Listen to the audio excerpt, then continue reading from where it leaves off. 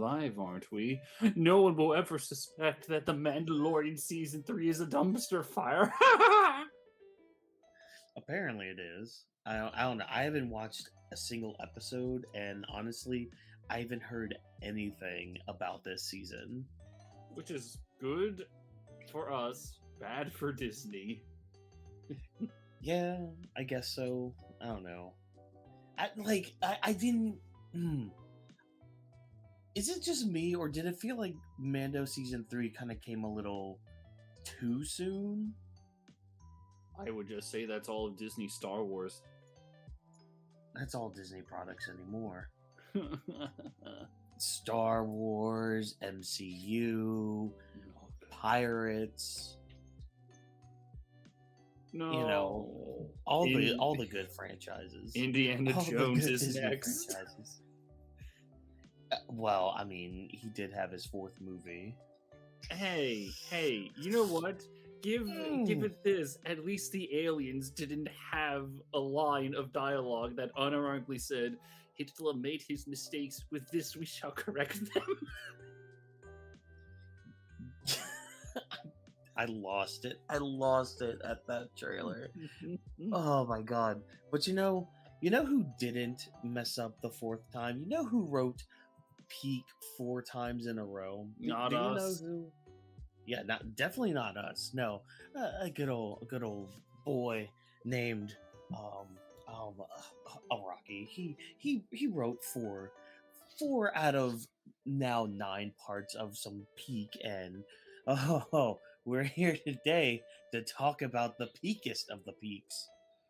We're here to talk about JoJo's Bizarre Adventure Part 4. Diamond is Unbreakable. And I don't know, you can kind of hear a little chirp in the back. I think someone might have been looking forward to talking about Part 4.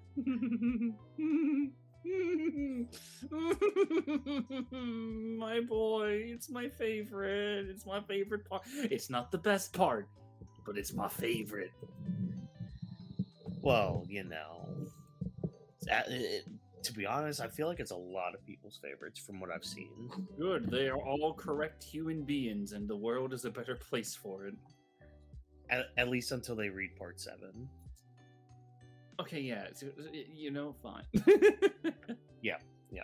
But yeah, we're here to talk about Part 4 and tell you guys, hey, this was shit, or no, this was peak, or maybe there's a few in between sections. I don't know, but overall, before we get into it all, just overall, I love Part 4. This was actually one of the parts I was really looking forward to revisiting. And God, it hit just as hard the second time around as it did the first time. Like, I'll talk more about it when we get to the ending part, but man, it's a near perfect ending for a part like this. And I don't say near perfect because you know, the whole idea of perfection doesn't exist. Well, Mayuri Kurotsuchi, by all canonical means, did not meet Araki. There was room for error on his part. Well, there is. Mayuri hasn't read Part 7, Watkins. There is room for error. Exactly. He's strictly anime only. By the way, we should point this out. If anyone is hearing like weird little pauses, or it's like, it took Watkins or Trevor like a second to laugh. There's a little bit of a gap between us. It's like a second. It's not a big deal. We can make it out just fine. Can you? You can last with a second gap. If not, ask your parents for help. Don't worry. There'll be some soothing lo-fi version of either Great Days or Great Days only. It's probably going to be Great Days. It has to be Great Days. If it's not Great Days, I'm going to fucking run. I'm going to quit this show if it's not Great Days. Of course it's going to be Great Days. What else would I use? Jensen! Say monkey. You think I would use that? You think I would? Oh my god. Oh, I do not like that opening. Visuals are fine. Visuals Yeah, are cool. visuals are fantastic. The song, though, Yeah. no. No.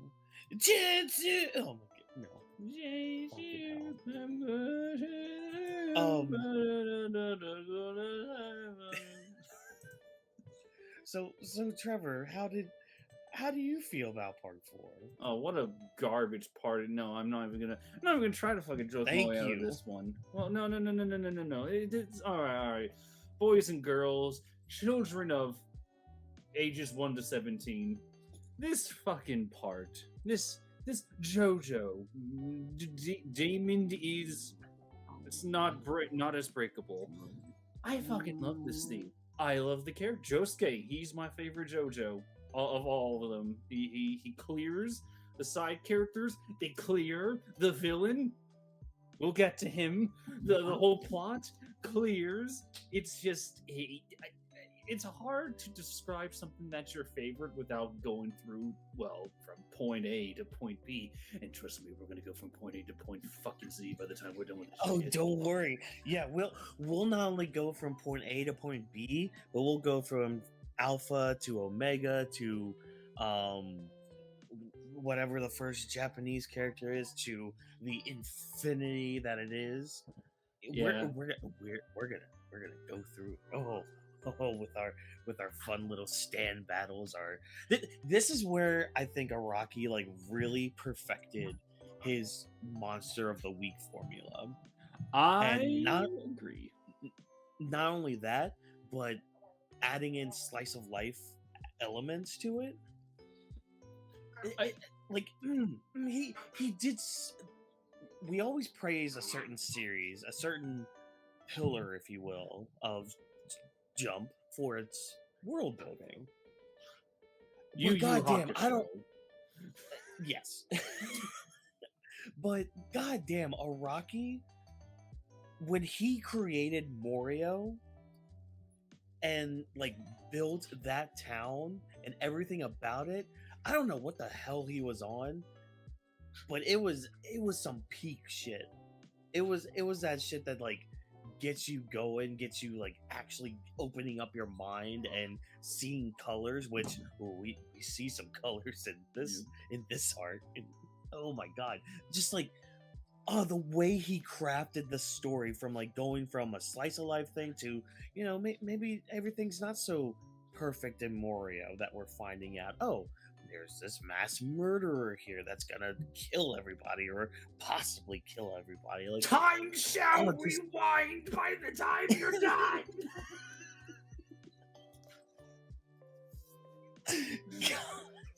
Damn it. Killer Queen. Oh my god.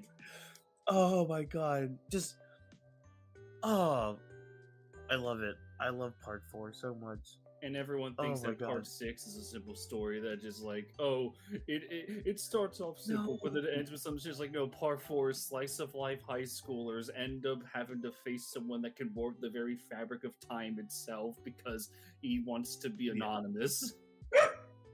Indeed, Sydney. There's also aliens and mud people and flying photographs. We'll get to this part gets weird. Yeah, we'll get to all that. I know, Sydney, you loved part 4 too. She actually really did. I could tell. Good. But as always, comment showcase.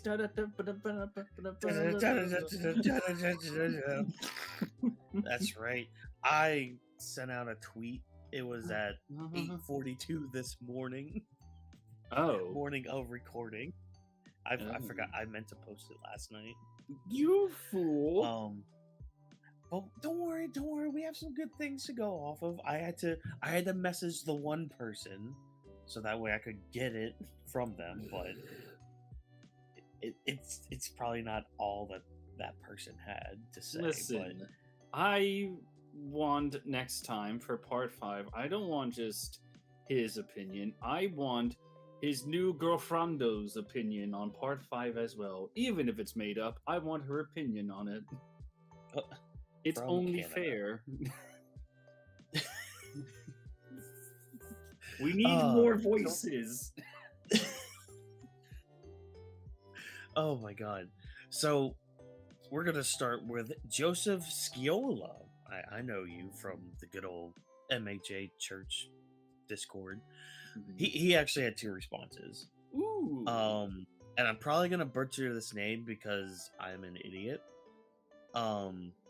His first comment is R.I.P. Billy Comets. Yeah, I think that's how you say his name. And then he goes on to say, my top 2 or 3 part. It flips back and forth with Stone Ocean.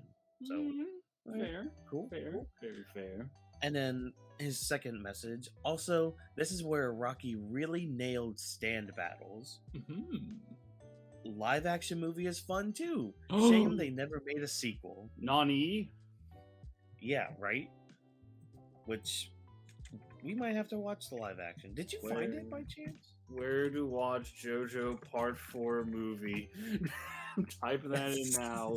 Watch it on Prime Video, Vudu, or Apple TV. Fuck.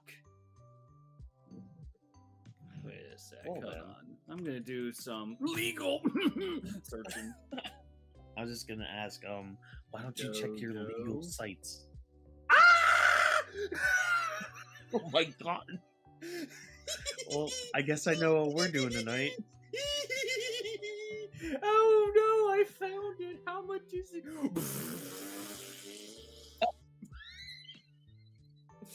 Oh, it's almost 2 fucking gigabytes.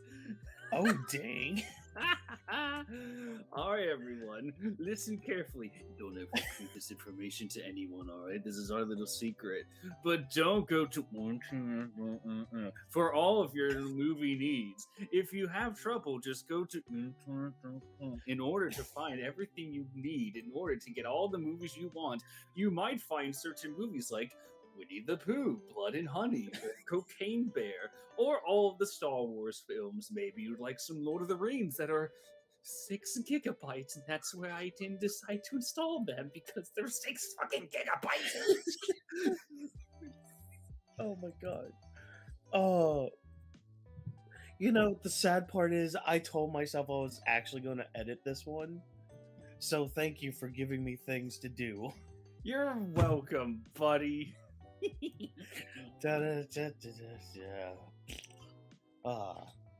So we're gonna do that this evening after we record, but we don't have time for that. We should have done our homework before this. So thank you, Joseph, for giving us entertainment for the evening. Moving on now to another member of the Church of MHA, good old Giorno. And Giorno? Yes, his profile picture is that Giorno. The fuck is that plank doing here? I'm treated him like an albino Namekian. Right? He's not welcome here in part 4. You know he's next, right? Kill it like the rest nailed. So Giorno goes on to say, my second favorite JoJo part, and really the part that made me fall in love with JoJo as a series. Good job, Giorno. You did it. Proud of you. I love the aesthetic of everything taking place in this small town as we get to learn of the people who live there. In JoJo fashion, of course, LOL. And Kira is still my favorite JoJo villain. Very fair. Giorno, I hereby, from this day forth, take back one thing I said about you. What? I took back one thing I said about him. One terrible thing I said about him. There's still like 1,003 more, but you know, it's the one that counts, right? Oh, but now we've made it. We've made it to the final one. The final can I read this one? I pulled it up. Oh, you pulled it up? Alright, Trevor will forever be the one to read the ulti comments. Yay! So alright. This message is from Otimaksu 77777 today at 12:20 p.m. On the beloved day, our Lord and Savior, Jesus Chips, was born onto the world again. Alright. It's pretty good. I have a preference for the second half once Kira, my second favorite villain in the series, by the way, is introduced, mainly because slice of life stuff isn't typically my thing. But the first half is still good. Only good, you say, you son of a bitch, because of the characters and how fun stands are in general. I'd give it an 8.5 out of 10. That's pretty good. Oh, and if I had to rank it, it would be my fourth favorite part. What? You can't know. There it is. No. There it is. No. Oh. You were so close, Salty. You were so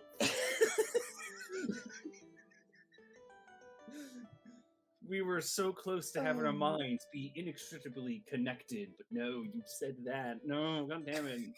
Our friendship is once again down to 83%. How could you? What? 83? Only 83? You know Wait, what? was Here. it at before that? Oh, well, before I read that, it was at an 85.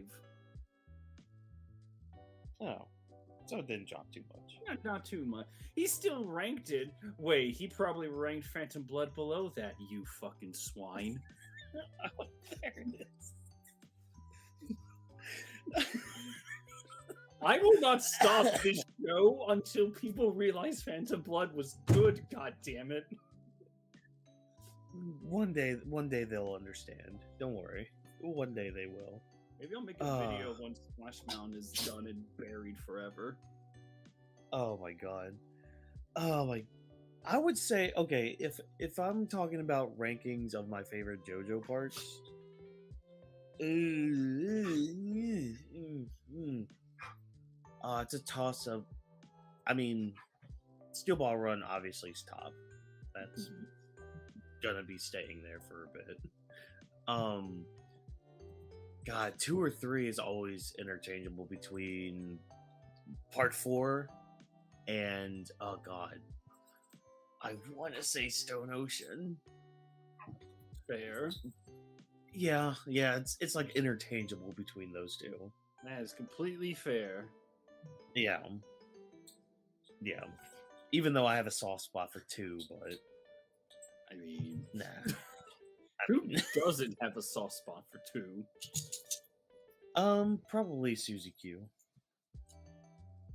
Well,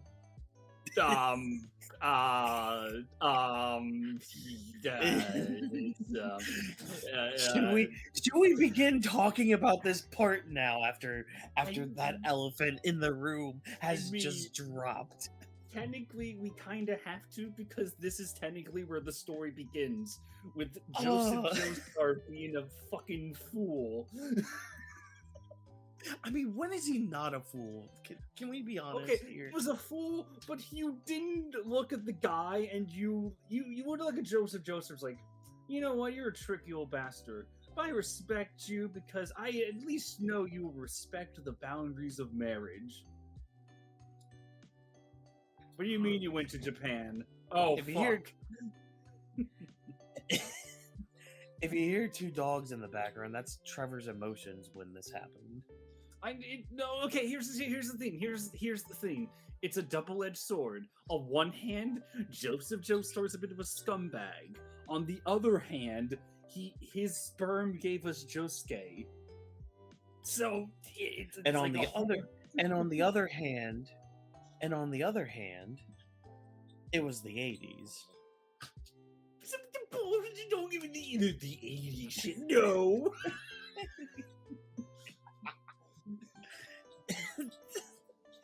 It was the 80s, Trevor. Maybe part 9 will show us a flashback that somehow inextricably links how part 4 began. Because, hey, a certain character's there now with his stand that can reveal memories and shit. Oh. Look, it might be Rohan, but it has to be him. I mean, it is him, but it has to be our Rohan. It has to be. But dude, it might be, because I had that revelation when I rewatched this part. I was just like, wait, oh my god, it actually could be him. Maybe Kira's there too. Maybe that's where the hands took him. Trying to get the corpse parts, I see. Well, Yeah, you heard me. Oh man. So yes, this part begins with Jotaro going to this town called Morio, and apparently Josuke is this young whippersnapper's name, who is the offspring of our young and awesome Joseph Joestar. Yeah. He had an affair and had a bastard son, and now because of inheritance and because Joseph's now what, 79?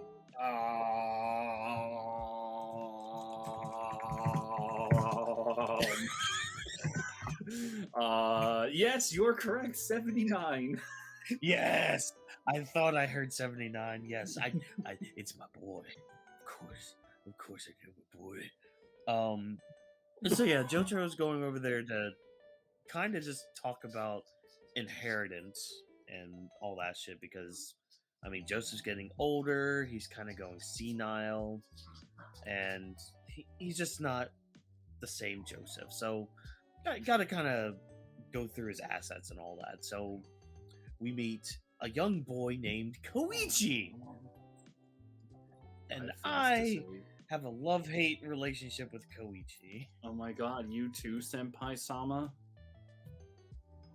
But it's probably not in the way that most people do. No, they just love him. They don't hate him at all. No. That lucky bastard. What? She is 15, bucko. Put it in your pants. That luck. No. In the context of a high schooler. Oh. Then Fuck weep that for guy. Okuyasu. Weep for him. Sydney, we know Okuyasu's your favorite character. We'll talk about him when we talk about very powerful stands that have to be nerfed. And so yeah, that's basically our setting, is this small little town called Morio, and everybody listens to the same radio station, and it has a nice little chime, and it's just so charming, dude. I love it. It's a very I just peaceful love the environment. setting of Morio. Yup. Yeah, you know that it kind of. If you've ever watched the movie Hot Fuzz, Yes. it's kind of like that town. Yes. Where it's like, you know, nothing bad really happens. Everyone kind of knows each other, and you know, it's a nice, like, small town with I forgot what the population is. I'm sure it's in the manga or whatever, but it's I love the setting of it, just because you can basically do whatever you want with you know, going to a restaurant, or going into the countryside, or going to the docks that are just right there because you're in Japan. You know, all these locations that you can go to in just like this small rural townish area. That's, I mean, it's kind of, I guess, more like a suburb kind of feel with it, but man, I don't know. I just really love this setting. It's completely fair. I love it. The Hot Fuzz example works perfectly. Yes. And plus, it's a good movie. It's a great movie. Indeedy Rudy, one of my favorites. Yeah. But I will let you do the honors of talking about how we are introduced to our lovely boy Josuke. It all begins a long time ago, or even one could say thousands of years ago, when the gods were still young and suckling their teats. You want to know how old it's been? It was so old, Skies of Arcadia was still a fresh new game released onto the Dreamcast. There is a young boy, his name was Josuke, and he was trying to conquer his fear on his first day of school, and he was going to touch a turtle. Unfortunately, these three other douches come into the picture, and it's like, hey, I have an idea. Let's pick on this guy because this freshman ain't bowing before us superior sophomores and shit. And so they start picking a fight, and then you have one of the most bizarre things I have ever seen, where you usually have at the intro of a JoJo part just go like, "Oh, well, oh, his name is Jonathan Joestar. Oh, some people call him JoJo." They tried pulling that shit in part four. It's like, "Oh, Josuke Higashita. Oh, yeah, I get it. JoJo." It's like, no, that's not how that works. I That's think illegal. I think it had something to do with like the characters or something, but yeah, when you listen to it in English, it's like, oh wait, what? How do we get JoJo out of this? Exactly. Yeah, which you know, with my second time going through this, doing the English dub, oh my god, it's still good. It's still good. Dude, Albert Wesker is fucking Kira. You can't go wrong. You cannot. Oh my god, his performance as Kira. I can't wait till we get Kira. Mhm. Indeed, Sydney. So basically, you just had this you had this little high schooler. He's not like the other JoJos we've seen before him. He doesn't really stand his ground at all. He kind of just cowers in front of everyone. And that's kind of the guy that Josuke is. He doesn't try to start fights. He's a cool, laid back individual that has an open heart to everyone. However, there is something that you must never do, and that is to press the Goku button. I mean, the hair button. For you see, whoever ever makes fun of Josuke's hairstyle, a beautiful pompadour, if anyone touches it, if anyone makes fun of it, if anyone even glares at it angrily, Josuke goes into a literal blind rage and will fuck you up. And you even get to see his stando at the very beginning. He used it to punch a guy and reform the damaged face to reconstitute as something new, something fresh. And then after that, you get your little Josuke introduction. I know you bitches. Bitches can't keep it in your pants over how cool Josuke is. Yeah, that's pretty much the Exactly. I love how I love Araki's introductions to things because we see everything that Josuke's about, and we even see everything that his stand is all about. So again, just he's a caring person. He doesn't really care if anybody like does anything to him until, again, like Trevor said, you press the hair button, and we find out later why that is, and we might touch on some of the theories that went into this. I'm sure Trevor knows which one I'm talking about. The very fabric of time itself shall be unwound and unbound. We'll get to that road when we cross it. And yeah, just his stand ability, which, like, God, his stand ability. Wait, Watkins. What? Hey. Why did the Josuke cross the road? to push the car stuck in snow.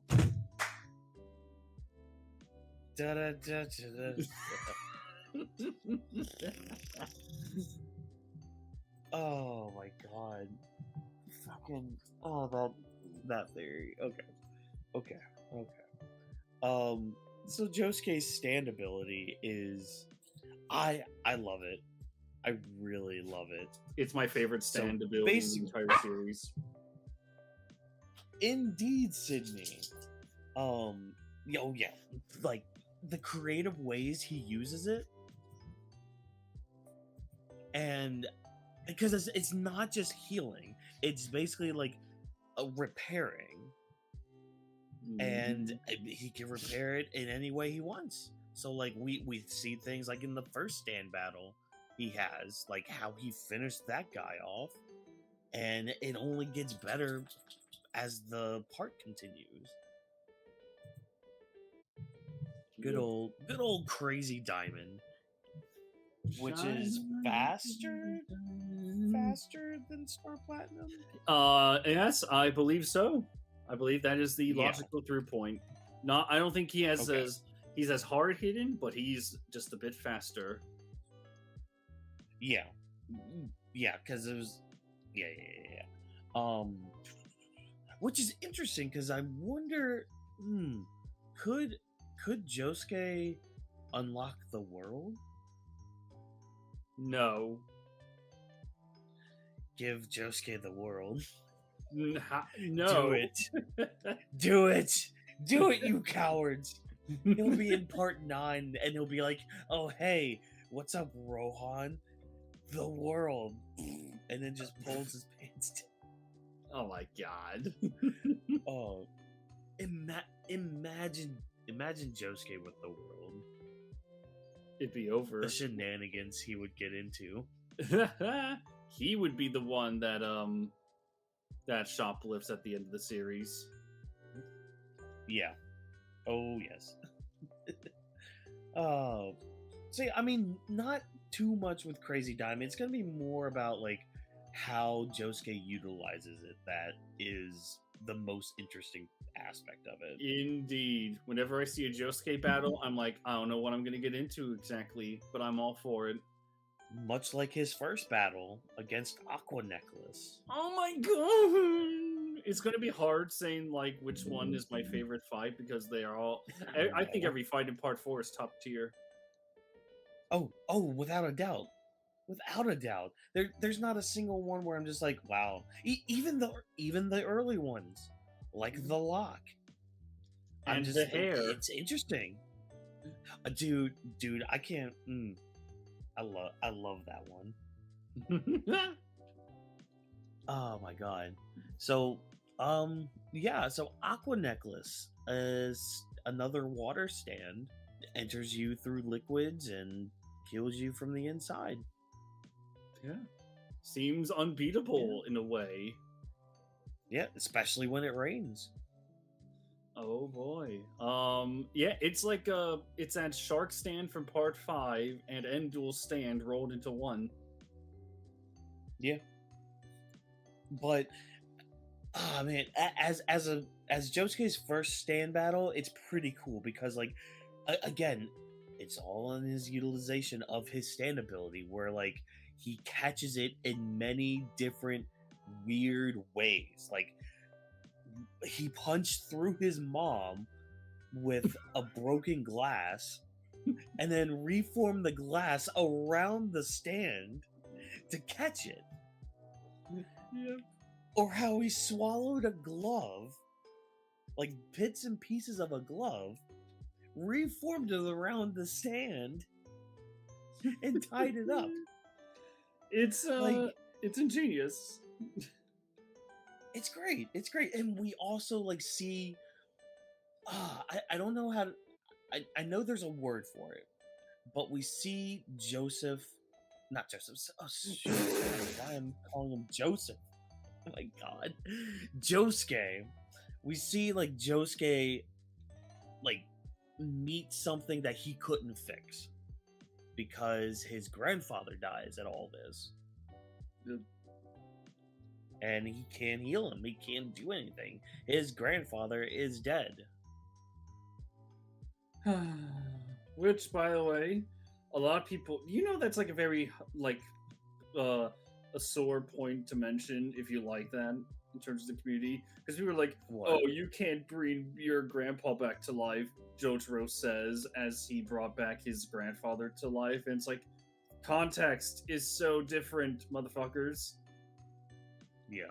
Plus, that was Joseph Joestar, the luckiest man in the universe.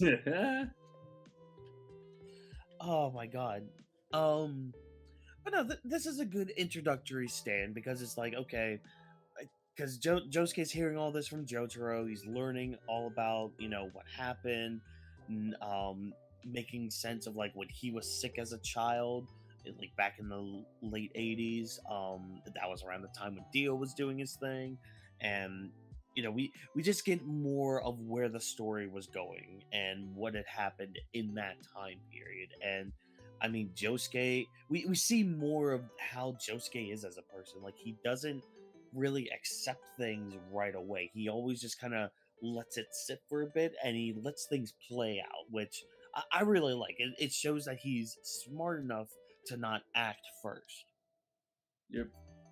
He's a very reactionary boy, and that almost proves to be his undoing at the end of the whole story. Yep. And again, like he's somebody that, like, yeah, he plans, like, with again with like the glove thing and the glass thing and all that. Like, he does have plans and all that, but like he doesn't really think too far ahead, if that makes sense. Like, again, he doesn't like prepare or anything like that. Now, again, I say that even though he prepares, but I have a hard time explaining it because he's both prepared and he's not at the same time.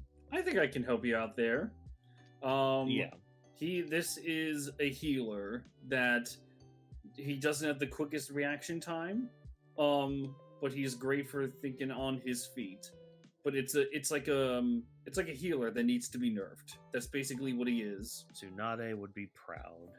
Yeah, no, Josuke. Tsunade wishes she could be like Josuke. But yeah, you have a healer that he thinks he can do no wrong with his ability because it saved so many lives before. Why stop now? But then it's also like he doesn't always have the plan. But man, give him time to think, and he's pretty good. He's very good on his feet. He's just a little delayed. That's all. Which is a perfect balance you need to give your medic characters. That it is. Oh my god. Otherwise, you might give your characters unreasonable reaction times, and it might not be a good look. You guys know what series I'm talking about? No. Plural. Naruto. What? One Piece. Hey, man, technically Rurouni Kenshin has that problem too. Oh. In a way, in a very small way, it happens at the end of one of the early arcs. It's like, Kenshin, you've been wounded. Put this cream on. It'll allow you to keep fighting. Magical cream. You spray it out of a hose for your convenience. Yeah. And hey, Harry Potter has that shit too, in a way. Yeah, just those potions that you drink when you're dying. There's also the fact, like, in the second movie where Harry fell off his broomstick, broke his bones, and so the professor's like, I have the perfect cure, and then he got rid of Harry's bones, and yet he's still able to breathe. Oh yeah. That was Oh my god. We also find out another reason that JoJo's here at Morio. And it kind of has to do with, oh, wait a minute, that guy from part 1 and 3. Looks like you shouldn't skip parts. It's Dio. Dio's influence and the crap he was doing bled all around the world, didn't it, Trevor? Oh my god. You will never go through a single part from parts 1 through 8, or 7, I should say, without some mention of Dio and his assery coming back. Yeah. Like, it never escapes because somehow, some way, magical Egyptian arrows are the creators of standos. So you get shot by an arrow, you get a stando, and you torment others because why not? So Jotaro's kind of investigating some of this because apparently this is where the trail led to one of the bows and arrows going out. Just here in Japan in this small little town. And these stand users are coming out. This is also the part that they heavily lean on that whole idea of stand users are attracted to each other. Oh yeah, no, that is exclusively this part too. Like this part establishes that as law. Yeah, like and because they mention it so much, and there's a moment in this part where like you have all these stand users in the town coming together, and it makes you click like, huh, you know, that gambler dude, he wouldn't be talking to like this chef at any normal time. Why is this manga artist here talking to this 10-year-old? Why is there an invisible baby? Have you ever believed in the force known as gravity?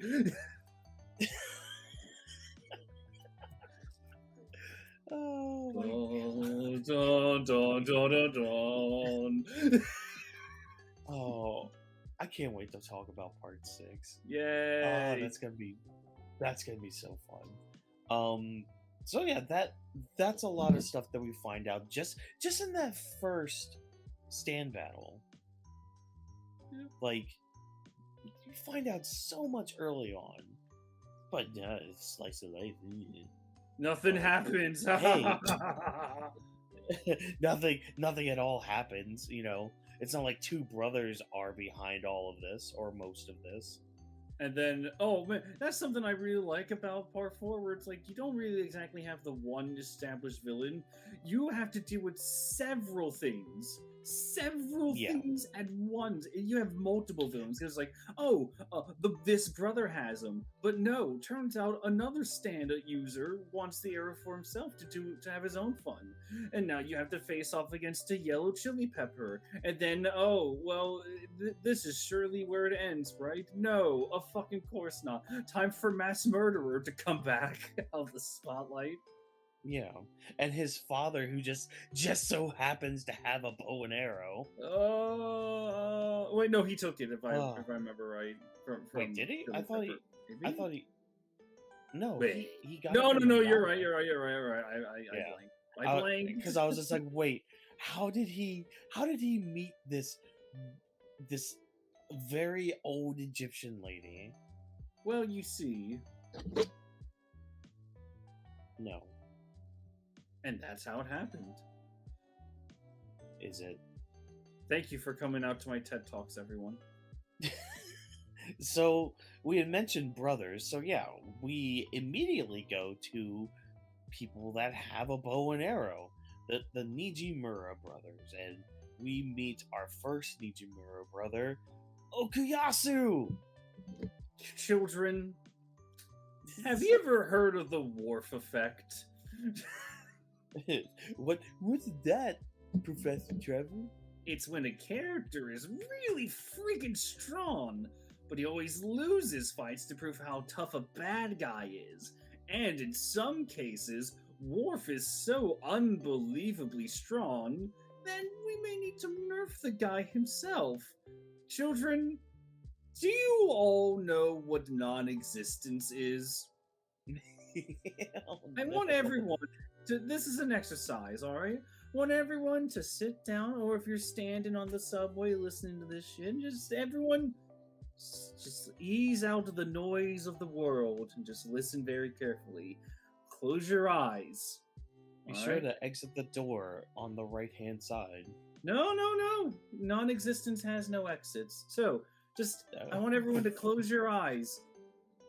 Now, imagine you can't feel, you can't hear, you can't see nothing. It's like when you go to sleep and you don't have any dreams. It's just nothing.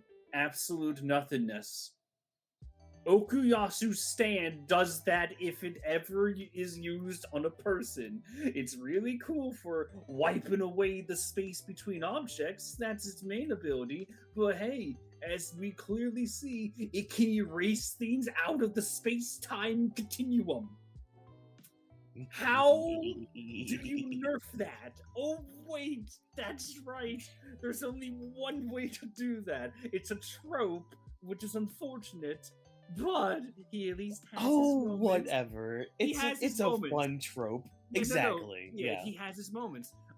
We have to make him a complete fucking moron. That's how we balance it out. This is a character that doesn't understand how his own powers work.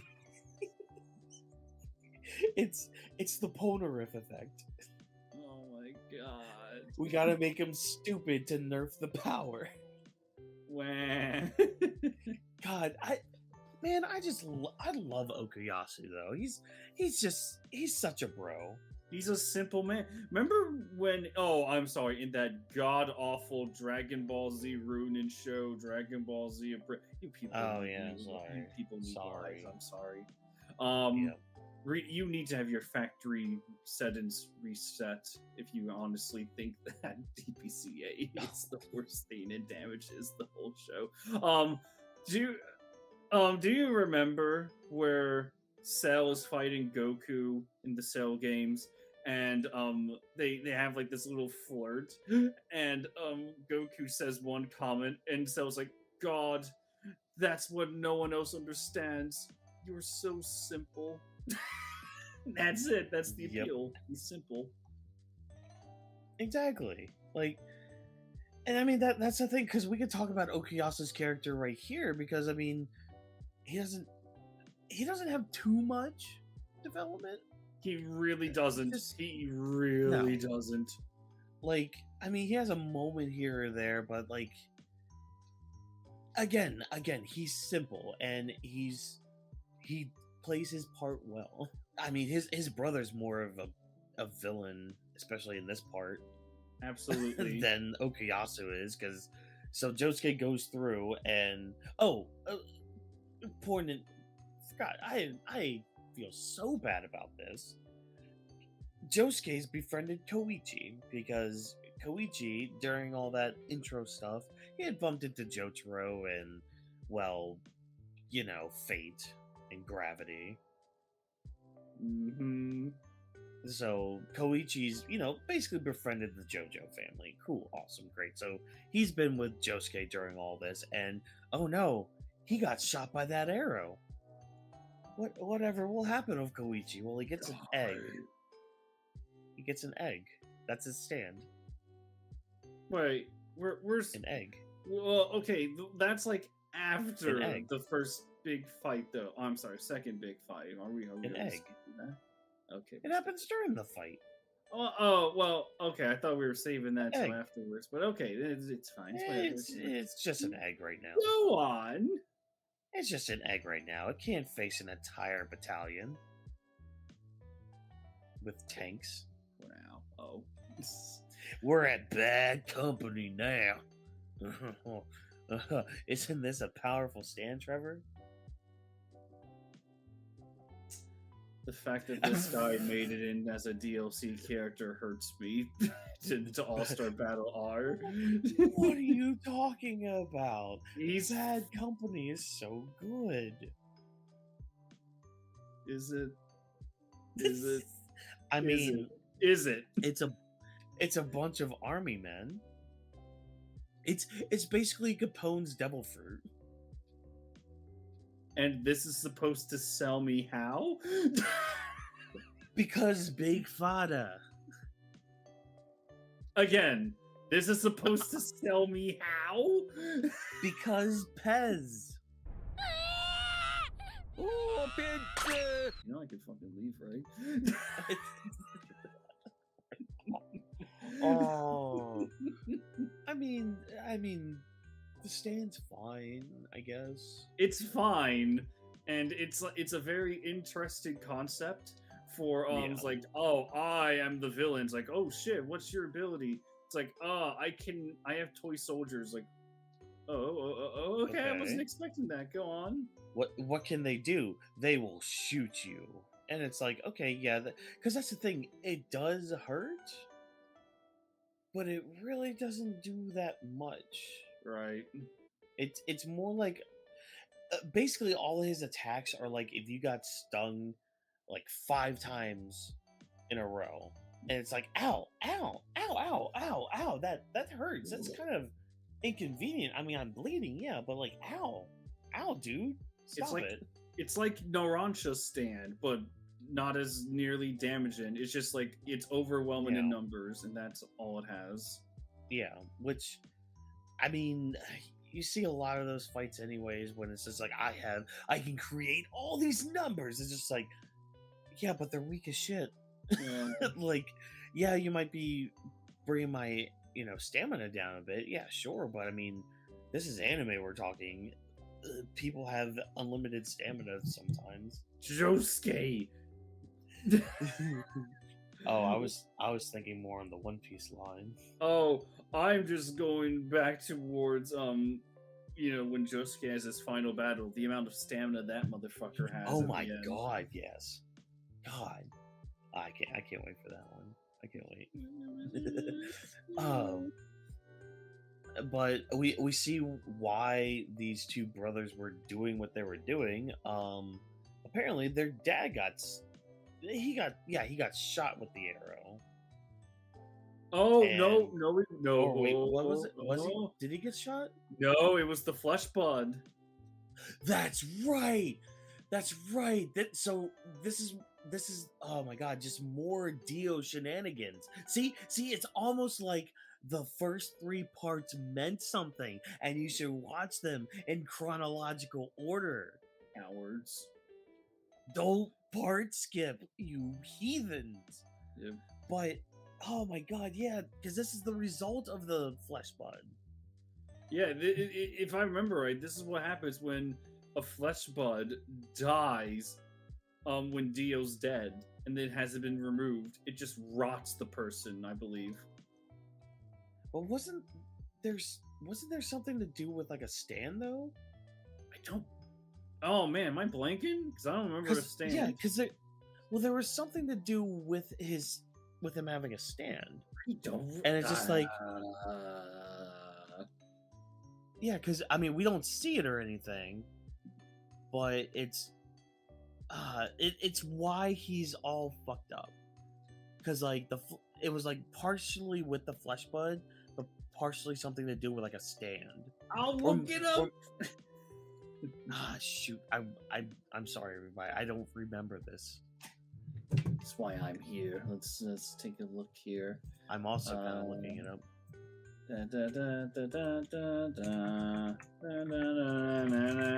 I can't spell Okuyasu right. Okuyasu. No, I want his Dan. And Saku. Yes. Okay, all right. Run. He made a contract with Dio in which he would receive financial help, but with the condition of having one of his vampiric flesh buds implanted onto him. After the death of the vampire, Mansaku's flesh bud bursts and his cells merge with Dio's seed, causing him to mutate into a mindless goblin-looking creature with regeneration powers that made him nearly unkillable. Boom! Alright, good. Now we got it cleared up. Now we can talk about how this entire plan to find a way to kill their father is absolutely asinine. Yeah, because that's the thing. This dude can't die. Wait, maybe that was it. Maybe it was. Oh, fuck. So can you figure out the major hole in his plan, the evil bro's plan? Do you know what the major flaw with that is? Oh, do tell me. I don't remember if this was ever addressed, but you have a guy that can destroy space. Use that to kill your dad. I thought they did, though. I don't remember. I don't remember if that was a thing. I honestly don't. Let us know down in the comments if we're just a couple of nincompoops. Yeah. You can call us the N-words. Nakama. And all the other N-words, too. No. Except for one. But which one may surprise you? But Trevor. There's a Madara in the shadows. What? There's a black Zetsu in the shadows. No. Because someone's here to take their arrow back. Which I don't mind. Why would you ever fucking label goddamn Akira Otoshi, Red Hot Chili Pepper as a Madara? You should be absolutely ashamed of yourself. Oh, I figured you'd hate me for labeling him Black Zetsu more. You know who I hate more. You know who I despise more. Kaguya. No. So yeah, this is Red Hot Chili Peppers introduction. Kills Okuyasu's brother, Yay. and yeah, now Okuyasu has something to do Yeah. for a couple episodes. Not even really had something to do. He was like kind of left without a purpose, and then the next day he's Yeah. like, "Hey, Josuke, we're schoolmates now." Yeah, I just live right down the road from you. Isn't that weird? And then you just hear in the background, gravity. Gravity allowed the school board to take on Okuyasu as a student. They were like, "Huh, you're where'd you say you went to school before this?" "I was homeschooled." "Uh-huh. And What who was was that your like? teacher?" Well, my dad, who's a big green glob, tried to teach me, but I couldn't understand a word he said. And so my brother tried to teach me, but then he just called me a lost cause and kicked me in the gonads. Dude, I was literally about to say the camera hard cuts to Okuyasu having the shit kicked out of him. Say monkey brain. So yeah, Okuyasu joins Koichi and Josuke as they head on out to school, and everything's fine and dandy. And this is when we start getting our slice of life stuff, which, again, Awful. here's the thing about slice of life stuff. It's the same thing to do with like action heavy stuff or drama heavy stuff. You can only take but so much of that at one time, and you need to switch to the other thing. And goddamn, is slice of life shit just, it is the biggest breath of fresh air. It's honestly, it's like when series like MHA do it. I'm like, thank you. Yes, give these kids a break. Let us breathe from all this action going on. Let's actually like be characters. Let's actually live. You know. The But no, the slice of life anti-invincible. moment. Ugh. It's The the anti-what? anti-invincible. It's the anti-invincible series. Yeah, yeah. It's just like, come on, man. Like let these people breathe. Let's see them in their downtime a bit. Like, to me, that is one of the biggest things you can show me to really build a character. You get so much of what that character's all about just from seeing them do everyday bullshit. And I love that about part 4. Oh yeah, no. A thing that I cannot stress enough to people. Whenever you see a character not be in action, I want everyone to realize that every second you look at a character means it's every second of character work being done to them, or if they don't have any character. There's a reason why people look to like Goku as like, oh, he's nothing but a battle maniac, because most of the time they only see him training or fighting, so they don't really get to know a lot of casual people. They don't really get to see Goku as the Karen kind, or a smart guy. Sometimes they just see him as the fight happy monkey. But no, that's those quiet moments do exist. Just because you have quiet moments doesn't mean there's no character work, and Josuke excels at that. That's why some people call Jotaro dumb, because you don't really have many moments with him being quiet. It's just him going "Ora." I mean, anytime he shows up in part 4, Ura! Yeah, and hey, he's mellowed out. He actually has conversations, and he's not a dick. Yes, like that's the biggest thing. Like, you see so much, just how much Jotaro has grown between parts 2 and 3, or excuse me, 3 and 4. Yeah. Just from him approaching Koichi how he did in the beginning, Mm-hmm. and how he handled Josuke throughout their introduction, and like getting to know each other and all that. Like, God, you get so much character work in these like down times. Like, for example, with this next stand fight, the lock. So maybe I was wrong. Maybe there are some misses. There it is. I mean, it's still my favorite part. It was all right. It was okay. Yeah, there has to be the low times, Trevor. There, we can only go but so high before having to just dip a little bit. A high schooler made a scam artist his slave. The end. Yep. Yeah, I mean, hey, we get Echoes Part 1 or Act 1. This is really interesting. I really like that ability. Yeah. Koichi's got his stand, and he beats this guy who can put a lock on your soul. It's basically that one character from Hunter x Hunter with the interest and shit like that. And he doesn't do anything with that ability, nor does he really ever make a return again until, and I cannot stress this enough, until Rohan just randomly remembers that this guy is a thing and brings him in to be a lie detector. That is it. And hey, he showed up when they, talked to Ghost Girl. He was there. Goody. Because gravity.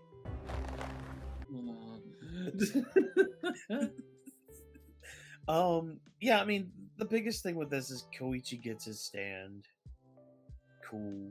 It's pretty cool. I mean, it is. But mind telling the audience what Koichi's stand ability is with Act 1? Bitch! Yeah, basically. That's it, right? he attacks. He basically attacks with onomatopoeia. Which, honestly, I cannot stress that ability right there. Echoes Act 1 and 2. That shit is my favorite. Yeah, of all the Echoes abilities, those two are my favorite. And then we get Act 3. Act 3 is cool, but yeah, it's one of those times where it's just like, okay, maybe not this simple. It's the reverse Tusk, where it's like, I can't wait to see what happens next. Now it's like, no, go back to what it was before. No, please. Yeah, I mean, not much to say about the lock. Again, it's slice of life episode with finding out more about Koichi as a character and getting his stand. And his sister was about to be married. Oh, that's right. Yeah, his hot sister was about to be married. The one sister we never see again. No, we see her one more time. We never see her again, Wanium. We see her one more time. Nope, I am correct. The Lorax has spoken. Oh my god. He speaks for the echoes. I speak for the echoes. Oh my god. You know who doesn't speak for the echoes? Surface. And those are my deep and complex thoughts about the character. Yeah, I kind of feel bad because we went on this whole spiel about how we enjoy the slice of life elements, and then we get these two episodes. We get these two stands back to back, and it's just like, to be absolutely fair, proceed. They are fine on their own. They are perfectly serviceable. No one should even dare try to skip them at all. But just it's like some of the stuff in Part 3. Some of the lesser fights are only lesser because they are in the same run-in as, oh, I don't know, Jotaro versus Kira, Josuke versus Kira, Kira versus the cat, Kira versus the ambulance, Kira versus his erection, Kira versus Koichi's bluff and insults, Kira's whatever.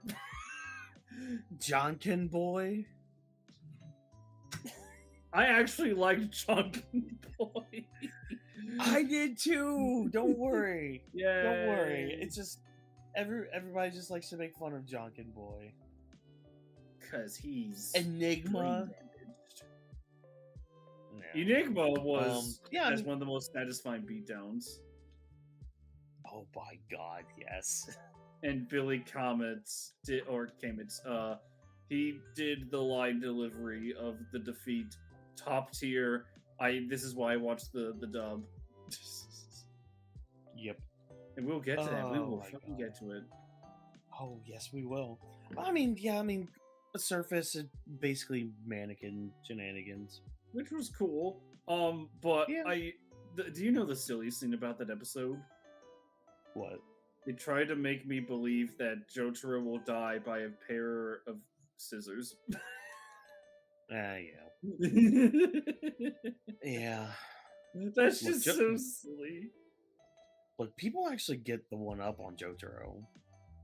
I'm not making the joke, Wayne, until we actually get to the actual, not the elephant in the room, but the rat on the hill. We will get to that meme. We'll get to that rat in a little bit, but before we get there, hey, look, it's the first yandere ever. Yay! It's time for us to talk about Hair and Love Deluxe. I did not like this bitch at first. Oh, okay, yeah. Much like a lot of people, I imagine they did not like her. However, you actually have like a little bit of a redemption arc for her, which is very surprising. That's all I can say. It's not the best redemption, but it's something. Well, I think most of that kind of stems from Koichi, True. But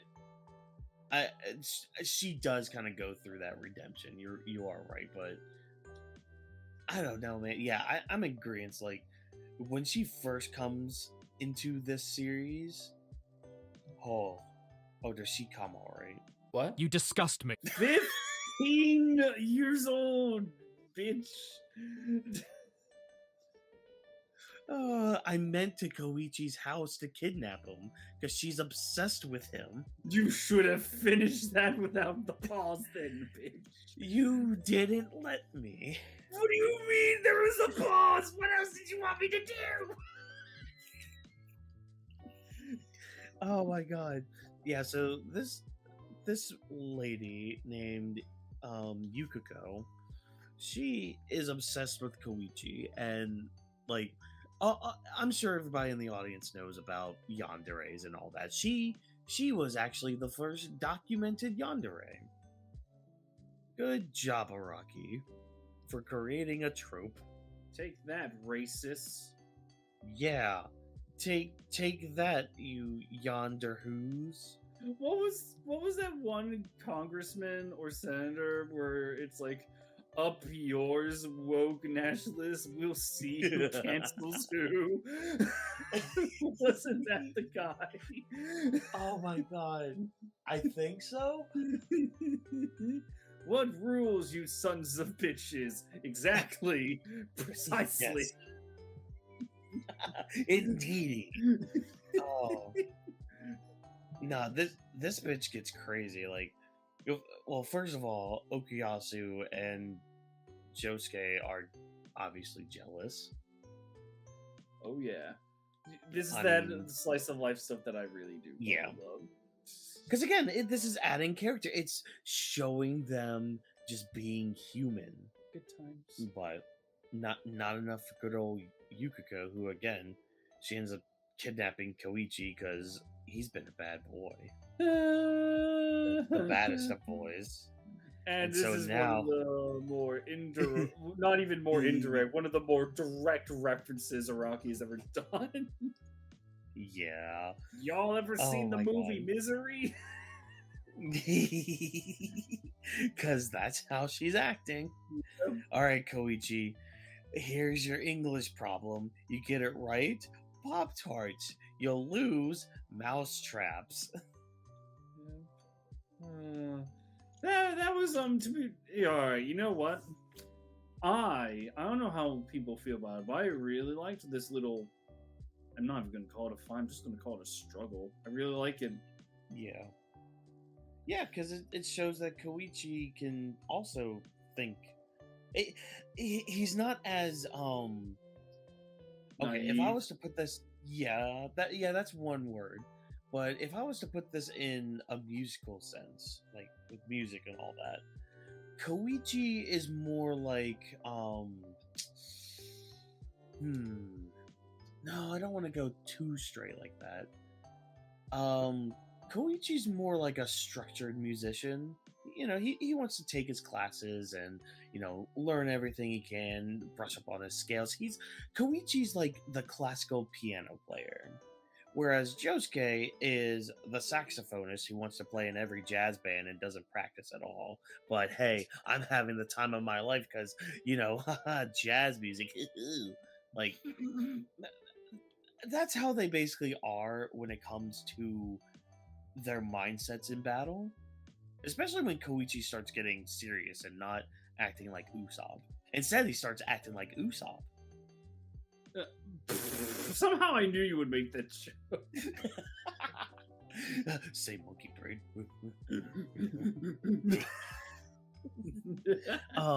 Also, okay, because I can't remember this. Is this when Act 2 comes out?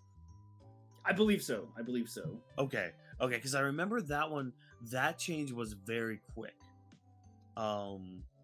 So this is where Act 2 comes out, and a whole new power is formed.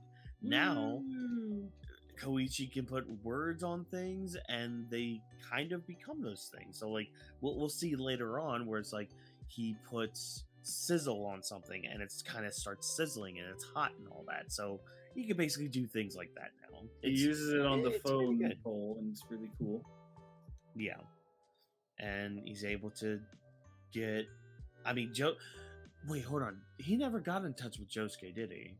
He was able to call, but that's right. He wasn't able to get much information out of them because here comes the bitch. Oh yeah. Because again, it's using that whole like, oh, I have 50 meters to work with, and I can only go but that far. Is there a telephone pole within 50 meters? There's one. Like, it uses that kind of fighting and like narration in its confrontation, and God, it's the cheese that I love from JoJo. Yay. I don't know. I mean, he beats Yukako, but he's not really angry at her, which I kind of like, because we're seeing that Koichi's like, yeah, he'll get serious and get mad at you at something, but he's not a relentless person, or he's not somebody that's gonna really just beat you down. He's somebody that's gonna be like, okay, did you learn your lesson? Okay, now get away from my face. Yeah, he's a very forgiving individual. Yeah, and I mean, we see that later on too when he goes by Yukako, even though, I mean, I'm sure there are arguments about if that was Cinderella's influence or not, but no, I think that was genuinely Koichi. Good, you're on the right side of history. Oh, because I'm sure there are those people that think the other way. Well, they also probably. You know what? No, I'm not even gonna take a dig. Nope, that shit is beneath me. Oh, hey, they probably also think that spaghetti is a funny word. I understood that reference. But maybe we can also go get some. Don't you want to go get some fantastic linguine? It's funny because you said linguine. Quick, everyone in the comments, tell us which word is funnier, spaghetti or linguine. You, all of you who are watching this right now. I don't care if you never commented before. Fucking do it. We command it. Did it. So yeah, Pearl Jam's next. Yay! Only stars break the mold. See. This isn't even a fight either. This is just Josuke and Okuyasu walking into an Italian restaurant, eating food, and like all of their physical problems are going away. And Josuke is just like suspicious the whole time. It's like, there has to be a catch. Like, no, there is no catch. Wait, you snuck into my kitchen and you broke stuff? No, you're gonna work here until you get my stuff fixed. Yeah. I love it because like this is some fun slapstick, because again, like, Josuke's playing the kind of the straight guy in all this, being like, wait a minute, hold on, this doesn't make any sense. Why is this happening? What's going on? Why is he doing this? Why is Okuyasu like scratching the shit out of his shoulder, making his skin come off? Why is he losing his teeth and his eyes are falling out, shit like that. Like, what is going on? But like, it's stuff that's like fixing Okuyasu and making his body a lot better. And it's the comedic timing with it all. And lo and behold, the cook is a stand user, and that's his power. He's basically Josuke but Italian. Yeah. And now there is a limit to this ability. Unfortunately, There is, it does not improve brain cells. Yeah, so, if you thought Okuyasu was going to get smarter from all this, well, I hate to burst your bubble, but no, sorry. No, it's You're wrong. It's unfortunate. You're wrong. Wrong. Wrong. I have the best stand users. God. China does not even compare. China doesn't even have stands. They don't even know what stands are. I am the best stand user in all the land. What's the name of your stand, sir? Yes, the name of my stand. Don't you worry about the name of my stand. My name of the stand is the most American thing you could ever think of. It's a great stand. It's a fantastic stand. You'll never want to hear the name of Emperor Crimson Erase Time. Oh my god, and then he just keeps talking. It's like nothing ever skips. Diavolo is like, oh, what the fuck? Wait. Oh my god, that's his Trevor, Donald Trump's stand ability. It's to overwrite everything. No, Wait, you can't. No. You can't do that because someone already has that. No, you don't get it. Someone already has that ability, by the way. Oh, isn't that Dio in heaven? Yeah, that's Dio over heaven. How dare you insult Dio over heaven? How dare you insult this white blonde man by giving a horrible white blonde-haired man the same ability? Feel shame. Because it's my ability. I am heaven.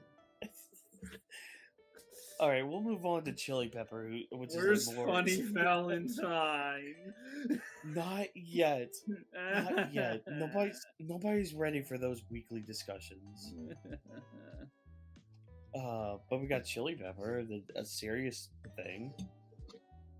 Oh yes, I love it. Yep. So Chili Pepper's discovered, and oh my god, I love this because Josuke's just playing video games. It's like, oh, what a 1999 thing to do. Yep. And then Chili Pepper just comes like, hey, Josuke, what's up? Hey, I just want to test your ability. So can you, like, come at me, bro? And it's like, you're not that slow. Ah, fuck! He's faster than Jotaro! Fuck! I need to get the hell out of here. The fact that Chili Pepper was inside Okuyasu's motorcycle when they all met up, that... Again, gravity. That's all I can explain. Like that, the ultimate convenience. Because so after this incident, Josuke, he notifies Jotaro and Kyoichi and Okuyasu about everything, being like, "Hey, he can travel through electricity, and we need to kind of stop him soon. We need to find his stand user." And this Trevor, this leads to. What, if I remember correctly, one of the moments for you with Josuke and Joseph meeting, because that's right. Oh, you mean the one that makes me cry? Yes. Yes, absolutely. This made me cry the first time I saw it. As it should, because yes, we need to find a stand user, but how else will we find a stand user? We don't have anybody that can do that. Oh wait, there's an old man with the perfect stand for this.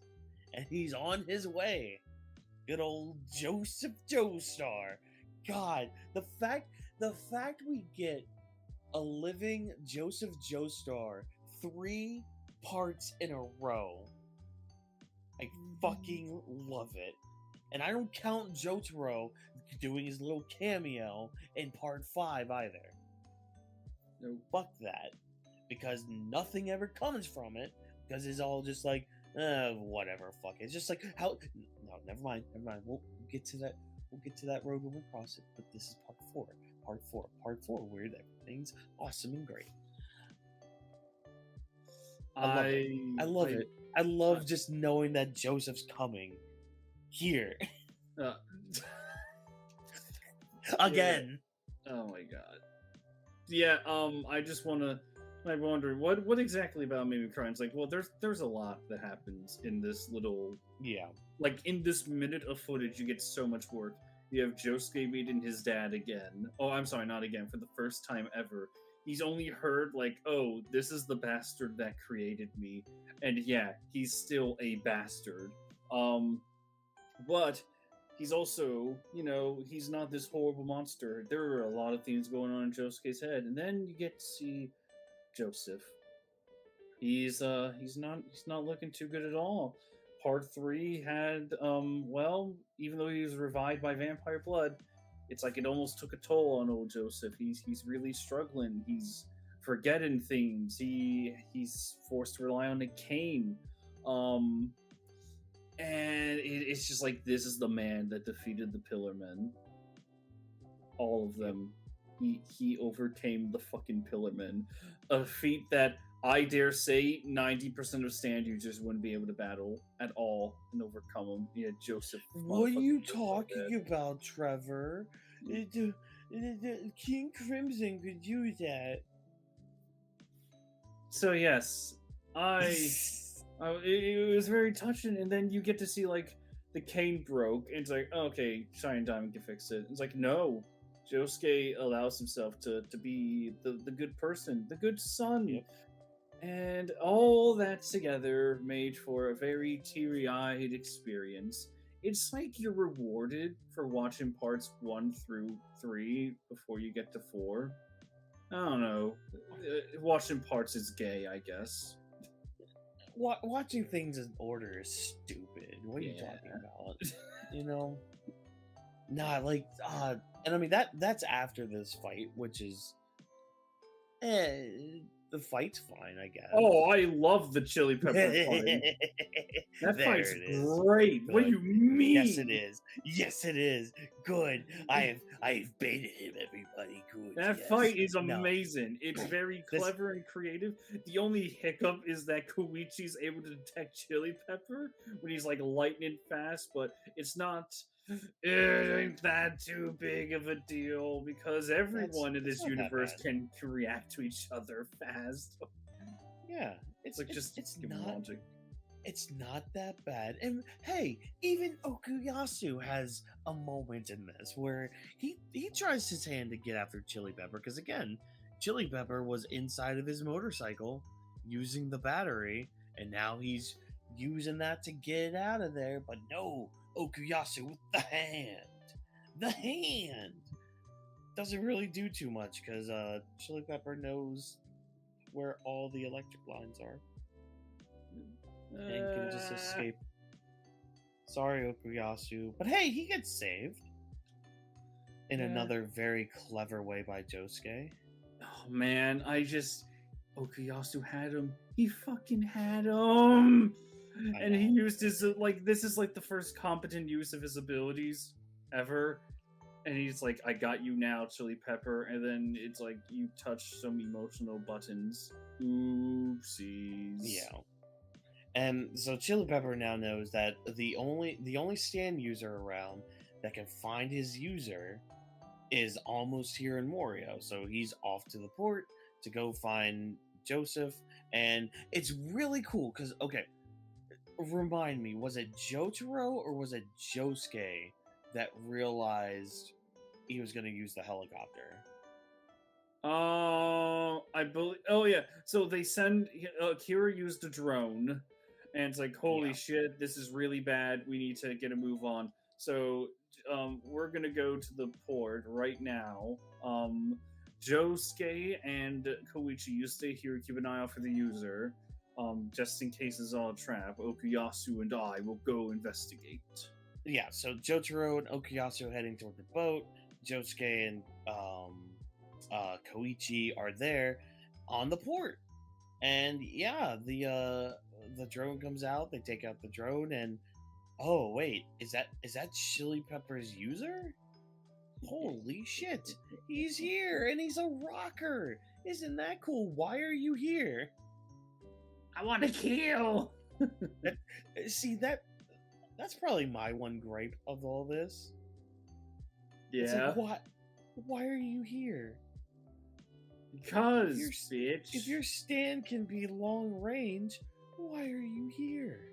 Because it's fine. He wanted to get a good look at the man he was gonna kill.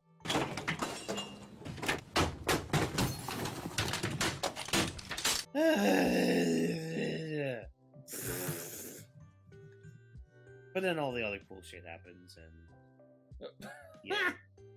But hey, Okuyasu did get his win. He got his win back.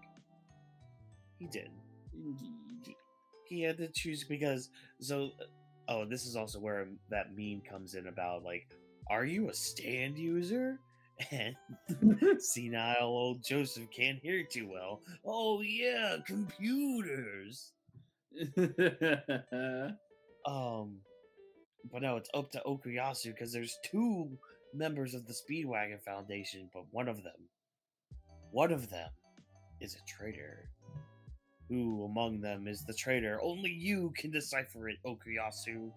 Fuck it, I'll attack them both one at a time, and he just got really lucky the first time. I love how that's the reason why. Yeah, Okuyasu, even Araki was like, I don't fucking know, here you go. Yeah. God. It's in character, so it's not bad. It is. I love it. I love it so much. So the stand user's done, out of the way. Time to question him about everything. Because what happened with the error? What's going on? What's all these things? And we get that awesome moment with Josuke and Joseph, which, again, like Trevor said, it's such a powerful scene. Because again, like you would think that Josuke's first interaction, because like he mentioned it too a few times as well, like in between moments in this fight, where like again, like you said, Trevor, he was questioning everything. He's like, I'm not really mad at the guy, but at the same time, I really don't want to see him. I don't really care to meet him. He's a stranger to me. I don't give a shit. Like, so what? But like he's also a kind kid and knows that he doesn't want to feel that way, but it's just like that's just how he feels. And it's that moment because like he could have just easily used his stand to fix the cane and give it back to him. Instead, no, like you said, Josuke just goes there himself and it's just like, you can hold on to me if you need to. And just God fucking damn it, it's so good because Josuke has so many good attributes from Joseph, but also some bad ones too. Like the whole temper thing, which we'll get into the temper thing here in a second. I don't know, man. It's just God, I love that moment so much, and we get the next episode where they just kind of hang out with each other, and it's even better. Oh yeah, the invisible baby wavy poo. Oh, the invisible baby. This stand is actually kind of terrifying, though. Oh yeah, no, I don't ever want to be caught in a situation like that. Yeah, Achtung, baby. So yeah, this is basically an invisible baby, and if it gets stressed out, it'll turn things around it invisible too, and shenanigans happen, and we see just poor Joseph going into that store. Yep. He goes into a baby store to get diapers, and God, he doesn't know what the size to get, and then there's like different kinds, different layers, and then there's like all this other different shit he has to get, and he doesn't have his money. He hasn't even exchanged his money yet, so he has to use his bastard son's money. And Motherfucker has access to the Speedwagon Foundation, and yet he uses Josuke's card. I love that because you're just sitting there thinking, wait, but the Speedwagon Foundation. Exactly. I'll just use your card, Josuke. But No. Josuke's just standing there being like, wait, but the Speedwagon Foundation? I'm already in the store, Josuke. Oh, I don't know. There's not too much to say with this one. No, really, there isn't. This is all just building up to a certain event. Yeah. We have to get through one more shit stain first. Yeah. But no, there's actually one more thing. Just the way they have to find the invisible baby is kind of cool because it shows Josuke just the kind of where his heart came from. Because they lost the invisible baby in this river and they can't find it, and if they don't, it's gonna drown, and nobody wants to drown baby unless you're an actual sick person or enjoy dead baby jokes. Why did the baby cross the road? To push the car out of the snow. No, because it was tied to the back of a pickup truck.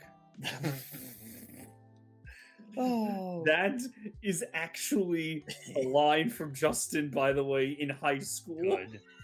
Good, as it should be. Oh, but yeah, Joseph cuts his wrist and bleeds all in the river to help find the baby. And Josuke's just like, wow, he did this for some random baby from some random person who, okay, if you just lost your baby, why has there not been a report put in? Because it's invisible. But they had a kid. Where's the missing kid posters? Where's it on the news? Did they care? Like, Joseph holds on to this baby. He takes it back with him. Him and Susie Q raised the baby. Good. I mean, yes, good. But, oh my god. What happened to that baby's... Oh, wait, maybe its baby's parents was a chili pepper. Maybe the baby's parents was the friends they made along the way that also abandoned their child. So you ready to talk about a good stand and a good character? Oh my god, is it time for shit stain? What? Shit stain. Is it time? Shit stain. Is it time? No, who's shit stain? You tell me. Who's next, huh? It's Rohan and Heaven's Door. Okay, good. It's I not told his you. time yet. It's a good character and a kind of a broken stand. That kinda got even more overpowered the next time we see him. And continues to get, I'm guaranteeing you. If that's the real Rohan, he wrote somewhere that he can dimension hop. That's gonna be it. If that's the actual one. Or would you like to hear my crackpot theory? No, but yes. So we have the rule that stand users are able to attract one another, right? Yes. So one day Rohan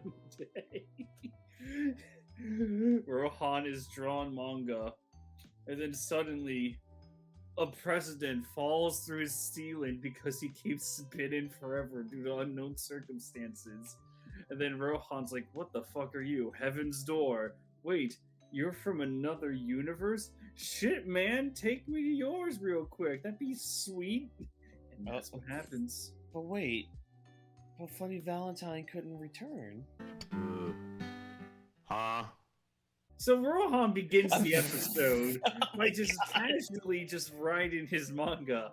And lo and behold, Koichi and that punk mannequin kid, they're also big fans of him.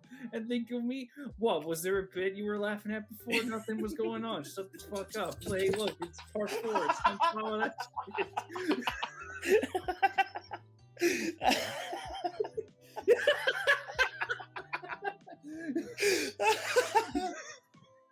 Yes. Can you? We need to make that just like an automatic Twitter clip that just stays on its own. Oh, that'd be great. Oh my god. Oof.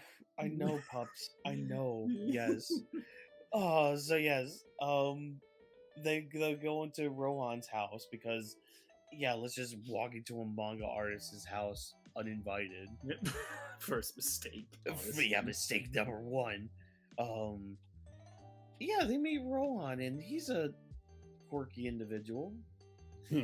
He seems normal. Well, slightly normal at first. Yeah. Yeah, I mean, every manga artist, kind of has to have their weird little quirks, but, Rohan, he seems fairly normal. Yeah, he has a really cool motivation too, where it's like, if I can't be motivated by the extraordinary, then what's the point, Yeah. And, he could live in the city, but this countryside, this nice little suburb, I like this a lot. I'm gonna stay here because I can actually draw things, and with technology getting better, it's easier than ever for me to send in my manuscripts that I can finish in a night. Yep. Like, God, the fact this dude can finish a whole chapter in like a couple days, and then after meeting Koichi, finishing one in a single night. There's also another more impressive feat, and we kind of do need to say here, otherwise people that are watching this, they might question us about it. Yes, He's so impressive. He's able to keep up with the accelerated time and death of the universe. He was still pumping out chapters on time. Yeah. While he was bankrupt. Oh my god. So then we start seeing some of the more quirky quirks of his quirks. When a Show me your skin and blood. When a lowly spider from out of nowhere shows up and is just like, "Hi guys, how you doing?" And Rohan, starts studying it. It's like, okay, a little odd, but nothing you can't deal with. Then he licks it. And then he skewers it. And kills it.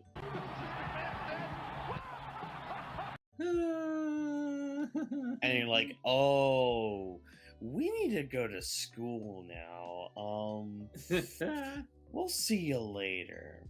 But he's like, no, nonsense. Let me go grab some tea. And while Rohan's gone from some tea, Mannequin Boy sees the new manuscript. And he's like, Koichi.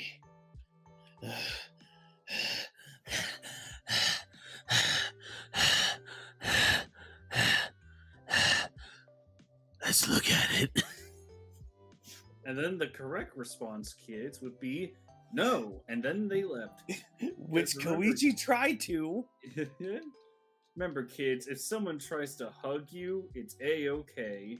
I need an adult. I am an adult. That's no good. Oh my god. So Rohan catches wind of this, but not until after they saw it. And they get Raiders of the Lost Ark. That happens. If you've ever seen that movie, you know what happens. Their faces melt. The Kira theme oddly really works well. Yeah, it does. It works well in a lot of situations. For just Rohan in general during the entire episode. Yes. Oh. And so Rohan's just like, oh, you saw my manuscript. That means my ability can kick in. And Heaven's Door opens! Unfortunately, Mannequin Boy has no good story, because Heaven's Door lets the user see everything that's about its target. We needed to have a chat, folks. Do you remember the stand that could not exist, people? Now, I want everyone to imagine an ability that lets you do whatever you want to a person. Literally, anything you want to a person. You can mind control them. You can make them do whatever you desire. There's no consequence to this action, by the way. None. It is a broken ability that gets even more broken because, hey, turns out to use Heaven's Door the first time, you needed to have someone look at the page of a manuscript that he made. Okay. Guess what, fuckers? Next time you see him, the next fucking time, it's like, oh no, I learned how to materialize my stand without having to use that whole trigger face, so guess what? It's like, what? It's like, wait, what? And that ability is only limited by the fact that you have to be interested. Yeah. Which, again, unfortunately for Mannequin Boy, he's of no interest. But Koichi! Oh, Koichi unlocked everything for Rohan.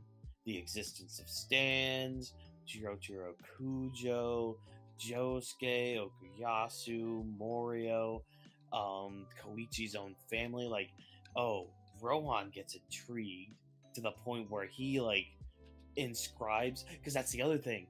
Rohan can inscribe something in this book, and it'll happen. And he kind of does that with Koichi, to be like, oh yeah, I'm gonna get all your story from you.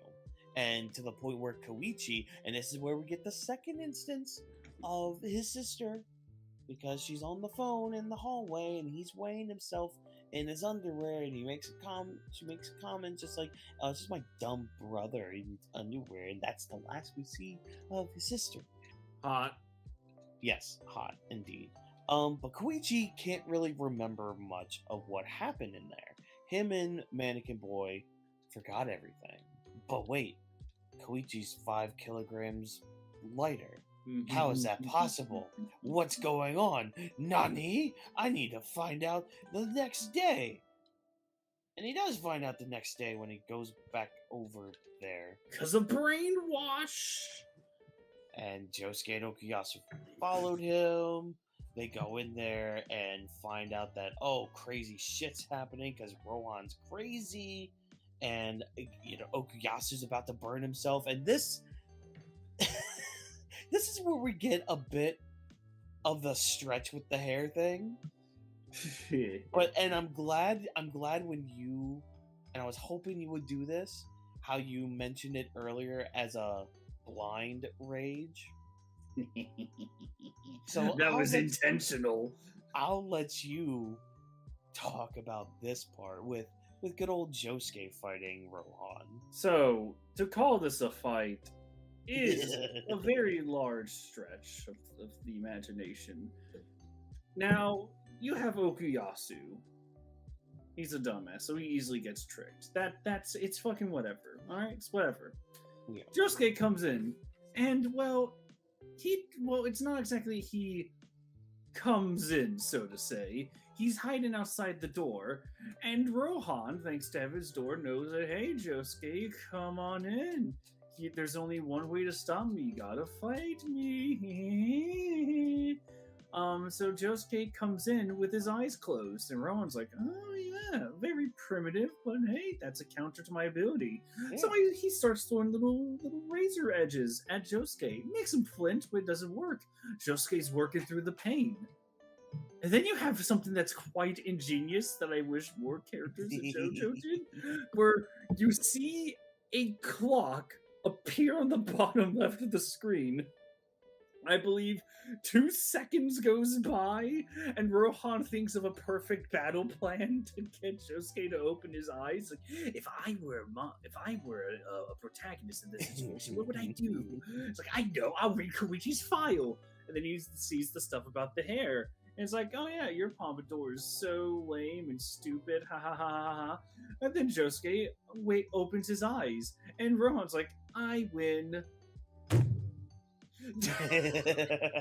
Yeah, because apparently Koichi forgot a little tidbit when it comes to the hair. You ever got the part about like the blind rage? He's literally blinded by it, everyone. He is literally blinded by his rage.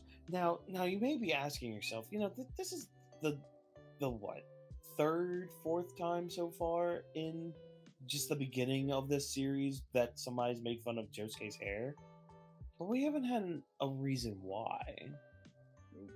And this is where we get our reason why. Because back in the Dio days, when Dio was running rampant, remember when Holly was feeling ill because of forcefully getting a stand? Nah. Well, I hope you do remember it, because that just didn't affect Holly. No, it affected a young little boy named Josuke. And he needed to be rushed to the hospital, and his mommy couldn't get him there because they were stuck in the snow. And Josuke, he could have died, but no. There was a young man with a pompadour that helped push them out of the snow. Even though he was all like bloodied and beaten up, no. He helped these two get out of the snow. And Josuke remembered that guy. Remembered that guy was pretty much the reason that he survived, which, yes, but I'm sure he kind of felt a little some way when he heard the story of Egypt, but that's a whole other topic. The bootstrap paradox! So, to kind of honor this guy, Josuke made his hair into a pompadour, just like that guy, and he swore to always uphold what he felt that guy stood for. And that pompadour was basically in honor of that guy, because they couldn't find him. Like, they tried going back there to like find him and thank him, but the guy was never there. They couldn't find him. And then we never hear about it again. And there's a reason why. Is there? There actually is a reason. Oh, is there? Now, apparently, what had happened was that Araki, I believe this is the case, Araki was planning on Josuke to be caught up in Bites the Dust at the end, and he would have been spat out at that moment in time. Unfortunately, I think Araki realized if he did that, then you kind of Bites the Dust, so it's like, I can't have this thing be the case, otherwise everything I work towards is broken. So it turned out it was just a stranger that ran into a tree or something. I don't fucking know. Or like, because on one hand, I kind of like the idea that it was just some stranger, because I mean, it just leads into that whole thing of, everybody doesn't have to have some big important thing. Rey, I will defend that part from Last Jedi. I don't care. I like the fact that he was just like, you basically came from crap people. You came from nobodies. The end. I'm like, oh, good. No connection to any past characters. Good. You're your own person. Right, Rey? Oh. You're a Palpatine. So that's how you want to play it, old man? Now you're a Skywalker. That's it! No, breathe, find your happy place. And now you're rebuilding the Jedi Order. If you can't hear, the dogs have been woken up and have been alerted to everything that I was just saying. Trevor's...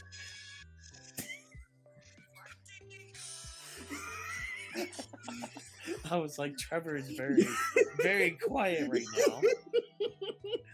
Oh my god. Oh. Sorry, I had to balance out plank with another plank. Oh my god, the part 5 talk is gonna be fun. Toxic as fuck. Oh my god. So yeah, Josuke beats down Rohan. He's incapacitated for a bit. He's completely incapacitated. He becomes an ally soon, so that's cool. Yeah. Yeah. Yeah. No, I need to interrupt you real quick. Yo, Rohan, for joining the crew, kind of, but I need to point something out. No, you're fine. Do it. I went on to YouTube just randomly. Oh, no. the page refreshed itself. The first thing I see is a recommended video from Critical Drinker, and I don't even really watch the guy anymore because I think he's lost his way in some, in some aspects. But the title of this video is Star Wars: Somehow Rey Palpatine Returned. Oh my god. Oh, that's great. Oh, I love it. Oh. So, would you like to move on from Heaven's Door? Sure. Because there's a rat. There's a rat. Kill it. Quick, Jotaro, kill it. Quick, Josuke, kill it. It's time to go hunting.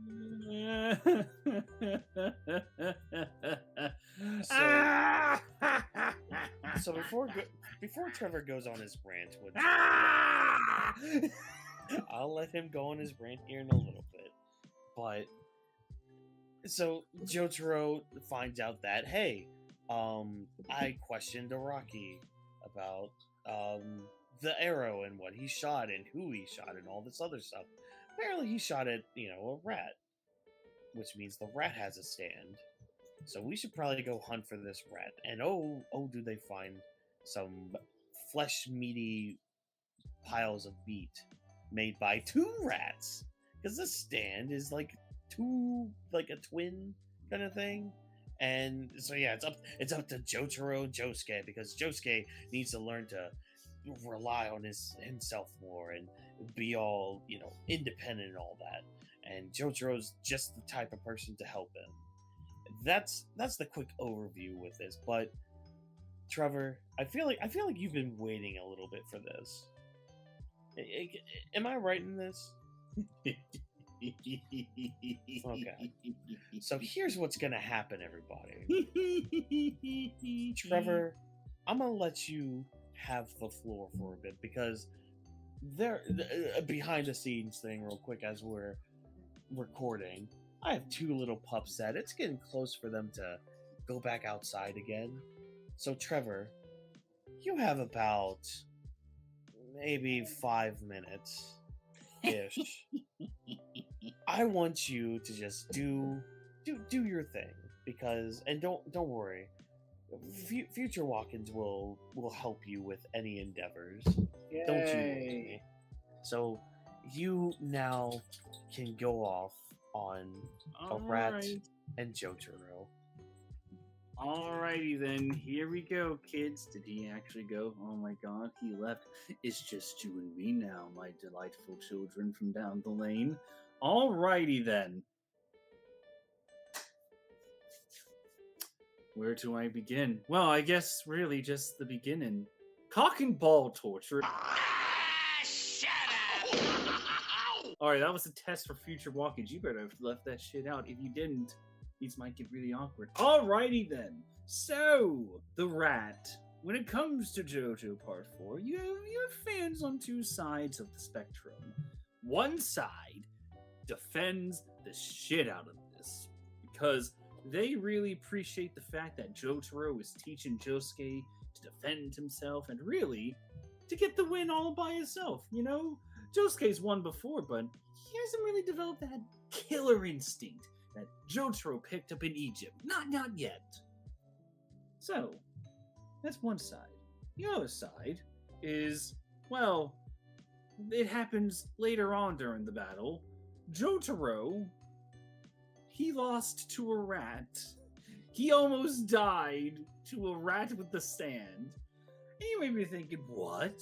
I've never seen Part 4 before. Can you explain? To which I will say, get the fuck out. Leave. Go watch this shit. What are you even doing here? Go. Start Part 1, bitch. But, yeah. This rat is able to figure out quite quickly how the time stop works. And you may think, oh, well, what's the big issue?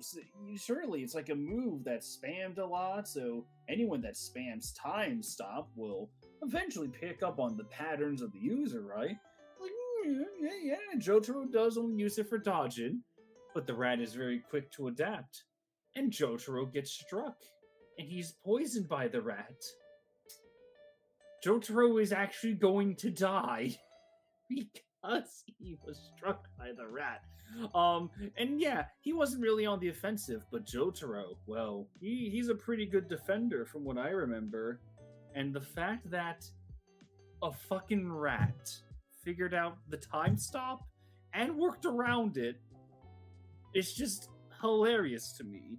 And the best part is that it makes sense, because, hey, you have a long-range guy that figured out how the time stop worked. It's the perfect counter to a short-range time stopper. However, there's a meme. If anyone has ever watched Defibrillator before, he has a little joke. A horrible joke, but I fucking love it. And it's called, Kakuin died for figuring out something a rat did in 5 minutes. It's just so painfully true. It's just a little bit funny. Just a little bit. So yeah, that's the whole crux. Where do I stand on this? I'm on both sides. I don't think Jotaro would allow himself to get struck, and yet he was outsmarted and he was going to die for it. But I'm also on the side of the fence of, at least the build-up to it was, pleasant. It was to be expected. You have Josuke, who really needs to, resolve that killer instinct, and it does pay off in the end when he gets that final rush on Killer Queen on. So, that's pretty much my thoughts. Maybe it's not as controversial as I think this may be, but yeah, my thoughts. And now to just sit here in silence. So much later that the old narrator got tired of waiting, and they had to hire a new one. Did it. You've done it. You've found the hole that's missing in the universe, because that darn Spider-Man, he broke it. Damn Spider-Man. He created some branch universes where, oh no, we couldn't get together for a few months to talk about JoJo Part 4. It didn't delay the video at all. No, it's fine. Yeah, Are you releasing this in one glorious cut? Oh, yes, it is one glorious cut. Okay, so you absolutely just need to, because I hope people notice that, there's an obvious cut right in the middle of everything. It's gonna be obvious. Don't worry. Yeah, we just need to, it's like, guys, there's so much to take care of. There is so much shit that happened, We went through character arcs. Now. We legitimately, we even had to do a team up. We had to go Avengers style a couple times. Oh yeah, for Sweet Tea or no, I'm talking about Hershey Park and oh yeah, we did Hershey Con and oh my god, and fun times together. Things, story arcs, cows that go moo. Oh yeah, we met Bovine Designs in person. It was weird. Almost certain death. We almost die. When? You know when. You have the picture. I do. Oh, Wildcat. Yeah. We did Wildcat Revenge. That was so good. I thought I was going to die. And no, okay, people, no, you gotta listen to me. You gotta understand. You gotta sympathize. So, we were getting in line for it. Don't worry. We're gonna get back to JoJo here in just a second. I know you've all waited for it for months. You're JoJo fans. You know how to wait. Yes, exactly. So you're gonna sit there. You're gonna listen to my tangent real quick because I almost thought I was gonna die. Okay, so Hershey Park. It's me, Trevor, Bovine, and Trevor's lovely waifu. Yay. We're gonna go ride the Wildcat's Revenge first, because hey, it's newly open, and we want to get it out of the way first, and then we'll ride all the other rides afterwards. And we get to a certain point in the line where they're like, hey, you can test the seat to see if you can fit and if you're safe for the ride. That was the first thing we came across. So we each sit in it to see if we can fit, and Trevor's fine, his waifu's fine, Bovine's fine. I go up to it. I'm like, all right, let's see if this green light will turn green. Red. Oh. Red. Oh, red. Oh, and then who was it? Was it you or Bovine that came over? I think it was Bovine because I was Okay. the last one to try it out. Well, Bovine came over, and he like forced it down, and first of all, it kind of rustled my jimmies a bit, and it was kind of pain. Yeah, you were a bit worried, and Yeah, I was just trying to 'cause calm you down because Well- there were so many larger people that came off the ride just fine. And that's the thing. It's just like because it blinked green, says Bovine. So it's like, all right, fine. I'll try it. I'll do it. Let's see what happens. And I shit you not, that I think it was like that first corkscrew. That's where I felt like my body lifting out of the seat, because that's the thing. The ride didn't start right away. They had to wait because the seat wouldn't fully go down for me. That's right. They did it And then anyway. it did. Yeah. And then I'm like, oh no, I- no. I- So, ooh, that's why that picture turned out how it did. I was like, oh, I legit was out of my seat the whole ride. I think we need to also exaggerate, like, guys, please open up a new tab, go to YouTube, type in Wildcats Revenge, and then just watch it. It. I don't know if anyone's like a big old roller coaster veteran, it may not look too intimidating, but my god, it was so much fun. The airtime was excellent. Oh my god. Somehow Wildcat, the ride that no one in their right mind would ever call their favorite ever since it opened, now has become the fucking best ride in the park. It's so it was good. It was good. Only good? I mean, the best. Can't believe this. Well, I mean, yeah. It's the part 7 of Look. Hershey Park. And then we had the part 4, which was the water ride that we went on. Water ride? The- Oh, Tidal Force. yeah, that one. That one. For a second, I thought you meant like a water coaster. It's like, but they don't exist anymore in No. Hershey. Tragic. But yeah, we're here to finish talking about part 4. That was our real world fact. You know how the narrator will sometimes explain the real life origins of things? That was us. Hershey Park, built in 1907, in the mind of a baby that just bought Milton S. Hershey. There we go. We did it. Yep. Everything we said was factual. We've solved it. Racism is dead. They're not going to know that joke yet. They will one day. But day. first, we have to talk about a young child, a little boy who doesn't really have many friends, but hey, he has an ability where he can have many friends, and they can do whatever he Slaves. wants for him. Slave.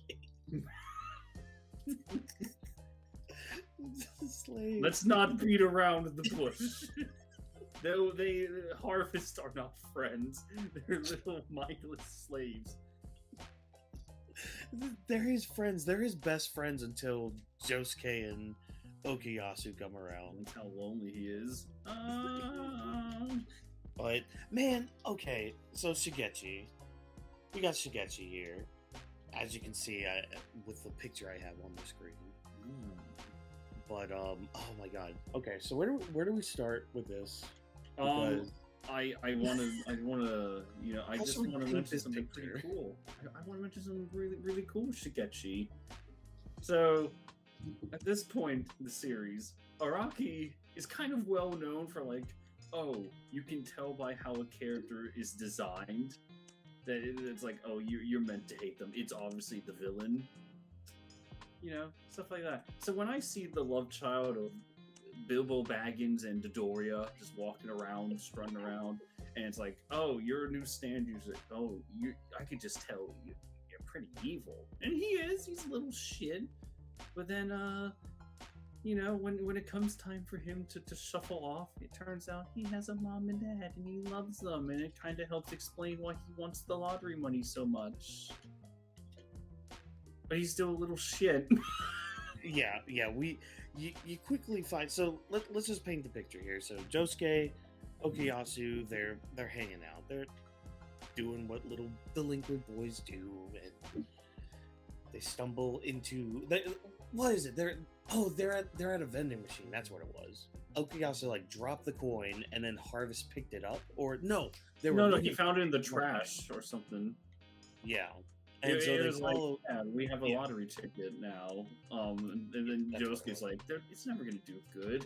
Try your luck. And then Okuyasu is like, holy shit. Well, guys. We won. We're fucking rich. It's like, one. Wait, what? And that's the thing. Like, so when they first meet Shigechi, they're kind of mean to him. You know, they're assholes a little bit, but then like they see the potential in his stand Harvest, which is just like Trevor said, a bunch of mindless slaves just going out to get anything, and that's what they do. Harvest just goes around getting just loose change wherever he can find it.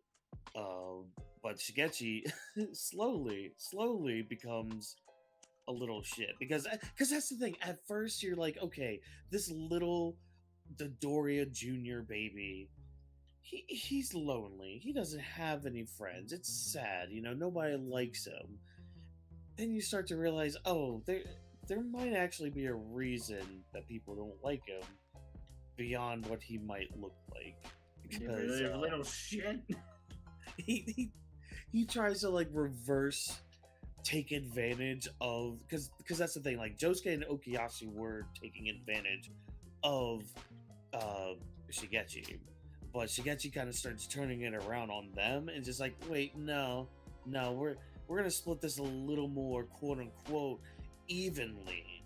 You know, I deserve more of this money. It's mine. Get out of here.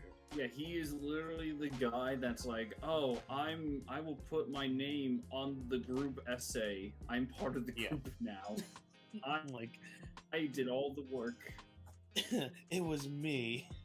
All me. Oh, but Josuke and Okuyasu beat him down. There's not much to say about that part, but it is funny.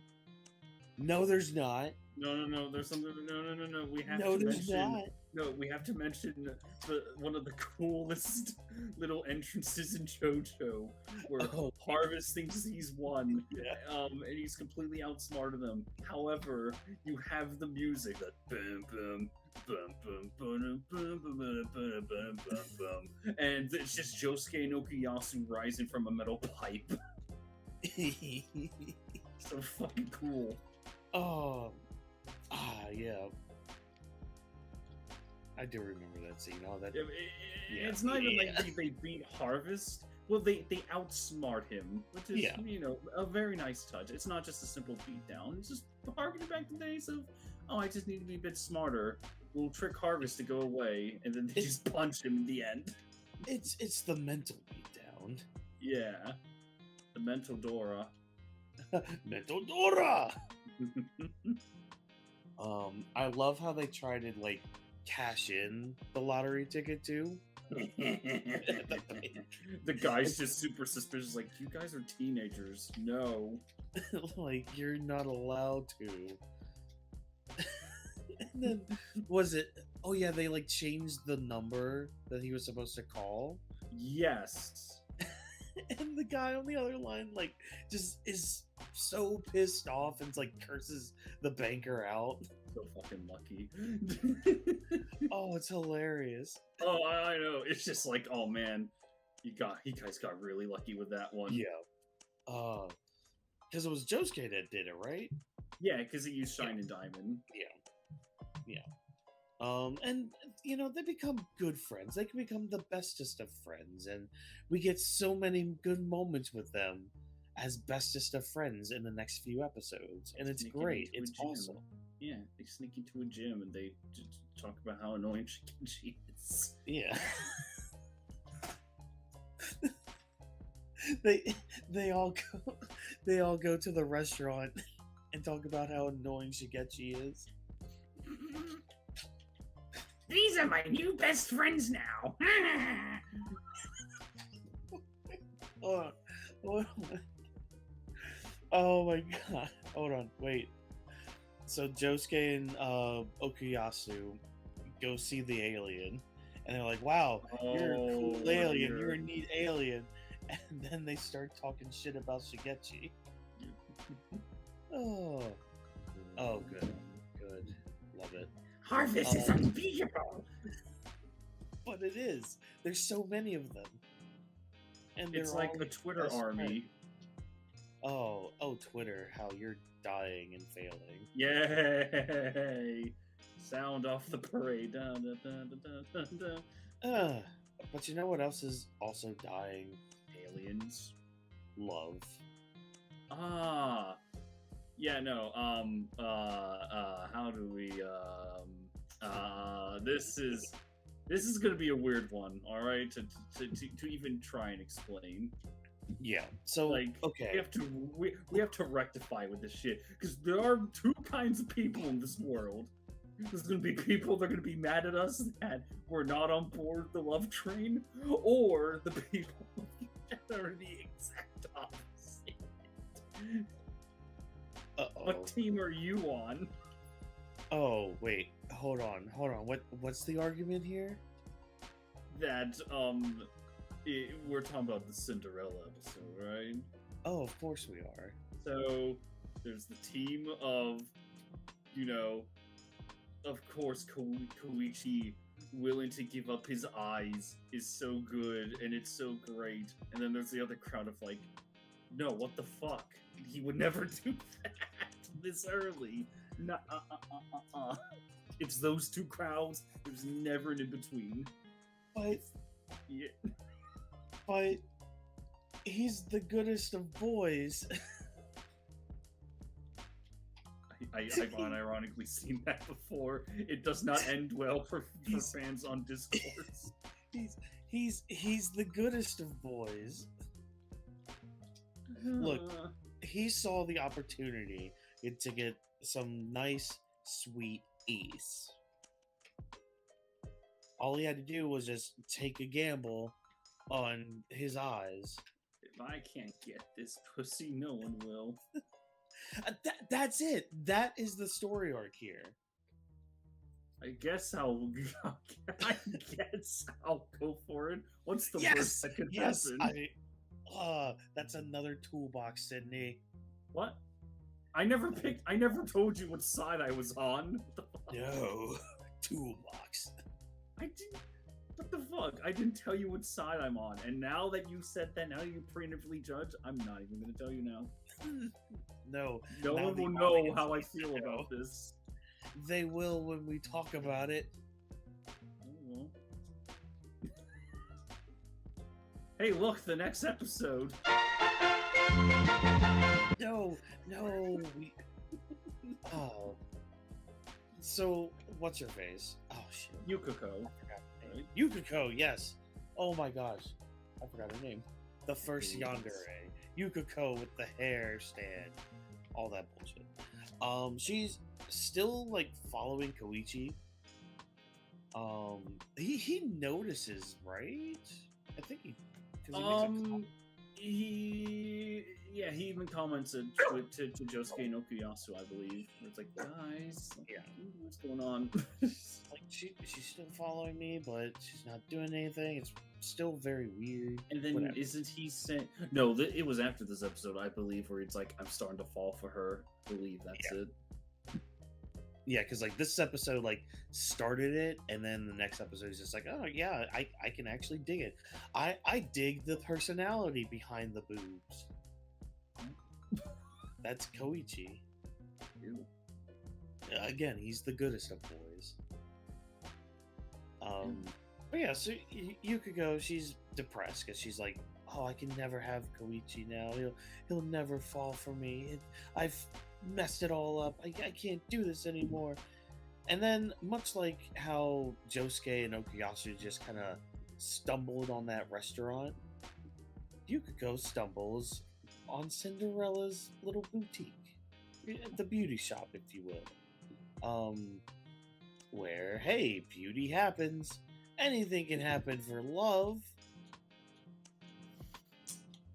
Yeah, there's really not much to talk about here. No, there's not, because it's just like, okay, well, let me use my stand ability to give you. It's basically a nicer Ursula. You know what? I agree. That Like- makes sense. Yeah, if you know the Little Mermaid, you know this story. And like Trevor said, the biggest discourse is the ending. Which, Yeah. it's Good luck, everyone. yeah. You know, Trevor, won't you mind telling Sydney what side of the camp you're on? But we're not on a camp. I'm on my chair, my room. How are you not on a camp? Didn't you collect the wood and the flint? No, I'm not playing Minecraft. I'm playing Mario How? Kart. What? No, you should be. No, you need to kill the Lionel and get the bow, and then cut down the tree, and then kill the freaking Phantom Ganon that's in the woods, and then you'll be safe until morning, and then that's when the goblins come out for you. It sounds like too many extra steps. That is Tears of the Kingdom. But yeah, how do you feel about it? Now that I've told you what side I'm on, how do you feel about it? You did not tell me what side of the fence you're I on. don't know, I mentioned you must have missed it No, already. Why don't you did. tell us how you feel? No. They already know how I feel. Oh, they do? Huh. Yeah, they do. They don't know how you feel. Yeah, they do. They all They- just need to... Okay, fine. Thing is, if everyone goes to youtube.com/TrevorTiger, they'll find out the answer in 10 years. So 20 years then. I'm never gonna reveal it. It's never gonna happen. That's fine. That's fine. No, I'm running the bit. that's None of fine. you We'll will move know on. until the very end of the stream, and that's a maybe. Actually, no, because then people are gonna skip to the end. No. How about this? Let's play a game. I will randomly reveal how I feel about it, but no one will know when it happens. You have to sit there or stand there waiting for me to just say it. They will continue to wait and wait longer and longer and longer until everyone forgets. Precisely, that's my strike.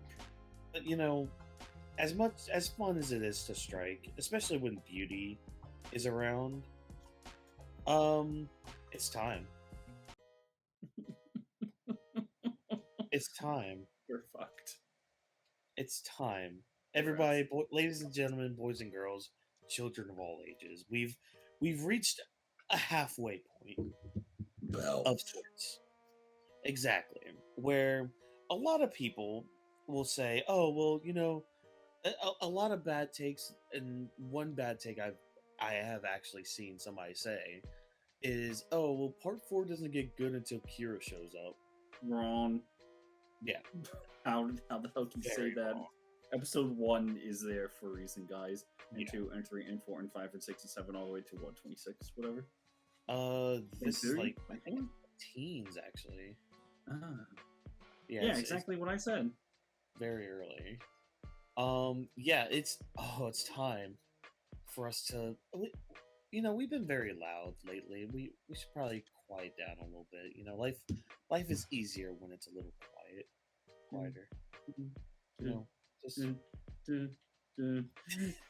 you know, I'm gonna go to the subway and get myself my sandwich, and it's gonna be great. You know, I'm gonna go to the park and just enjoy the day. And oh, hello there. It's my lovely girlfriend. How you doing? Oh, your hand, it's so soft and so smooth. Oh, you're gonna get my sandwich. Oh, you wanna feed me? Oh, what a nice girlfriend you are. I love you so much. You I and can't wait to take her to the movie because there's this new one called A Quiet Place, and man, I'm really excited. I can't wait, you know. Then we're gonna go home, just turn the lights down and just Stretch, get my just glass stretch, of milk. you know. Maybe clean the table a little bit. You know, it got a little dirty dinner. So Hey, you got crusty, you know, some red crust all over your napkin, honey. I don't really appreciate that. oh wait, you're starting to smell a little bit, honey. Why are you starting to smell? Oh, Oh, you're not taking care of yourself anymore? Oh, well, if that's the case, it was nice knowing you. But I'm gonna head on out. I'm actually gonna go get some milk of my own. I'll be right back with it, and we'll cook that lovely dinner. All right, I'll be right back. I'm on confused.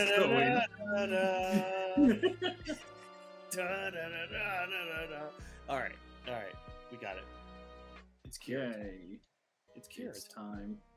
It's time. We get so it's a two-parter here of Kira's introduction. We just because that's the thing. We've seen this guy a few other times throughout the first half of the series. Like this weird guy who has this thing for hands and might be a mass murderer. And then, it's how do I put this? This isn't a villain like the past ones, because ultimately you had Dio, who is very, very loud, very prideful, very boastful. Same thing can be applied to Cars and AC/DC. Wamu, he was honorable, but he was definitely a warrior. Dio Part 3, he's like, I'm sticking to the shadows, but man, you come at me, I'm reeing out on your face. It's gonna happen. Then you have Part 4, and it's like, alright, who's gonna be the villain? And it's like, oh, he's gonna be a quiet serial killer. It's like, wait, what? Yeah, I'm gonna make him very different. This is a reserved villain. He is unlike Dio Part 1, an actual gentleman. Yeah, because that's the thing. Like he's just a gentle soul, even, which is weird saying that, even though he's a serial killer. I lack the vocabulary right now, besides just saying he wants to live a simple, quiet life. Like he doesn't want to be a bombastic person. Like he doesn't kill these people for the fame or the glory and all that. No, it's just that's what makes him happy, and why should he stop what makes him happy? And he knows how to do it without having anybody follow him or leave any clues behind. He's very smart and calculating in that, and you understand that just from seeing his everyday life. Like he lives every day, like just like you and me. He puts on his socks one hand at a time. And I don't know if you notice it at all, but you already have the perfect contrast to Josuke, a very emotional. He's a very emotional kid, can be very loud, very energetic. Complete opposite with Kira. Mhm. Absolute. See, that's one of my favorite things in the show is having that kind of parallel, that kind of mirroring with the MC and the antagonist. Exactly. Because they play off each other so well, especially with a really good writer behind it. Absolutely. And it's not even like I had to say it because it's not pointed out at all. But it's like when you think about it on your own, it's like, oh yeah, they're really not alike in any way. They're complete opposites. I really like that. I dig it. Yeah. Not every day is all sunshine and roses. Not every day can go exactly as planned. Sometimes a fucking dog gets in your way. Sometimes a fucking dog gets in your way, and then some golem ripoff walks down the road, bumps into you, and it's just like, oh, sorry, we dropped our lunches. Let me pick up mine. And you guys went to the same spot. And shenanigans. He took my lunch. My darling. He's gonna see it. He saw me.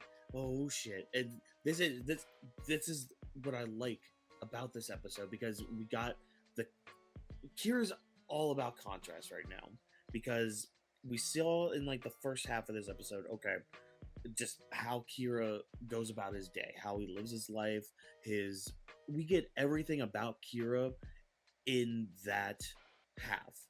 But then we get the other side that just adds more of those Shrek layers to it.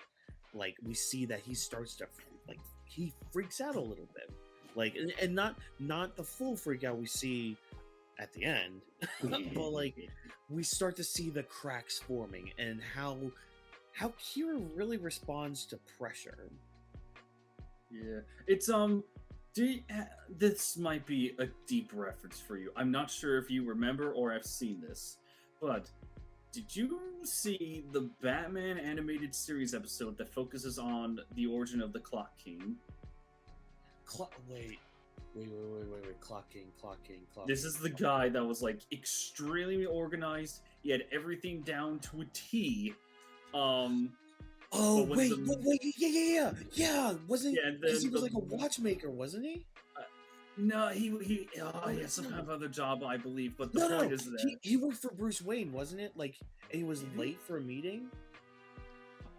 He was late for a court case, I believe. That's what it was. Yeah. All right, good. You remember. Okay, yeah. No, he has everything down to a T. And then you have, who is it? The mayor? I'm pretty sure it's the mayor.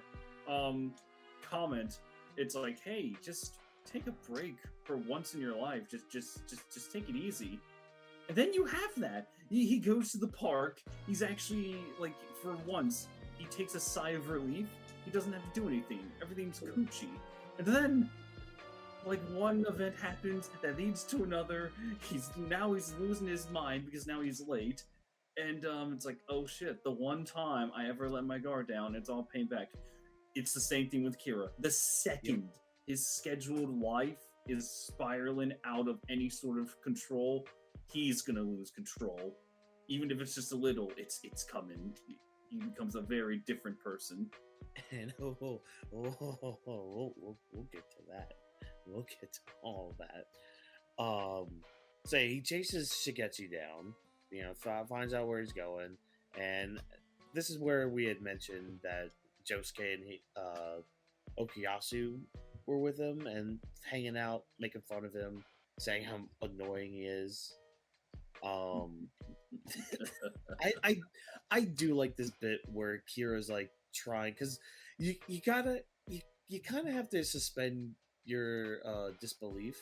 Like, why doesn't he send out Killer Queen to go get the lunch bag? Is that one? There's that, but it's like, okay, there's a grown-ass man underneath all of these PE equipment. Like, it was like these safety cones, but they weren't really cones or whatever. I don't know. I thought it made sense. To me, it seemed like it was like a too tight of a space for Kira to be able to pull something like this off. But again, you kind of have to suspend your... I honestly didn't see a problem with it. Honestly, the one complaint I had was, it's like, this scene's been going on for a little bit. Oh, well, yeah. It'll end eventually. That could possibly be it too, but again, that's just like a nitpick, I think. Nothing that really takes away from all this. Yeah, I can't. Yeah, my complaint is just so minor. It's like, I think it just goes on for a little bit, but which is fine. I think the obvious question is like, if he knows Killer Queen is invisible, why not use it? There might have been a reason, though. I don't. Yeah. There might have been, like, who knows? There could have been. Oh, I know why. Oh wait. Because Killer Queen still operates on the physical plane. So if Killer Queen moves out and it still touches something, it's like, shit, I gotta be really quiet because he doesn't want to risk it. Pretty sure that's the reasoning. Okay. Alright, yeah, that makes sense then. I inferred it once again. I saved the fucking future. Yes. It's done. You've saved Shigechi. What? No. Kill him. But speaking of Killer Queen, we get that reveal of his stand ability. Oh no! No,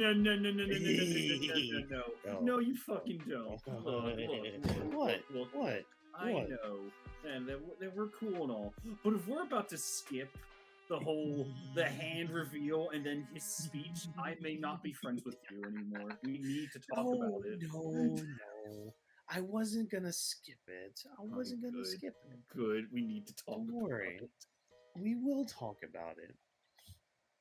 But we do get the reveal of his stand, Killer Queen. It makes explosions.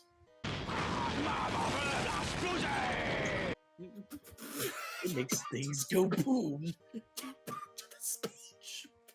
It makes things go boom. That's it. I'll take over. You could time out with you. All right, kids. Boom. All right, motherfuckers. All sit down. It's Yes, time. yes, Time. yes. So- The speech, please. We By all. have. I just want to comment on like the past villains. Okay, I need to bring it up. Dio want to take over the world. Go with parts 1, part 3. Just the execution was a bit different. Part 2, I'm gonna take over the world. How? It is squirrels, rabid, vicious squirrels. It's just part of my game. Then you have this guy. He was like, "All right. We already know you kill people because you have a severed hand. What's your deal? What do you want?" And when that stress, it's like what, level 1? I'll say it's level 1 because he's not losing his shit, but he's like, I have to kill a bitch now. He's slightly peeved. Yeah. So he does something very peculiar. He just starts talking about his life, and it's like, yes, my name is Yoshikage Kira. I work here. I go here every night before bed. I do a stretch. I drink some water, and I make sure I get the maximum amount of sleep a person can have. And then I just feel refreshed to do it the next day. And he just lists off everything about him, and it's all so normal. It's so basic. It's like, well, okay, what does this mean? And then, and I'm trying to ignore the use of music because I just want to talk about the moment, not the amazing theme that goes behind it. Just the moment. Okay. Because then you hear a little sound effect, and a little purple smoke starts rising out. And then Shigechi's like, "Why are you telling me this?" And it's like, well, you see, Shigechi, I'm telling you this because you're gonna die. And I just have to mention, if I were ever to be put into a combat situation, I would win without question. And then you see this skull materialize behind him, and it's like, oh, he's a confirmed stand user. Then it's Killer Queen, or as Albert Wesker says, Deadly Queen comes out. Oh no, not the dub names. Good. I No. like it when Albert Wesker talks. Look, no, that's fine. Just some of the stand names, you know. What, Lil Bomber? But that mainly happens in part 5. Go, Lil Bomber. Zipperman attack. Little Bomber. Golden win. Fighting gold. Oh god, that's next. It's next. We're gonna die. So yeah, Anyways, it back to happened. Yeah. Yeah. It's revealed, and it's like, oh well, don't worry, it's Shigechi. We already know how like pretty strong he is. He already has the upper hand. He's just grabbing stuff with Harvest. He's prepared. He even got a little dig on Kira's neck. It's like, it's okay, we're good, we're fine. And then Kira nonchalantly, he's like, have a coin. Like, okay. And then you have, without doubt, one of the coolest powers in anything. Whatever you touch becomes a bomb. The coin explodes. Somehow, okay, Araki's a little inconsistent with this because, sometimes if you touch something, the object doesn't blow up with it, even though it does happen with other stuff. It just... We'll ignore that for now. It's fine. It was the air that's around the coin. Let's go with that logic. Sometimes Kira's more direct than that. Let's just go with that logic. Otherwise, we're going to be here for a while. So, yeah. Coin explodes, and you just see the face just like... I also made it a point, because I love this moment so much. I've actually, I stooped down. I went down a level where I just like, I'll watch reaction mashups to this specific moment or this specific episode. Because I just want to see it. Every single person I've seen either did not like Shigechi or they weren't really kind to him, but they were entranced by Kira. And it's like, what's going on here? And then as soon as they see some rips in Shigechi's face, they're like, oh no, no, Oh, especially the moment, dude, when he tries to run and get Josuke and Okuyasu. I'm not even there. I'm talking about scar rip. Oh, you're still on the first one. Yes. Oh, goody. Yes. Okay, good. I thought you were skipping for a second. I was like, wait, hold on. Everyone was yelling. It's like, no. Okay. Okay, good. We're still on the first explosion. And then Shigechi, you know, in a last desperate attempt, he unleashes Harvest to do like a little swarm maneuver, and he tricks Kira to just walk in the opposite direction. It's like, oh man, he knows who I am. He's alive. God fucking damn, I gotta kill. So Shigechi, it's a brilliant idea. Which means you're gonna die, you punk bitch. So it's like, alright, I distracted the villain. I just need to get to Josuke. Now, Walkie Poo, No. I have seen complaints to the following scene. I can't believe people complain about this next part. Wait. Yeah, I will list it. I'm gonna list this part. So, it's the scene where Shigechi goes to Josuke. He finds him in the classroom and is going to touch the doorknob. However, you have that sick-ass little reveal where Shigechi looks, and inside the reflection of the door, you can see Kira right outside the window. And he's like, fuck!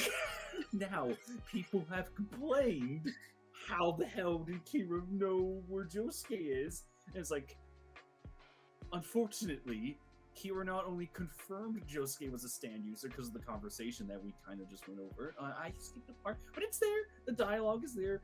Kira knows that Josuke and Okuyasu are stand users, and when he goes to chase Harvest, it's not gonna exactly work out. You know, it's kind of fucked. So Kira kind of backtracks, and it's pretty much like implied that he followed Shigechi.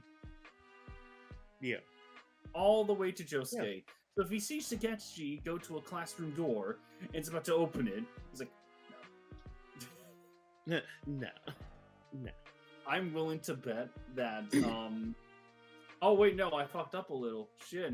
The major complaint was how did he touch the door before Shigechi? But I'm just gonna say that he followed him, and then when he probably went ahead of Shigechi when he was being fucking berated by those useless ass cheerleaders. Those fucking cunts. I just it's them. Fine. He probably went ahead and it's like, where's he gonna go? I'm gonna check the other doors. Oh shit. Josuke's in there. Alright, here we go. Planning time. And then Shigechi touches the doorknob and we get the explosion. Or the implosion, because he kind of like the anime like has him explode, but then like the explosion like turns inward. Yeah, it just stays on the on the inside. Like Shigechi's the one that like the explosion just Shigechi's touching the bomb, so therefore he is like the bomb is touching him pretty much. Yeah. He fucking gets nuked for it. Yeah, and we see his little ghost go to heaven.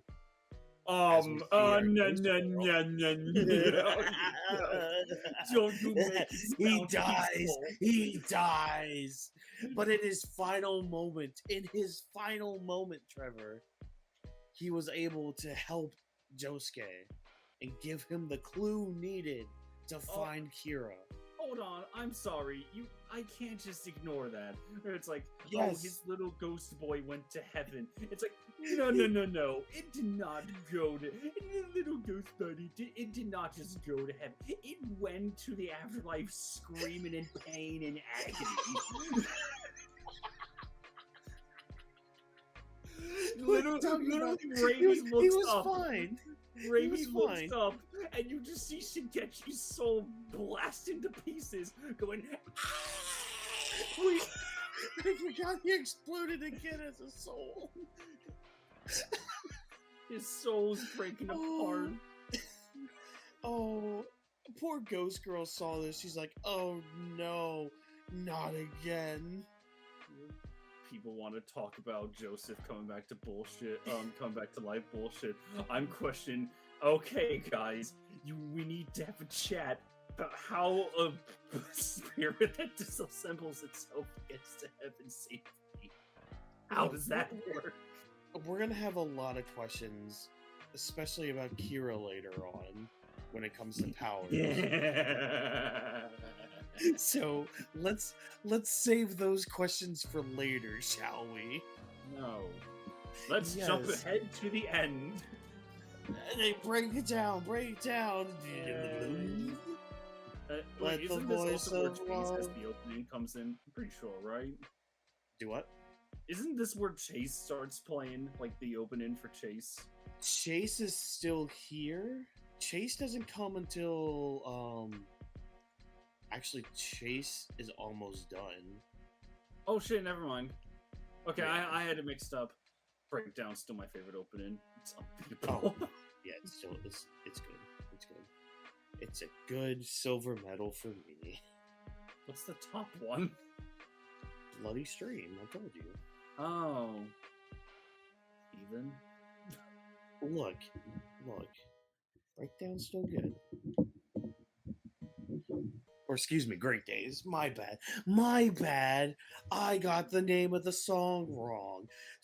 Shoot me. A JoJo fan getting something wrong? I should have known. Caleb It's LA super- and Hamon Pete are in the Oh no. I don't know who they are. Oh, And look, it's us. We're in the call too. We get things wrong, probably. I'm willing to admit Probably. that. yeah. I know I do.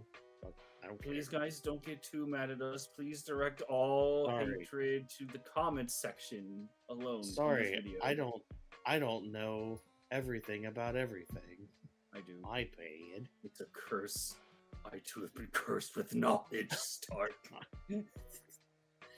I mean, there's more to talk about Killer Queen, but that actually kind of comes right now with Sheer Heart Attack. wait! So- No, get out! No! No. No, I'm not skipping right to it. I'm just saying Okay. that's our next little stop here. So, The next stop is talking about how everyone came together. to Oh, talk yeah. about Shukachi's death and Okuyasu being in pain over it, which is really cool. it is like It's I really like how they got all the stand users together like that. Be like, hey, you know, we've all been through our shit. Almost like the first half of the part was setting up a whole like little tiny community within the community. Yep. You know, almost like, you know, these people with a shared experience of having these standos.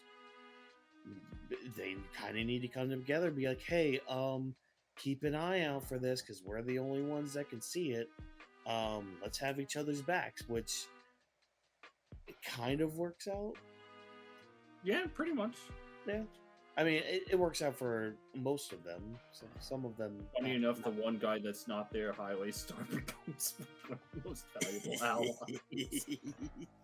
Oh my god. Everyone's, you know, on the lookout, ready to look for this Kira guy. And was it earlier in the part where Josuke and Kira crossed paths? Or was So it here? They crossed before, where I forget what the exact episode was, but there was a part where Josuke stops Koichi, I believe, from going onto the road, and funny enough, Kira's the one that was in the car about to hit him. Okay, yeah, that's what it was. And then in this episode, it's like, Joseph, he starts to get his old brain back because like, Oh, yeah. we're some deep doo. We gotta be careful. And it's also here where after everyone kind of makes their own decisions, it's like, yeah, I'll be on the lookout. Yeah, that'll work. We just gotta be careful because stand users are drawn to each other. Blah blah blah. Gravity. Yes, unironically. Yeah. Josuke walks away, feeling all pissed off, and he just walks right beside Kira. Kira's none the wiser. Well, actually, no, he's all the wiser, but it's just like, yeah, I got away with it. Woohoo, go me. God, I saw that scene. I was like, oh, Josuke, no, come on, he's right there. Destroy him right now. Do it. Don't worry, he'll have his chance in a scene that I actually don't like. Oh. We'll get to that here soon.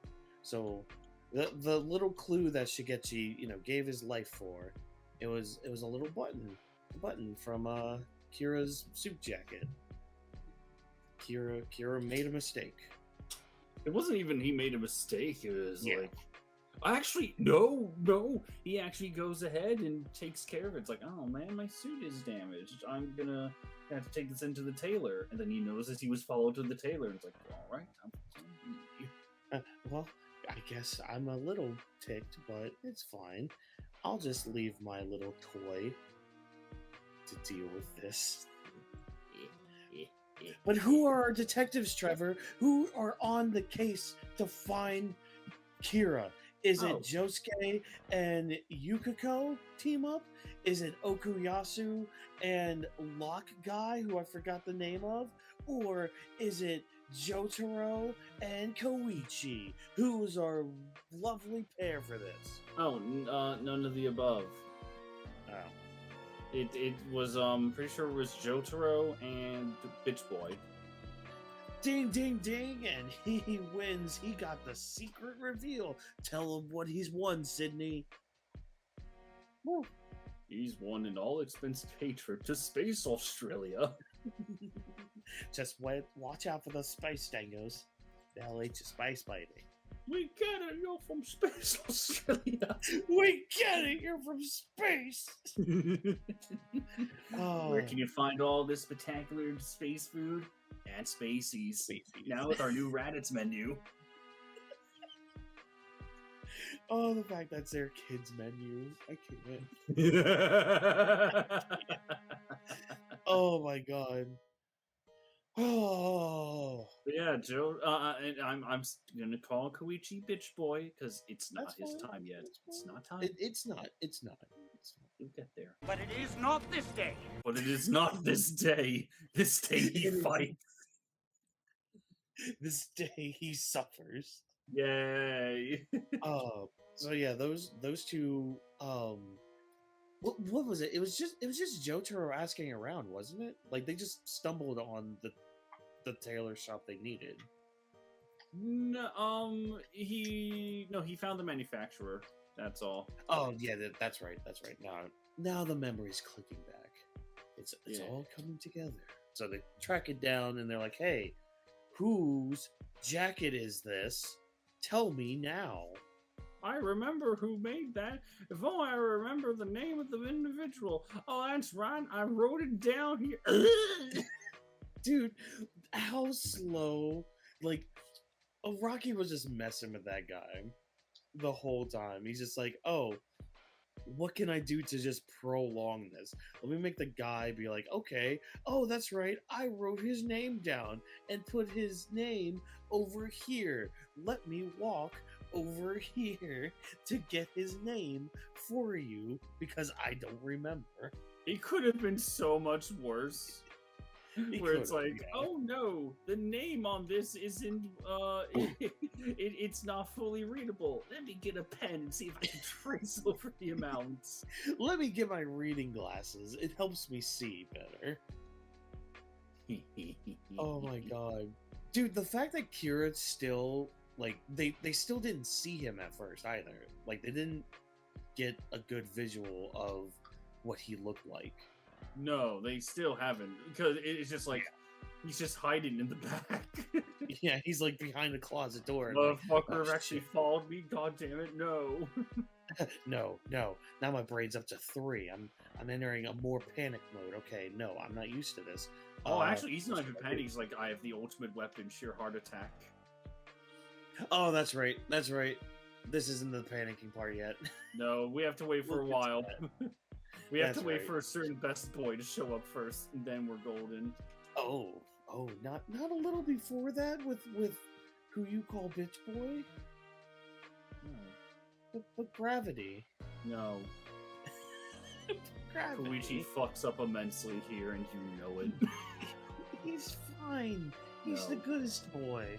No. They're gonna beat sheer heart attack. This is actually one fight I'm not the biggest fan of, because it kind of cost Koichi's character a little. Oh, did it? No. Yeah, because throughout the story, Koichi has gained like only immense respect for Jotaro and through Josuke too.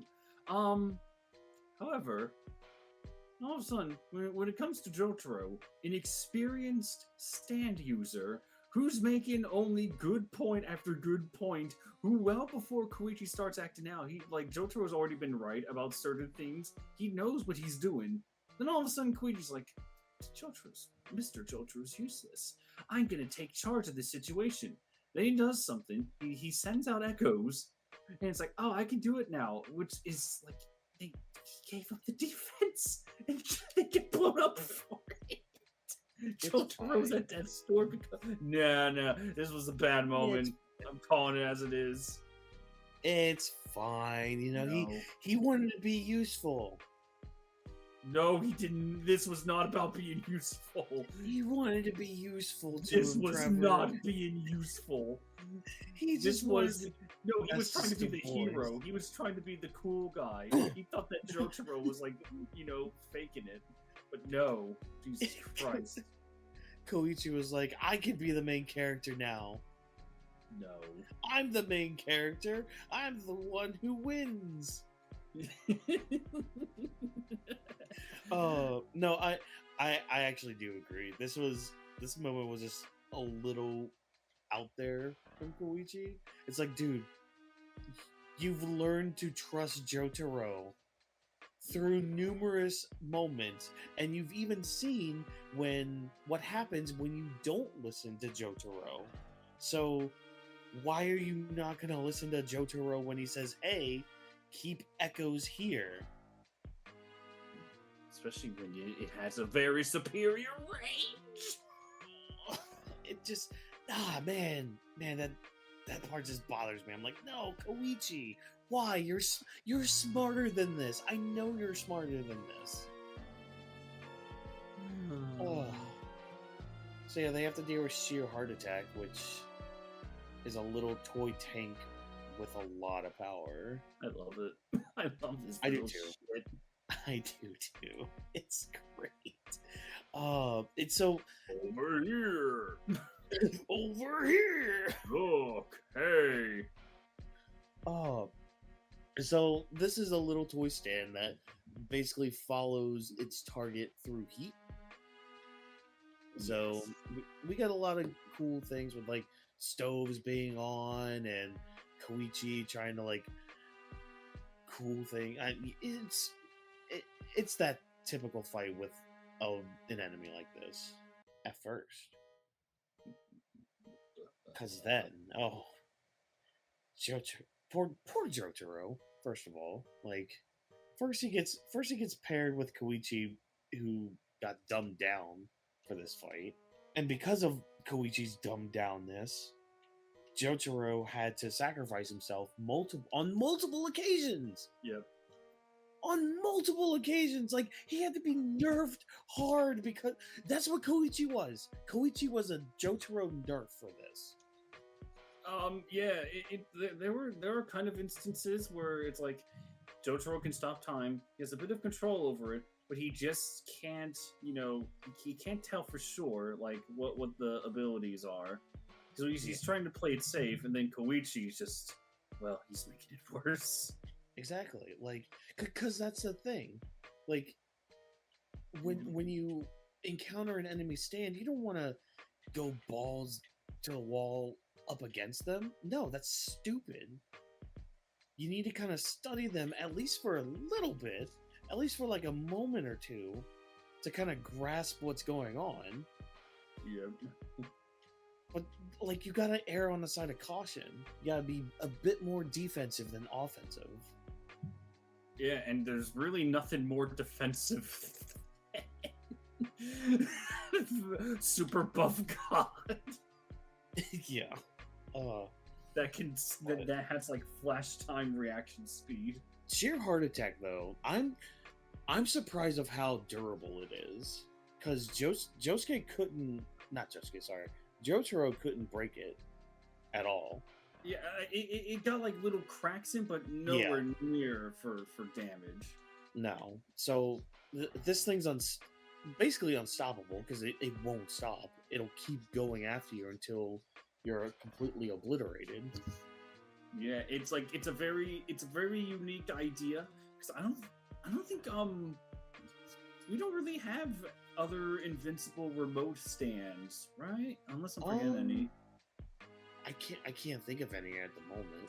Because you have like sheer heart attack. It's like, well, that's not fair. It's invincible to everything. And it's like, oh no, it makes sense because it has like an absurd weakness where it's like it goes after the hottest thing. If you know how to exploit that, you're safe forever. Yeah, but yeah. So just Jotaro. Why do I keep trying to say Josuke? Because I miss Josuke. I want to talk more about Josuke. He will have his time. He will have his time. I know. But Jotaro, unfortunately, keeps getting his ass kicked, having to save Koichi. But don't worry, everybody. Koichi's got this. He can do this. He has the technology. He has the standability to do it, right? Not in this act, but maybe the next act he can.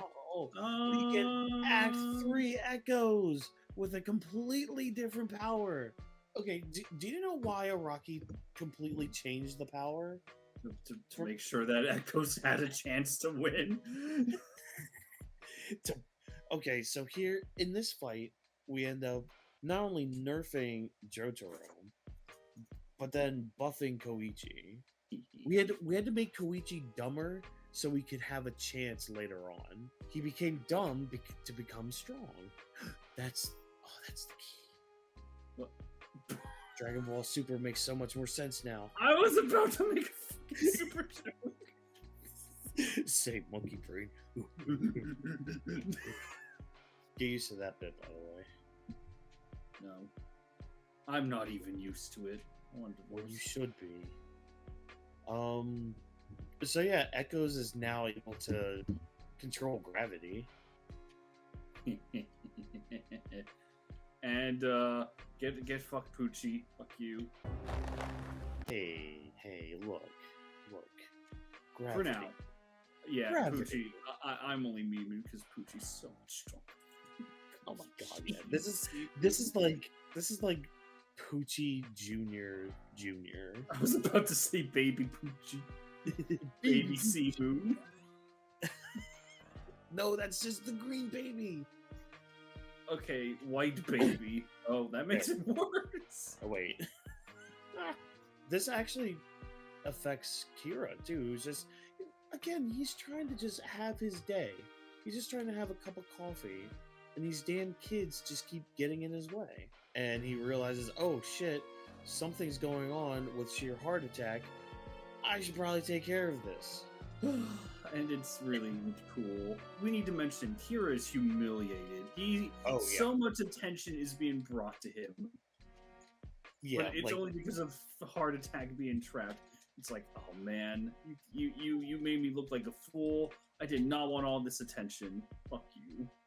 Yeah, because people kept asking him, hey, are you alright, man? He's like, fuck off. Not paying attention. Ignore me. Ignore me. Ignore Go about your day. me. Ignore me. Sir, it's like $10.99 for the cat. Ignore me. Ignore me. Oh my god. The beatdown. This fucking beatdown. Koichi doesn't stand a chance against Kira. No. Even with this Echoes. Even with this new Echoes. Kira's too strong for him. And man, just him, I always, whenever I get to this fight, the only image I can ever think of is just that image of Kira slamming Koichi's face on the ground. Yep. It's a very brutal fight. Oh, I'm sorry. Why do I say brutal fight? This was like assault. Yeah. It's just mass destruction. This was assault. Oh, Sydney, What are you doing? What? I know you know what's about to come up.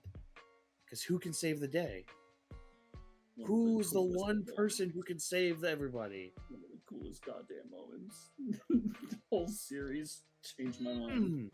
Because Koichi was able to make a phone call, wasn't he, Trevor? Oh, he's getting to Josuke. But unfortunately, Kira mentions, like, oh, I still got plenty of time. I'm just gonna kill you. I'm gonna turn you into a bomb. Then, something happens. Who's taking this moment?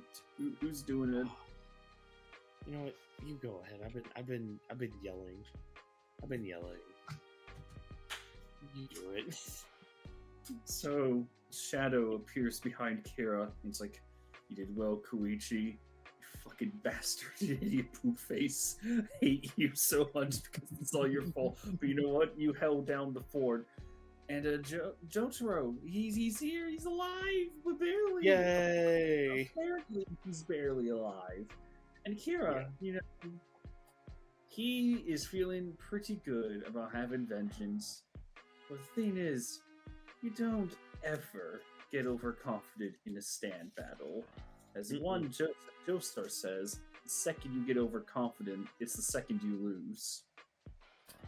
Something about that, it's a boast line. But, so, Kira taunts him, he then goes in for the kill shot. And then Jotaro's just like, fuck you! Star Platinum just punched right I in the love face. it. Oh, I love it so much. He's like, I love what the fuck? And then Jotaro's just like standing up. This is like Clark Kent to Superman levels of disguise. It's like, yeah, I'm really hurt, but I can still stand up and have perfect posture, you son of a bitch. This is only you and marching band people are about to get this. This is like if you were to play a baritone or a trombone in the marching band and you just correct your posture, your power level goes up by 500% in that moment. No, it's true. It's true. So he's just back up. He's obviously, you know, he's putting all of his strength into standing and to, well, unleash his stand in on Kira. Ha ha ha ha. And so you just have some just the orifice. It's like, yeah. This is a very, very, very well done moment that shows Jotaro's not the main character, but he could still aura the fuck out of the main villain and still be believable.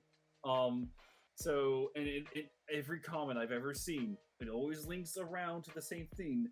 You don't go up against the Stardust Crusader and live unless you can reset the fucking universe. We need to mention the line. We need to mention the line, the so good line. Damn it, he's so fast. It's like the damn bastard stopped time. Wouldn't you like to know? Wouldn't you like to know, Kira? Then he just gets punched into a trash can. Yes. And luckily for Jotaro, that was enough time. Josuke show up, heals him, heals Koichi, then Josuke looks over, he sees Kira, and it's like, oh man, I should go and heal him. And everyone's like, no, don't do it. Oh yeah. Wait, doesn't Kira say something about him being caught in the explosion? Yeah, and he's just yelling, it's like, help! You gotta help me, there's an explosion, I don't know what's happening. And then Josuke, he says like, well, hey, just calm down, I can heal you just fine. And then Kira's like, oh thank you, please heal me. And then Josuke, then you had that soundtrack again. It was like, bam, bam, bam, bam. And you just had Josuke like, that's funny, huh? I can't even get anywhere without an ID. And I just told you I can heal you, and you just take it straight up without question. You saw Tiny Giant, didn't you? He was like, oh fuck! Then he gets he's caught red-handed, you know. Yep.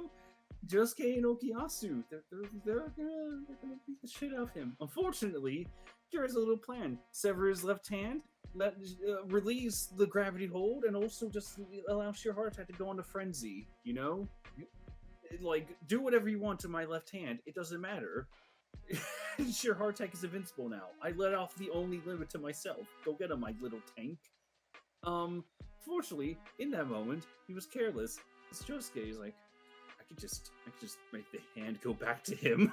Let's just follow the floating hand, which is kind of ironic because like it's a severed hand that kind of started all this, and now it's a severed hand that could potentially be the end of Yoshikage Kira, at least this version of him. As we've seen, there's layers to this shite. And they chase him. And then you have something kind of revolutionary, where it's like, Araki links back to the characters he's introduced. One of them just happened, where this guy that goes to Cinderella's parlor, he's dead. He's missing some shit on him, and Cinderella's dead. And they go outside, and well, Kira is gone. He's completely disguised. He is escaped, and now our only course correction is to go check out the house in which he stayed at, see if there's any possible leads. Because he is not going back to her. That would be stupid if he went back there. Exactly. Some people unironically thought it's like, yeah, there's no way he can make it back home. It's like, guys, no. He took somebody's identity. Yeah, he has their wallet. He knows where they live. Exactly. Like, and do we immediately see where he goes, or is there like an episode before we see him enter his new home? No. The next time we see him, it's in the new house. Okay, all right, good. But speaking about going to Kira's house, that's where our next stand battle is. Adam Heartfather. I'm letting you take this one. Okay, I'm not gonna lie. Oh my god, do you not remember it? No. I remember parts of it. I remember parts of it, but I'm not the biggest fan of this part. Oh. Is there someone that really says it's their favorite, though? I mean, I don't think so. It's just... I can't really pinpoint why I'm not a fan of it. It's just... I don't know. It's not bad, but it ain't good. Like, if you're gonna compare it to all the other scenes, there's no contest. It's not gonna win. I guess to me, it's a way to elongate the search for Kira. Oh, I wouldn't even say elongate. It's just what about the parent? And then the parent's like, yeah, I'm fine with this. I'm fine with all this shit. It's cool. I'm gonna help my son. Well, not only that, because that actually has layers to it. I'm just talking about like the setup of okay, we need to have more stand users to block them from finding Kira. Oh, I'm not just particularly mad at that at all. I mean, again, I'm not mad at a lot of complaints I might have about Part 4 are nitpicks at best. Or worse. Like, it makes sense that Kira's dad will do anything to protect him. He has a stand arrow. He knows about stand users. He'll just make some new ones to wreak havoc. And it's like, it's the ultimate distraction play. Just have new random users cause trouble, and that will divert the hero. It's kind of the plot of Spectacular Spider-Man in a way. I guess for me, it's I guess it's how the anime kind of had it feel, because the feel with the anime was just like, okay, here we go back to the monster of the week thing, ha ha ha ha. Like, how do I explain it? Fit you.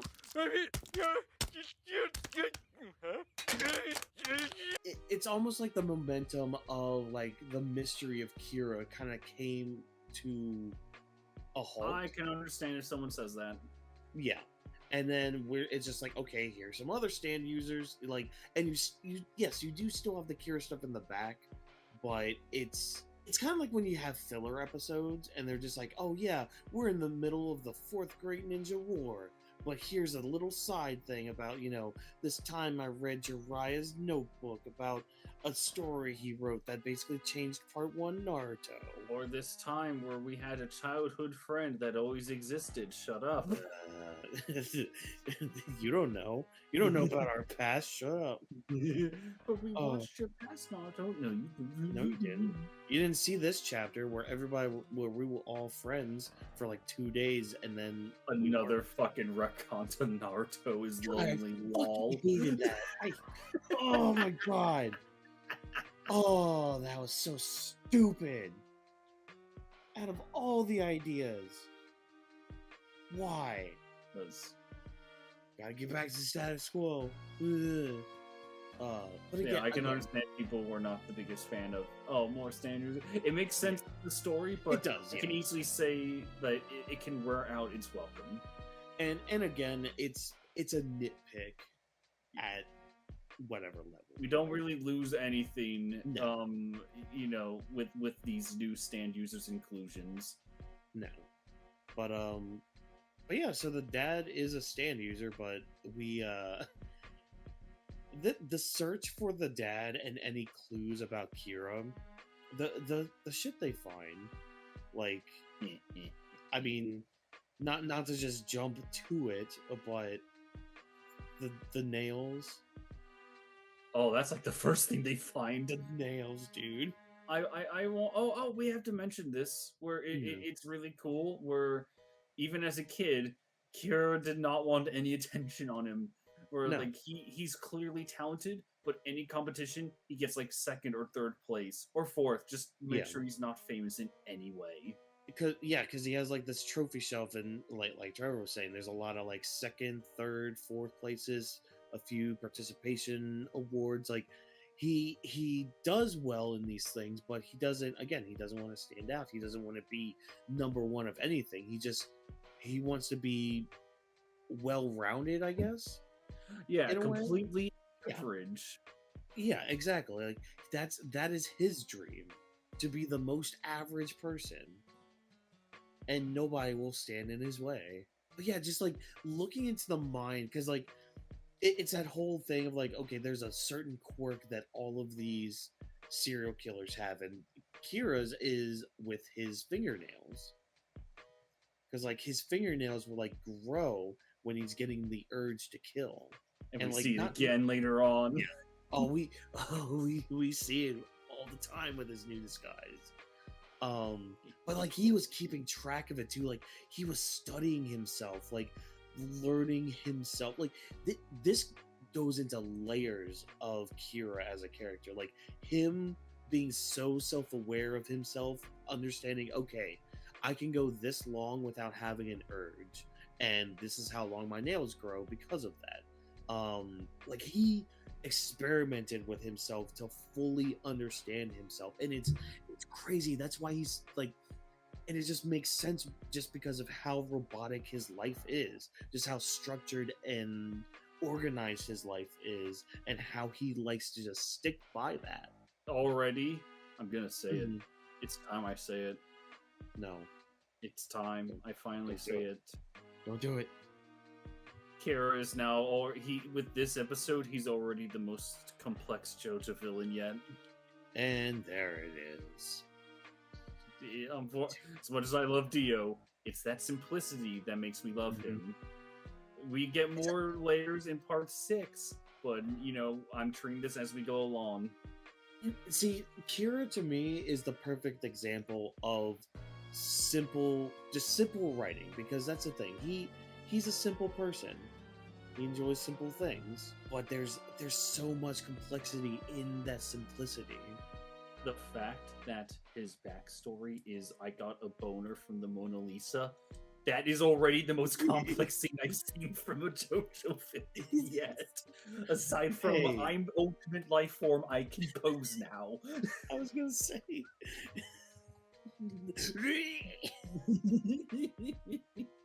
Oh my god. So yeah, his dad has a stand ability where first of all, okay, his dad's dead. He's a ghost. Go on. He's a ghost with the stand ability. Yes. Just letting the audience let that sink in. He's a ghost with the stand ability. And it's basically Fatal Frame the game. Yeah. That's like the workaround. Like you're basically stuck in the room that the photo was taken. Like, okay, hold on. Is his stand the camera or the no? It's the photo, like a photograph. Okay, but it doesn't activate without the camera though. In this fight, but I can only assume like he's the master of the photograph. So anything that's in the photograph, he can control. I believe. Okay. Wait, no shit. How the fuck does the camera get taken a picture? Oh fuck! See what I'm saying? Because that's the thing. Like, could he just go to any photo album, touch a picture, and automatically control that space wherever it is? Yeah, it's the camera, and then he gets trapped in a photo by JoJo. That's it. That's the thing. The camera and whatever picture he's the master of. That's it. That's it. I confused myself. It happens. Because then he lives in the picture after all that. Thanks to Jotaro's careful thinking. Dude, see, I love when they capture him. Yeah, and I just want to say, it's a good thing that, Jotaro won't beat the big bad, so he gets to get the dad that spawned him, Well, come on, like a little deal in a way. Reverse Dio. It's reverse Dio. Instead of Jonathan's dad being killed. Yeah, I'm just making a point because it would be rather fucking silly if. No, I'm not gonna say it again. No, it's all fine. Trevor, it's fine. It's fine. Okay. It's fine. Trevor, it's fine. It is. I don't know why I thought that. I was about to be negative for a second. It's okay. Weird. It's okay. All right. I'm usually not negative. Huh? That was odd. Oh. That's kind of true, which is so funny in terms of our friends. It's like Trevor's always the hateful one. It's like, am I really? Am I? You guys just recommend a bunch of shit. Marvel Phase 4. Hey, look, they tried and failed. They tried. All they said to convince me was, "Come on." Look, I think things were had last night, so... Precisely my point exactly. Look, it was great. It was awesome. Anyways... Yes. So Josuke... Fuck. Why do I keep... Oh my god! Oh! See, it's almost like my brain wants Josuke to be the one that beats the final villain. What do you mean? He would. That would be very silly if he wasn't, right? Exactly. It's almost like I keep wanting to just say Josuke and not Jotaro, even though I like Jotaro. I imagine comments are already going to be written about how we're wrong. Don't worry, we'll get there. Don't worry, we'll talk about it. It'll be in the future. So Jotaro closes the father in the picture because he's smart and tapes the picture together, pins it on the wall. Dunzo, they can go about their day, right? And the Lord said, no. So they're still looking for clues. What can we find? There's got to be something. Like, how did Kira get a stand? Because I thought there was only one arrow. We've got it. What's going on? Oh, there's another. Another there is. There's another. Okay, so what was the story? Was it what? Did he get this one from? Did he? I forgot how the dad got it. Stand arrows. One was with one was belonging to Okuyasu and his brother. That was one. The other one was pretty sure it was Enigma. Okay, so this is the one that he got from Enigma. I believe so. Okay. I don't exactly remember. Okay, I couldn't remember if this was the one or if hers went to Okuyasu and his brother. I couldn't remember. Looking it up. I'm pretty sure this was Enigma's though. How did Kira because I think this is where we see the picture of her. Or maybe that was earlier. Shit. Oh, I One can't remember. arrow given to Yoshihiro Kira by Enya. Aha! Okay. All right, good. Good. So we were right. That's pretty cool. Take that, Judaism. What? What? Sydney, why would you say something like that? Praise Allah. Chaos. Chaos. Oh my god. So yeah, they find another arrow. Oh no. Oh no. Oh no. Oh yeah. Or it's like the one arrow never left Kira. It's like time to cause some damage. Yep. Okuyasu's the one that falls first trick, right? Yes. Okay. Because Unfortunately. Okuyasu's a good boy. And that's kind of the problem. I know. And it's not his fault. He's just It's trying to do the not. right thing, and he's dumb. But you know, it's the Goku effect. It's like, I know you mean well. It's just sometimes you're dumb, but it's okay. It's all right. No one's really hurt, or you know, characters aren't assassinated because of that. Yeah, because that's the thing, Okuyasu. You're just dumb, and that's fine. We love you for it. It would have made sense if you sent your standout during that sheer heart attack battle, because you're dumb. Oh my fucking god! I didn't What? even think of that. Yeah, it would have made more sense for Okuyasu to be there. Oh no! Oh, now granted, would have. No. Oh no! Oh. Why didn't he instinctively go? Vroom? That's what he did with everybody. Oh my god! Because it's Okuyasu, Oh my! and that stand needed to be nerfed. dying. That stand needed to be nerfed, and you know it. Oh my god! Oh my! It's fine. It's okay. Oh my god! Oh, that brings so much shit! Are you okay over there? My brain is dying. Yay! I broke it. Oh my god, I never considered that. Oh my god! Just, it kind of goes against everything because Okuyasu would, of course, instinctively use this stand when sheer heart attacking her. Oh my god! Oh. I can't do that. I'm not strong enough. You got this. I lost. I lost. Oh. So, okay. All right. Dad gets the arrow, makes new stand users to protect his son. Moving on. I'm done with you, Adam Hardfather. Oh no. How was this the thing that led us to be broken? Because part 4 is great. This fucking photo stupid bad. Ah! It's because Okuyasu's the goodest of boys. But hey, look. Look.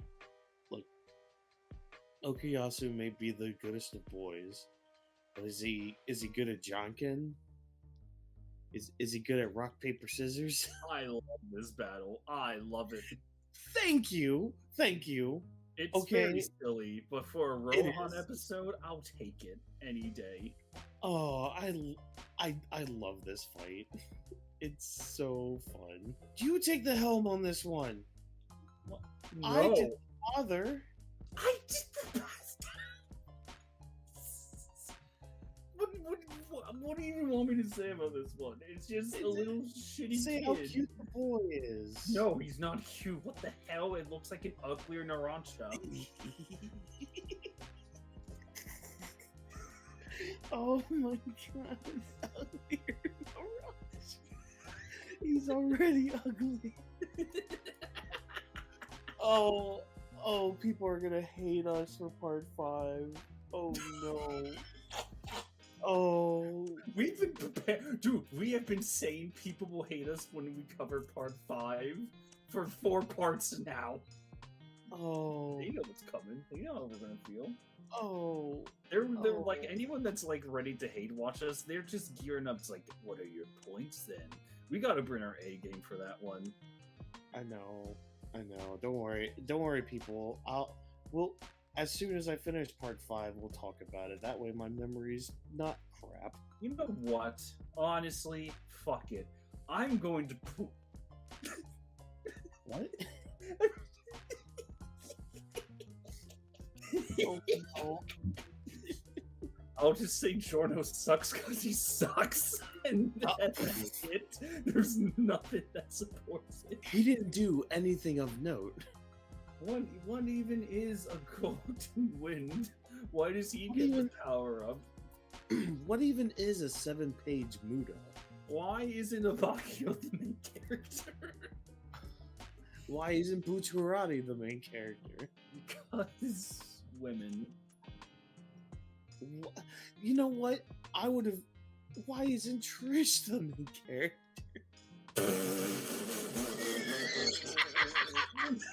I couldn't finish that with a straight Why face. couldn't Trish? How come the girl that couldn't? In no. this harsh gangster world, why couldn't the girl that makes things softer be the perfect counter?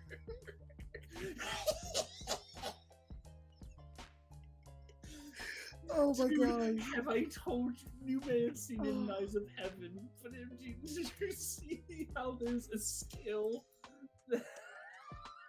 It's a skill where it's just one of Trish's battle quotes, but out of context it sounds so dirty, where it's like, I made it softer or something. Oh god. Oh no. Oh my god. Oh. Oh, yeah. So Janken fucking Boy. Ugly Narancia challenges yeah. Rohan to rock, paper, scissors. Rohan does well. And then the shitty brat, I'm sorry, even more shitty brat, like, no, I lost. Do me again. Alright, I will. Oh, I lost. Fight me again. No. Come on. No. Come on. Sure. I won. Oh.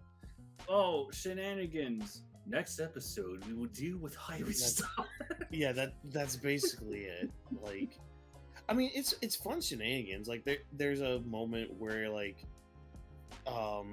is it who's with Joseph? Is it Jojo or Josuke? I believe it's Josuke. Okay. I'm not saying that I love this for a fighting aspect. Not even close. This isn't even like a fight to me. This is just it's just a Rohan episode, which means I automatically like it. It's just like I love Rohan in these situations. That's all. Do not look too deep into that. No, and that's the thing. There's not much too deep to really talk about, I guess. There really isn't. Again, it's fun. It's a fun little encounter. You know, because that's the thing. The boy isn't like malicious or mean or anything, and that's the other thing. It's like the father who shot him with the arrow. It's like, granted, he wants these people to go after like Josuke and all them, but they're just blocks in the way. They're just to be distractions and just keep them away from Kiro. Yep. Yeah, we're moving on. Fuck. There really isn't much to talk about No. here. I'm sorry, guys. Instead, I mean, we got extraterrestrials to talk about. It's good old Earth, Wind, and Fire. How the fuck are we gonna beat this today? Do you remember? I do remember, and then I remember Rohan's house burst into flames. No! Burn it alive! Oh my god, so the stand, Earth, Wind, and Fire. Its user, Mikitaka Hazakura. Is he an alien? Is it a stand ability? Who knows? He's just a nice boy. He is. Like, even if he is an alien, he's just a nice person, and I actually kind of like that a lot about him. Mhm.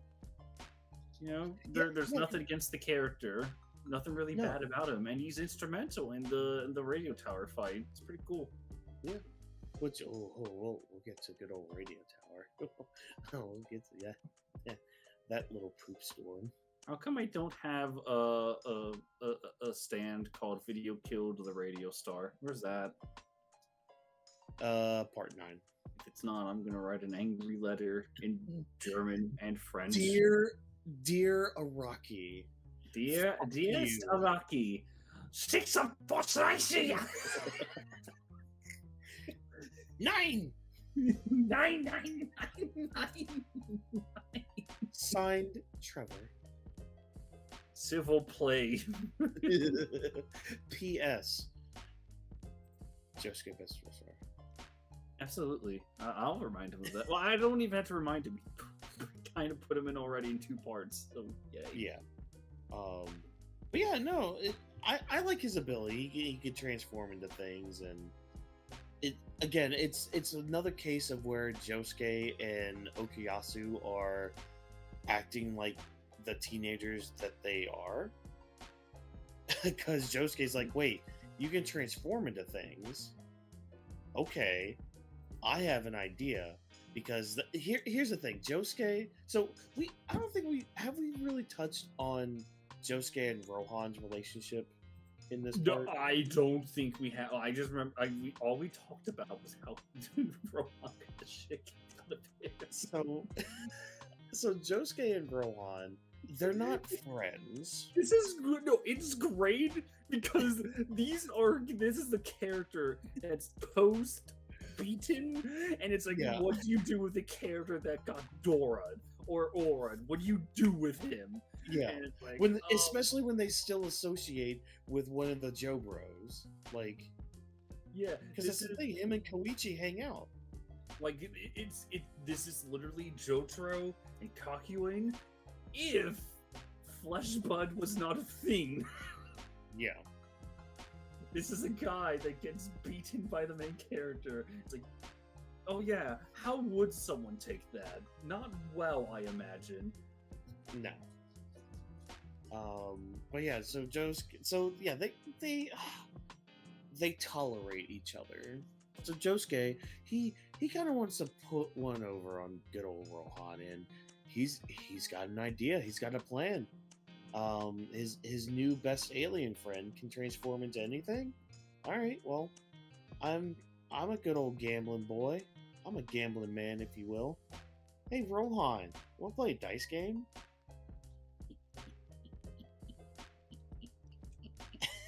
And The dice game's so good. So in your mind, let me cast this into your mind real quick, young viewer, especially if you're like just watching the series for the first time and you stumbled on this video and wanted to hear 2 assholes talking about their thoughts about part 4. And if you have, first time, how the hell would you make it this far? That too. Well, hopefully they're watching the parts before the video, but Yeah, who are you, CBR? The setup here. You would think, okay, well, the alien will cheat for Josuke. It's gonna be fine. It's gonna be good. He's a nice guy. He's a nice guy. He can follow the plan. All that stuff. Here's the thing.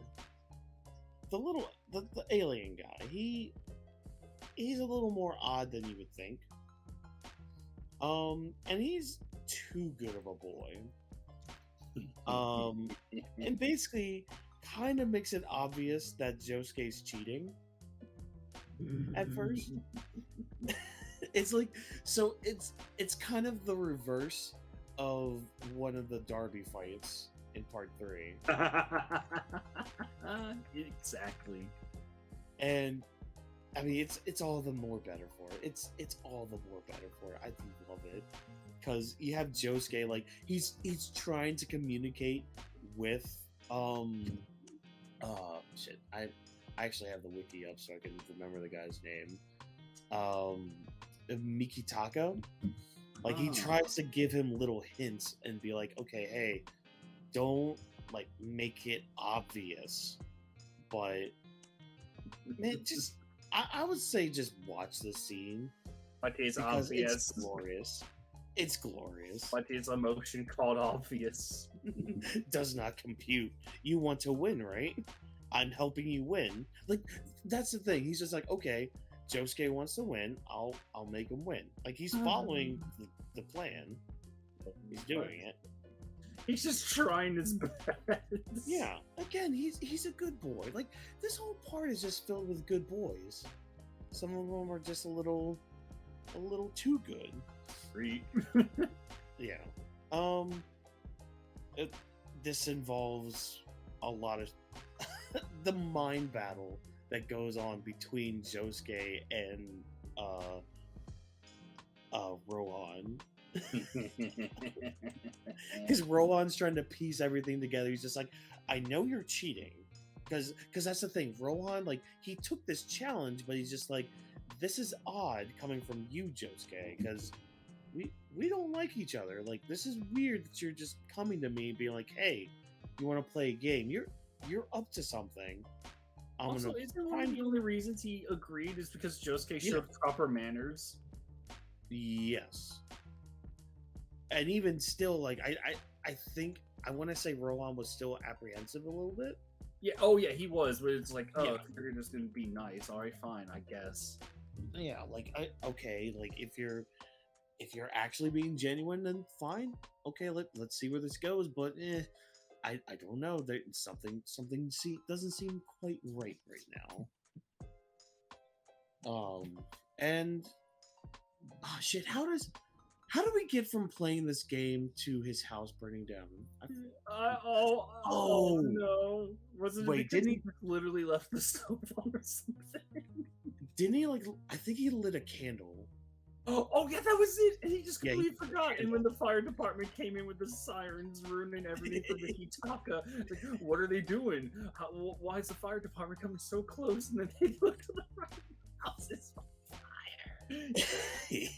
Oh yeah, because we find out earlier in the episode that Mikitaka, he has a weakness to high-pitched noises, and those high-pitched noises are things like sirens that you hear in fire trucks and police cars and all that. And yeah, he starts freaking out, and Josuke's freaking out. He's like, oh no, not only is he getting sick from being rolled around so much, these sirens are bothering him.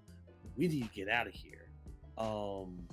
And the lock guy shows up for some just out of the blue. Just to prove that Josuke won't cheat. Yeah. Like, he just shows up. Out of all the characters to use in that moment, it's Locksmith. I refuse to look up his name either. So Me he's neither. Locksmith. Fuck it. So Josuke escapes. Rohan has to deal with fire damage. The end. I don't remember there's a line for it, but I generally find it hilarious that Josuke could have fixed the house theoretically with Shining Diamond. Rohan probably being like, I don't want any of that. Oh, it's the best. I love it. But hey, guess what, Trevor? What? It's your boy. It's time. It's time for some Highway Star. The fear. The anguish. The fear. Play Metal Gear Solid 3 if you guys don't get the reference. Please, thank you. You'll thank me later. No good deed goes unpunished, Peter. You can thank me later. Trevor, walk us through Highway Star. You know, some time has passed. Rohan's house is getting fixed back up, and he meets up with Josuke on a bus randomly. Hey, that's kind of cool. That's neat. Hey, how you doing, Josuke? You know, my house is still burned down because of your ass, but you know, it's fine. It's not even exactly his fault. It's just so funny. He's just that petty. Exactly. But how to explain the intricacies of Highway Star? Because it's odd how, like, how it It begins. Yeah. Like how I it starts. agree. It kind of It's like- makes no fucking sense. Yeah. But Oh. that's like my one complaint. I think like every time I watch it, I feel like I get some understanding, but then I Yeah.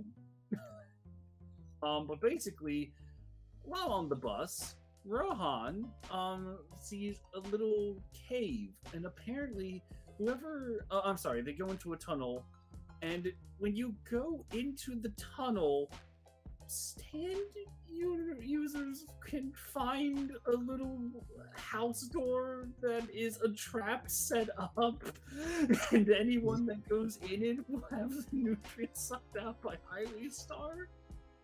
Apparently, it makes no And then- fucking sense. And then when you try to leave said room, it chases you. You have to by maintain the scent? top speed of 40 miles per hour. In order to escape it. Which, like, I'm fine with, you know, if it was like an automated stand, as it kind of is. Yeah. But that setup condition, man, that setup condition of, oh, I can materialize a room. It's like, what? I mean, it's the same thing with what's her face with the outlet. Oh, with I can see that. It's just Yeah. so weird that it's like, Yeah. at least that was an outlet. This is a Yeah, a room. because you can hide an outlet. Like that doesn't have to be that can kind of not be in plain sight, or at least not noticeable. It's just so weird to think about. Yeah. It's But, like, oh, a random room in this tunnel. Yeah, so that's what happens, unfortunately. Yeah. And Rohan gets stuck in there. His nutrients are being sucked out of him. And it's up to Josuke to save him. How does he save him? Well, it's a fun little game of tag based off of the movie Speed. So yeah, Josuke. Oh, he gets a bike to run away from the stand. Man, this was fun. This whole chase scene is fun as hell. Yeah, it's great. Yeah, like, dude, the image I always think of is him dismantling the bike and continuing to go forward, and then reassembling the bike after, like, I think it was when he was dodging the baby. Yeah. It was the baby, and it was also when he was about to hit a dead end in the dam area. Oh yeah, oh that one was On nice. the port area. It's just like, you break the car just so you can go into the car. Oh no, you go through the car so you can break it apart and then reassemble it so that the Highway Star gets trapped in it for a little bit. It's great. I love it. It's Speed. It's just a little manga version of Speed. Yeah, dude, and the sharp turns he make, like the anime does a really good job of like showing that. I'm sure, like, I mean, it's kind of easy with the manga because you can just show a snap turn just by like changing the panels and just immediately doing the turn. But the way the anime does it, it's so good because, like, you know, he has to keep that speed, and they keep the motorcycle going that speed as he makes, especially that one sharp turn, like in the dam. Yep. It's so good. Love it. I love it. And that's kind of like what makes it hard to talk about, because it's like, again, I feel like I'm going to rip off Team 4-Star, or specifically Lanny Couture when I say this, but it's like, it's hard to really comment on. I just basically explained the whole gist of the fight. It's like, it's Speed. If you've seen the movie Speed, you like that shit, you're going to like this. It's Yeah, like exactly. Aqua, though. It's just like the creative way that Shine and Diamond just, keeps the chase up. Yeah.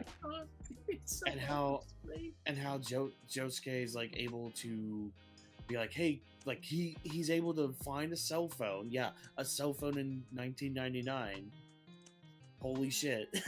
So he's able to find one, call Koichi and be like, hey Koichi, can you figure this out for me? Like, because apparently there was like some accident around where the room was in the tunnel, and the guy's like in a hospital having his stand heal him or something. Oh fuck, how did it go again? It was like the guy got in an accident. I think it was when his stand manifested, wasn't it? Yes. Yeah. Like he was in an accident because of that, and then like he was sucking in nutrients from people that just walked by. And he has all these nurses just looking at him. He's a player. He's the top king, you know. Josuke just driving through the hospital in that motorcycle trying to find this guy, and and he finds him. How do I describe the catharsis? Oh. It's just literal jock energy. It's like, hey ladies, come on, there's enough of me to go around. I'm invincible, aren't I? Man, it just feels good sucking people off and just using their energy for my own, and then it's just... And it's like, hey, my IV feels a little weak. I wonder why that is. Like, it's me, dick. This is probably one of my favorite scenes from the part. Oh, it's just Josuke being like, I'm gonna beat you up. And then he beats him up. And he's like, oh, wait a minute. I'm healed. I'm all better. And it's like, yeah. And then he fucks him up. Dude, that is...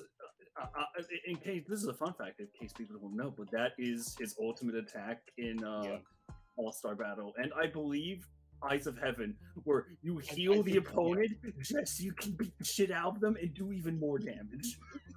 It's great. Oh, it's so good.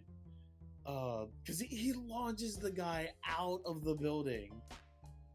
Like, the guy should be dead. He should be dead. No, he lands in a little shallow water. He should be dead. The only way this makes sense if Shine and Diamond was still active with the final punch is he went Korean out the window and down several stories.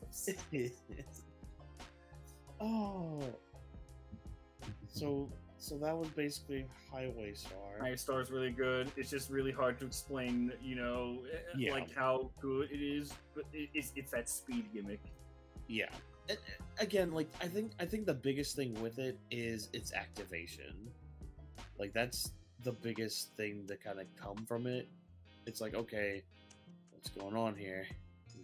A few little extra steps that maybe you didn't need, but okay, cool, neat. Let's get this speed chase going.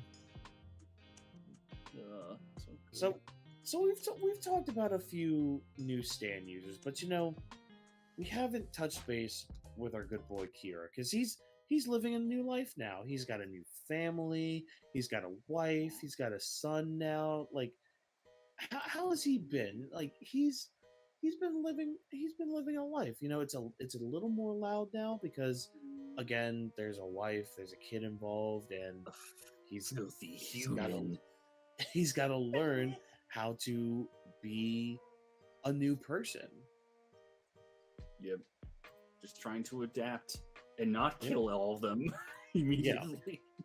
And he goes so far as to learn the guy's handwriting too. Like he practices the guy's signature, which is just a really nice testament to his dedication to be average.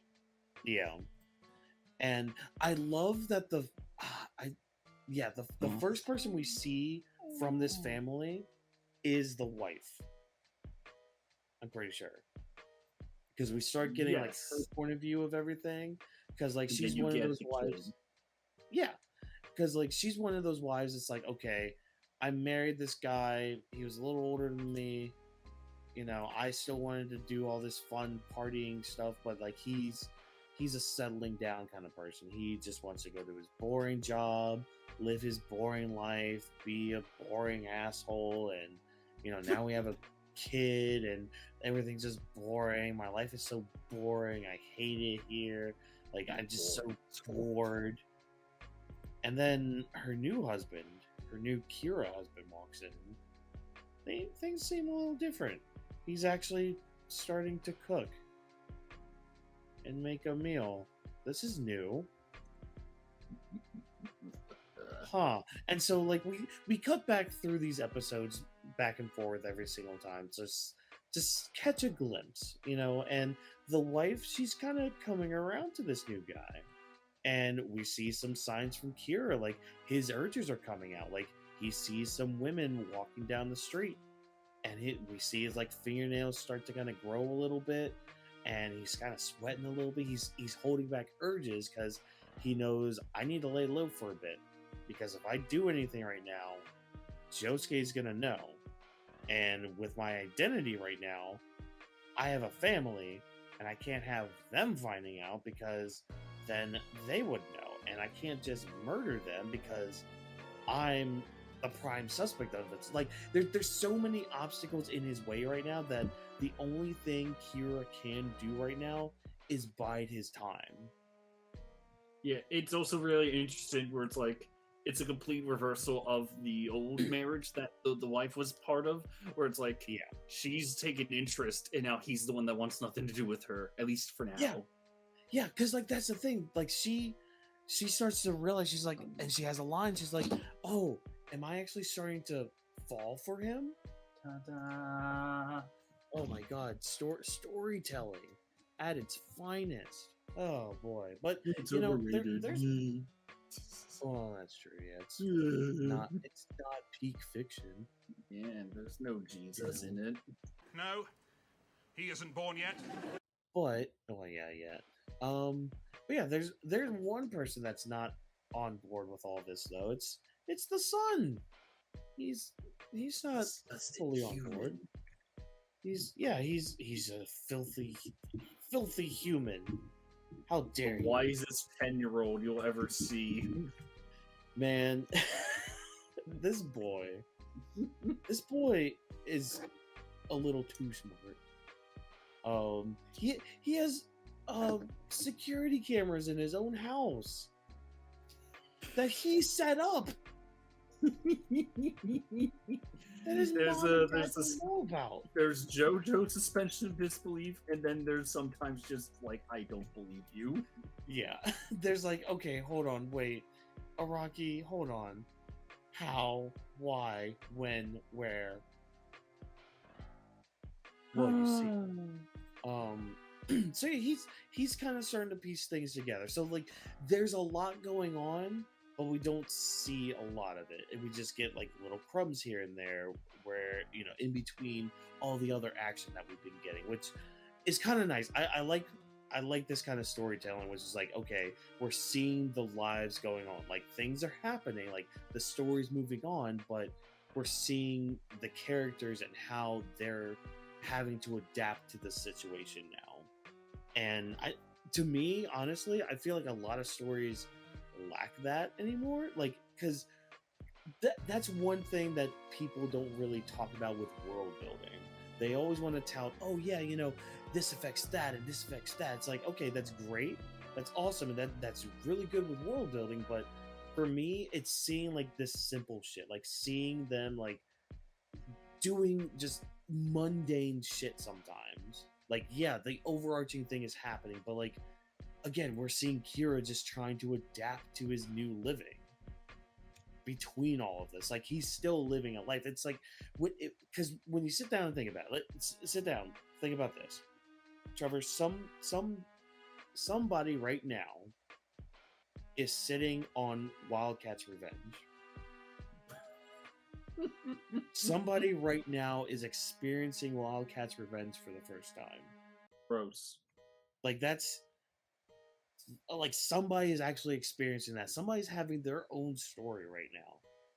I don't know, that's just something that people, I feel like, don't think about with world building. Like, everybody has a story, and it's great to kind of see like this. Like, another good example I will throw out with this is in MHA.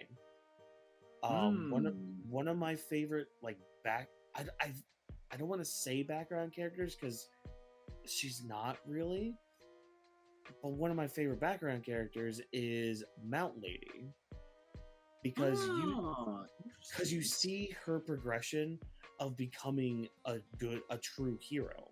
Because we see her in the first episode, she's brash, she wants all the glory, she wants all the attention, like, she is that celebrity type figure that are scrutinized in the world of MHA.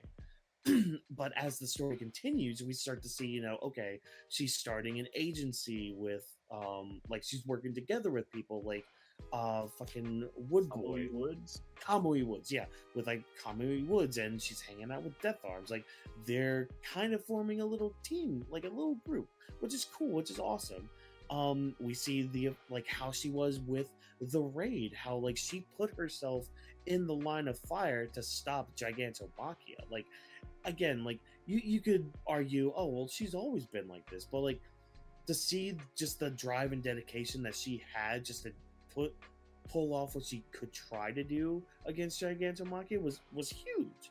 And then like you see just, and it's a small panel that we see from like the aftermath of the raid where like she's looking at her destroyed mask, and like you can see in her face that she's contemplating everything, because soon after this we see people like Death Arms quit being a hero, and she's also part of the team that's working with Endeavor with Deku to find All for One. Like she's starting to be put in these positions where like she's starting to be more trusted now. Like she's starting to become a full-fledged hero, somebody that's like that Stain would be like, yes, you're a true hero. Now that might be a bit of a stretch because of her past with it, but that's just an extreme example of like the turnaround that she's been making. And again, I think that's a big aspect of world building, seeing like small characters piecing together something that's part of the story that we're following. And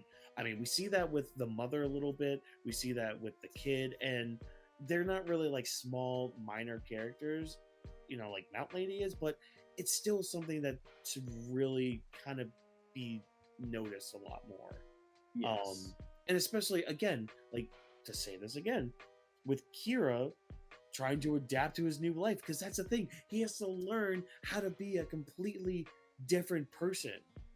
He can't like, and that hurts him, that makes his urges worse. That's why like he's up there sweating while he watches two women be like on the street just walking down. Like he's thinking about like choking that tender neck of hers. And his nails are like growing as he's thinking about this. It's so fucking good. It's so good. It's just, and again, I just love when we get to like have it's just small cutaways like that, just a little tiny check-in like that with somebody that's on a completely different part of the map of these stories. But yeah, the reason that we started talking about Kira and his adaptability and what he's been doing is because we've got our next stand battle, and it's might even call it a battle. It's You can Kira. call this a battle. It's a battle. Come on. I guess. Meow. Meow. Sonic. Sonic, you're dead. Well. Meow. Oh my god. So we've seen ghosts get stand abilities now. We know dogs can get stand abilities. How about a dead cat? This is one of the things where I am terrified of showing Becky. It's like, this cat's dead. It's like, oh, don't worry, it becomes a murderer. What? Yeah, no, that's the thing. Like, it comes back. It's just like that Canadian cartoon. But the cat came back. Cat dog? Wait, you don't know? Oh, wait. Have you never seen this thing? See what thing? Like, wait, it's a cartoon show? Look up, okay, after this, look up The Cat Came Back. So yeah, Kira has to deal with a cat. How do we discuss this little kitty? I mean, Can't? it just becomes a flower plant stand after it's it dead. shoots air. Yeah. And I can tell you why it exists. why? So it takes the worst decision in the final act of JoJo. Well, look, Stray Cat's fine. Kira silences it, or at least he tries to. This is where the boy finds out about Stray Cat, isn't it? Yes, Because it's like yeah. the same episode. Wait, this isn't the bathtub scene, is it? Oh fuck, is it? No. It's no. This is after. This is when Hayato actually catches him. Okay, all right, good. But then he feels really dirty. He's in the bathtub, and then Kira comes in. It's like, Hayato, and then he just fucking kills him. I know. Pretty brutal. Oh yeah, because yeah. No, we're not. Okay, yeah, we're not. Yeah, we're not there yet. No. Instead, after the stray cat's been discovered, and after Hayato's more suspicious, we have more stand users to deal with. Because the date is July 15th. Oh, we're getting really close to the ending now. Oh, we're almost there. July 15th, a day that will live in infamy. The day where many stand a battle lose happened. A day where a boy saw the rest of his life go up in flames. A day that will continue to live on in infamy every single time someone finds out about Kira. Wait, okay. Granted, that's the next day, but anyway. Yeah, I was about to say, I was like, hold on. Nah, because that's the thing. The rest of this shit takes place in like 2 days. Kind of insane. Yeah. So July 15th, Hayato's like, okay, look, I need to tell somebody. I need to figure out who I need to tell. But Daddy's still looking over Yoshikage Kira. He figured out where his son is, so now he can keep a better eye on him. I'm gonna help you, boy. Here's some more stand users. One visits Rohan and was like, hey, how's it going? I like this. And then the others, Okuyasu, the alien, and Josuke meet up with a fun little architect at a radio tower. And Koichi continues to kind of be stupid. Oh.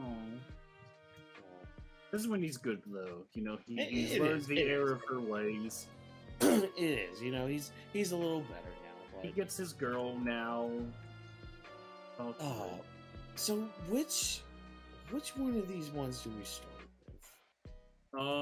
I'll let you pick. You're the host. Oh, let's talk about Superfly. Alrighty then. Let's do good old Superfly. So, Superfly. This stand. This good old boy stand. Well, we're waiting. I don't have an opinion on Superfly, I don't unfortunately. either. It's just like, okay. I was kind of hoping on you because it's like I watch it, but it is some okay. It's not bad. Like it's not as bad as the Jotaro and Koichi versus Heart Attack one. But it's like I also don't feel anything with it. I don't.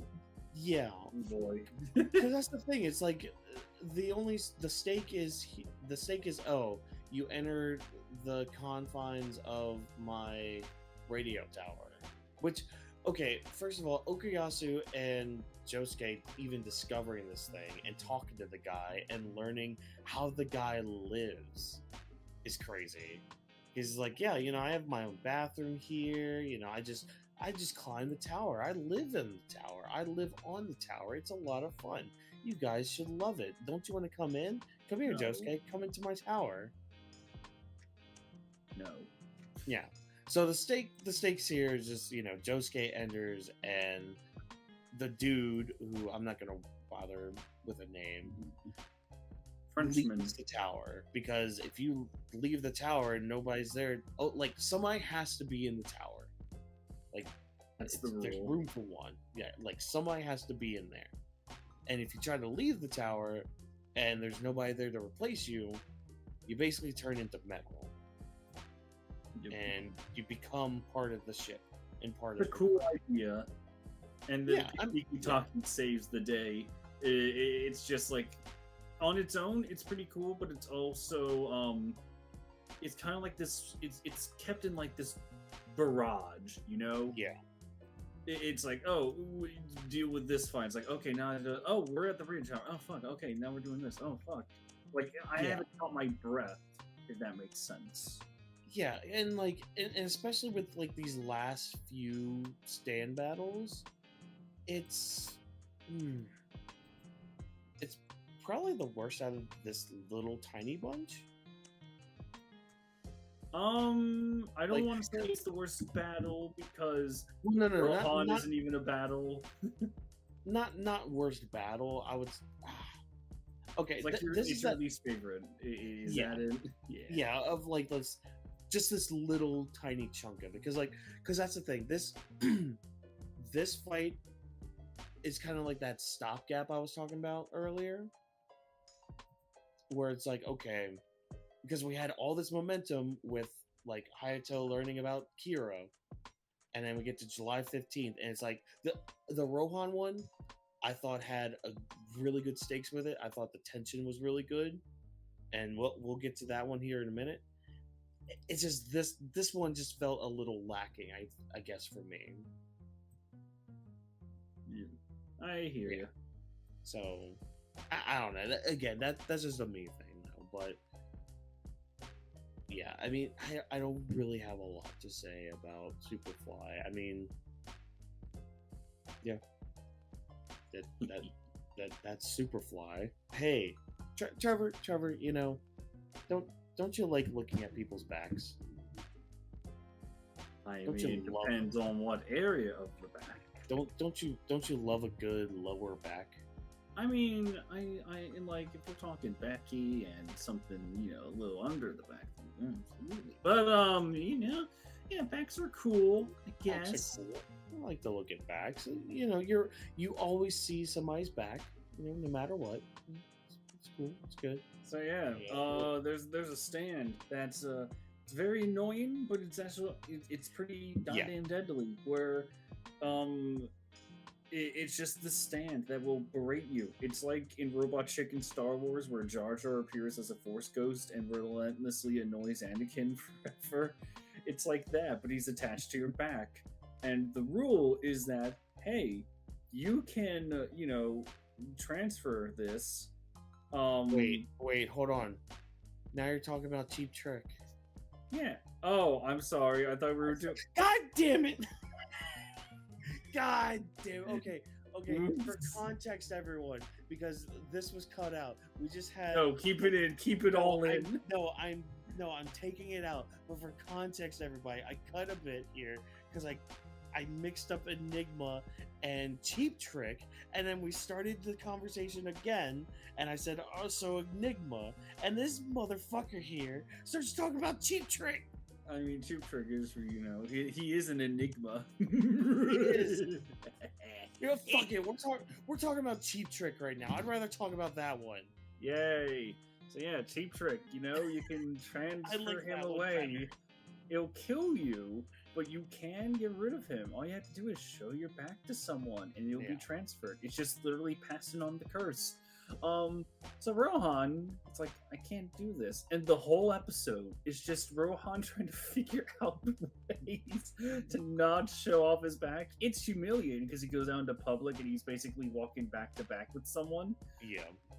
With the Cheap Trick, it's like, you'll never outsmart me. And then Rohan's like, yes, I can. Because, you know, your last victim didn't have Heaven's Door. It's like, yes, you can just mind control people. And the way Cheap Trick is ultimately defeated is that Rohan goes to the ghost alley, turns around, Cheap Trick looks behind him, it's just all the hands from the alley just grabbing him and killing him, and it's great. Like, it's not even a fight, it's just a very cool little fun fun thing. And I love how it brings back that ghost alley. Yes. Like again, it's the simple little things that it's the simple things where you think about with world building again, where it's just like, okay, of course they would go to it. You're like, but it just works. It's so simple that it works. Like, you don't have to be so convoluted in your things. Anyways, well, I say that even though we're talking about JoJo, but we're also not in part 5 yet, so Fucking lol. Look, Gold Experience Requiem. That's all I'm gonna say. That makes sense. That's all I'm gonna- Oh wait, I'm sorry. I meant fucking Diavolo. Diavolo makes sense. Fuck his power. His power's really cool. What do you mean? Fuck the time skip. What? Time skip's really cool. I'll fight you. Yeah, keep doing the front noises. You'll see. You'll see. So now let's talk about Enigma. Okay, great. This dude is annoying. I hate his stand, and I hate him. Kill him with a gun. Alrighty then. Enigma's a really cool character. Yeah, it's all right. He's basically Yeah. he finds joy in just like what scares a person. It's literally Scarecrow. Well, like that's the because that's the thing. Like his stand doesn't activate until that fear happens. Like Yep. once he sees that fear, and like that's the thing. It's all a game to him. Like Trevor is saying, like he he loves seeing that fear in somebody, and the whole game for him is to get Josuke. And you think again, this is where Araki subverts expectations. Let me just pull my glasses up as I say that. So yeah, Araki subverted expectations by actually having Josuke lose. Yeah, he falls for it because the dick bag does the one thing that no villain has done yet. He brought in his mom. The heart! Attack the heart! Oh, Josuke. No good deed goes unpunished. You can Oh. thank me later. And who can save the day, Trevor? Who do we have to save the day? Why? Highway Star. Yay! Josuke recruited Highway Star because he needed to find Enigma and was like, "Hey, you can follow sense. Yeah, I have a and- scent for you." And what's really cool is that good old Highway Star is kind of useless. Yeah. Like he finds the guy, but in terms of combat, there really isn't much he can do. However, the Enigma stand is all about like a little paper copier. So how do you beat a paper copier? Oh, you jam it. Mhm. And it just works because Enigma. I'm sorry, Highway Star can just separate itself into Yeah. pieces. And it's like, oh, I get it. I understood that reference. Wowzers! Again, I love how Araki can like turn a power that literally the dude's power is just to sniff and to suck you up. And he gets a good moment. He gets a great moment. He Ah, saves the day. Part 4 is saved because of him. Thank you, Highway Star, for all your shenanigans. Yay. And Enigma's, thrown to jail and never seen of or heard of again. Long live Riddler trophies. No! The Riddler trophies died 6 years ago. Wait, 8 years ago. Did they? Yes. Did they truly die? Yes, they did. Not And with then Riddler remake. decided to make a robot. Oh. That fun boss fight. And then have the most Yeah. infuriating Catwoman mission of all fucking time. Oh, Catwoman missions. How fun they are. They were, and then you had the bullshit of, oh man, oh, I don't even get me started. I'm sorry. Continue. We need to move on. I'm gonna get Yeah. into a rant. Don't worry, Trevor. We've made it. We've finally done it. We've cracked the code. It's time. Oh, hey, I have to head on out, so we gotta do this another day. Oh, I'm just kidding. bites the jester. Quick, rewind time. Oh, hey, well, Hawkins, guess what? I can do it now. Haha, Yay! lower the bid. It's bites the dust time. Yep, the final arc, and it has my my favorite Josuke battle, As it should. and But- my favorite Okuyasu battle. And my favorite Jotaro battle. Unyielding rage! Look at that. Look at But there. look, as many stories start, let's start at the beginning of this arc with naked baths. Very awkward naked baths. Yeah, we need to set up the story here. So basically, Hayato was spying on his daddy, suspect to be Kira, because hey, my dad doesn't act like this at all, and he basically witnesses Kira kill 2 people. He caught it all on camera. Kira notices this. It made me thinking, wow, that was really fucking stupid of the kid. It's like it's a 10-year-old that just saw his supposed dad just kill 2 people, made him explode. The fact that he ran away is an understatement. The kid runs away, goes into his bathroom. It's like, oh my god, this is just too freaky. What the hell do I do? Then it just continues where Kira walks in and it's like, I fucking despise you. You figured out my secret. This is unacceptable. And in a fit of rage, Hayato's killed. Yep. Oh, but not only just that, we get an evolution. Oh, it's just like I can't understand at the moment that a child gets bludgeoned to death and you see its corpse. I mean, wait, hold on. Does the manga actually show the corpse, or I don't know. Okay, but the anime sure does, like a hint of the corpse. Yeah, I remember seeing like an arm, I think, or a leg. That's what was like. It's still the confirmation of it's a corpse. Yeah. Oh yeah. But no, Trevor. We also get a nice little evolution with this. Yeah, Kira's freaking out. His dad's showing up. And he's like, "Oh man, I've never seen you this stressed out before. You always worry like this. Except this time it's so much worse." And in the worry, the stand arrow it impales itself onto Kira. It's like it beckoned to him because Kira needed some kind of miracle. Yeah. And unfortunately, fate answered. So now it's time for Killer Queen Requiem. Okay. I was gonna ask you. It is the first. It is technically the first Requiem good. stand. Good. Because it's the same logic. It is the same logic we're in the same wavelength. We're on the same wavelength. I don't know if we're going to disagree, but it's the same mindset. I'm sorry, not the same mindset. Same rules, you know? Stand arrow pierces someone with stand. They get an amazing new ability.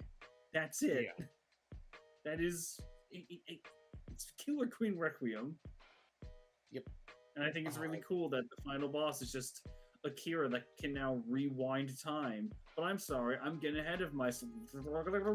So Killer Queen evolves into... What was I just saying? I can't even remember my own bit. I'm sorry. I was going to do a dust theme, but it didn't work. It's the dust stew. Yes, a new ability. And hey, look, a corpse to try this new ability out on.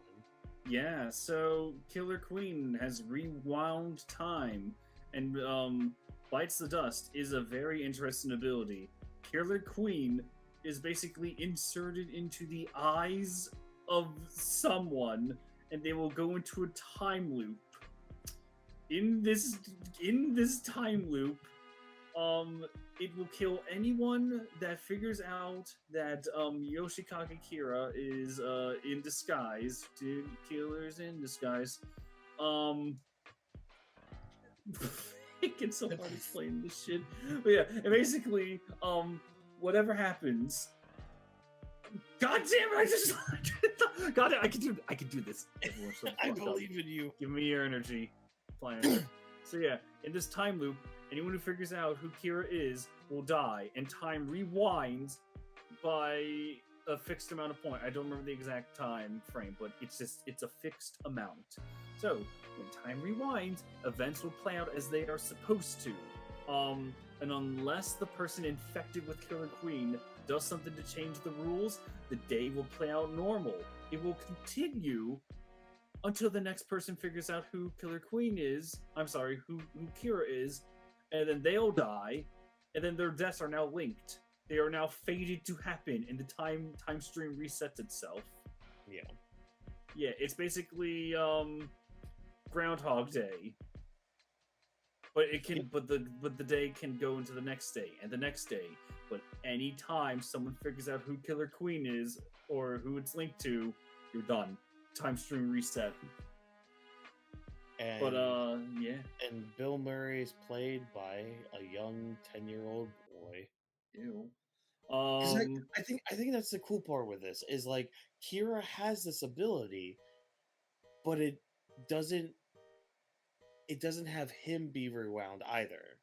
Because like we see that in some of these rewinds that like he doesn't retain any memories from where Hayato was rewound. Now he pieces together that Hayato might have been rewound a bit because of just how he acts and all that, but Kira himself does not like go back and forth through these timelines. No.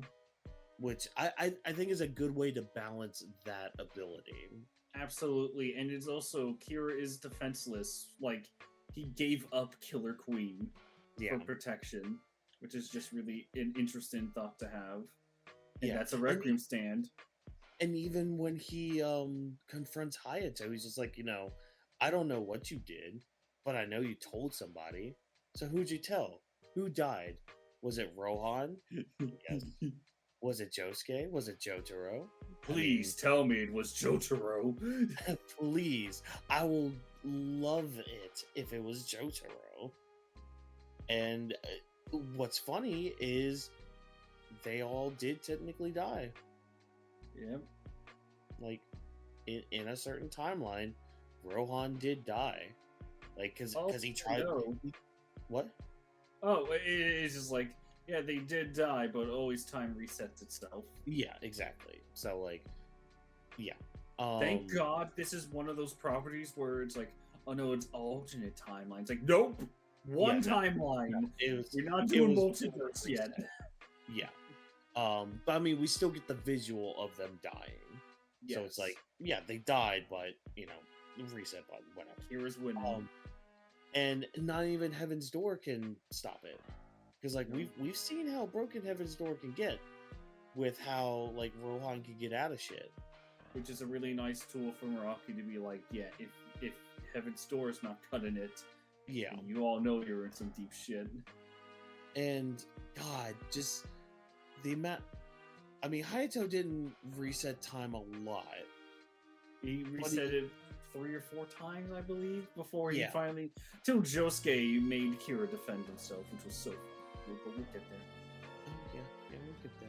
Actually, wait, no, we're pretty much there. Because we're almost there, yeah. Because that's the thing, like, Hayato goes through this moment multiple times, but he's able to... Again, genius 10-year-old here. Yeah. Fucking genius 10-year-old. First of all, was able to find Josuke's phone number that quickly, able to call Josuke that quickly, able to do that without like Kira like hearing him or suspecting him or anything like that. Oh, actually, it was actually pretty cool where he didn't even talk to Josuke at all. He just let the phone ring just so Josuke could wake up, because Hayato did hear Josuke be like, "That's right. Oh man, I just woke up late." It's like, I need something to wake him up. Phone call. But again, it's just like the brilliance of a 10-year-old to think of that. I mean, it paid off. Yeah, Josuke woke up a little earlier. And Okuyasu is there as well, right next to him as always. And Killer Queen is like, oh fuck. Oh shit. Well, time to get my defense out of here. Killer Queen, use the cat. Yeah, don't worry. The Killer Queen's now a Gundam for a kitty. Yeah. Isn't it? Oh wait, no, he's Krang. Of course, you idiots. Turtles. And I will admit, even though I have my issues with Stray Cat for later, it's really kind of a genius ploy from Kira. Yeah. To be like, yeah, we just can't have we just can't be touched, right? It's like, that's one way. Unfortunately, there's also another way. Like, now you can make bombs that are invisible and they can fly. You're kind of fucked. I'm sorry. I win now. And they basically got rid of the only guy that can take care of them because Okuyasu was the target. And then he turns Okuyasu into a bomb, which is fucking brilliant. And then Hayato comes up and it's like, I can do this. Yeah, test the bomb on me. And it's like, Hayato, you fucker. You ruined my plan. And then Josuke starts to go on the, tries to counterattack. And then he gets to he goes into a house to retreat. But it turns out the fucking dad is still alive, and he was just hiding in Ayato's coat jacket. Because goddamn it, of course he would want to keep an eye on Kira, especially with the fucking rec room. And then it's just like this constant back and forth, like, I'm gonna let loose the bomb. And then the bomb tries to go off, but then Josuke tricks It's so much shit. There's so much shit. It's such a good final battle.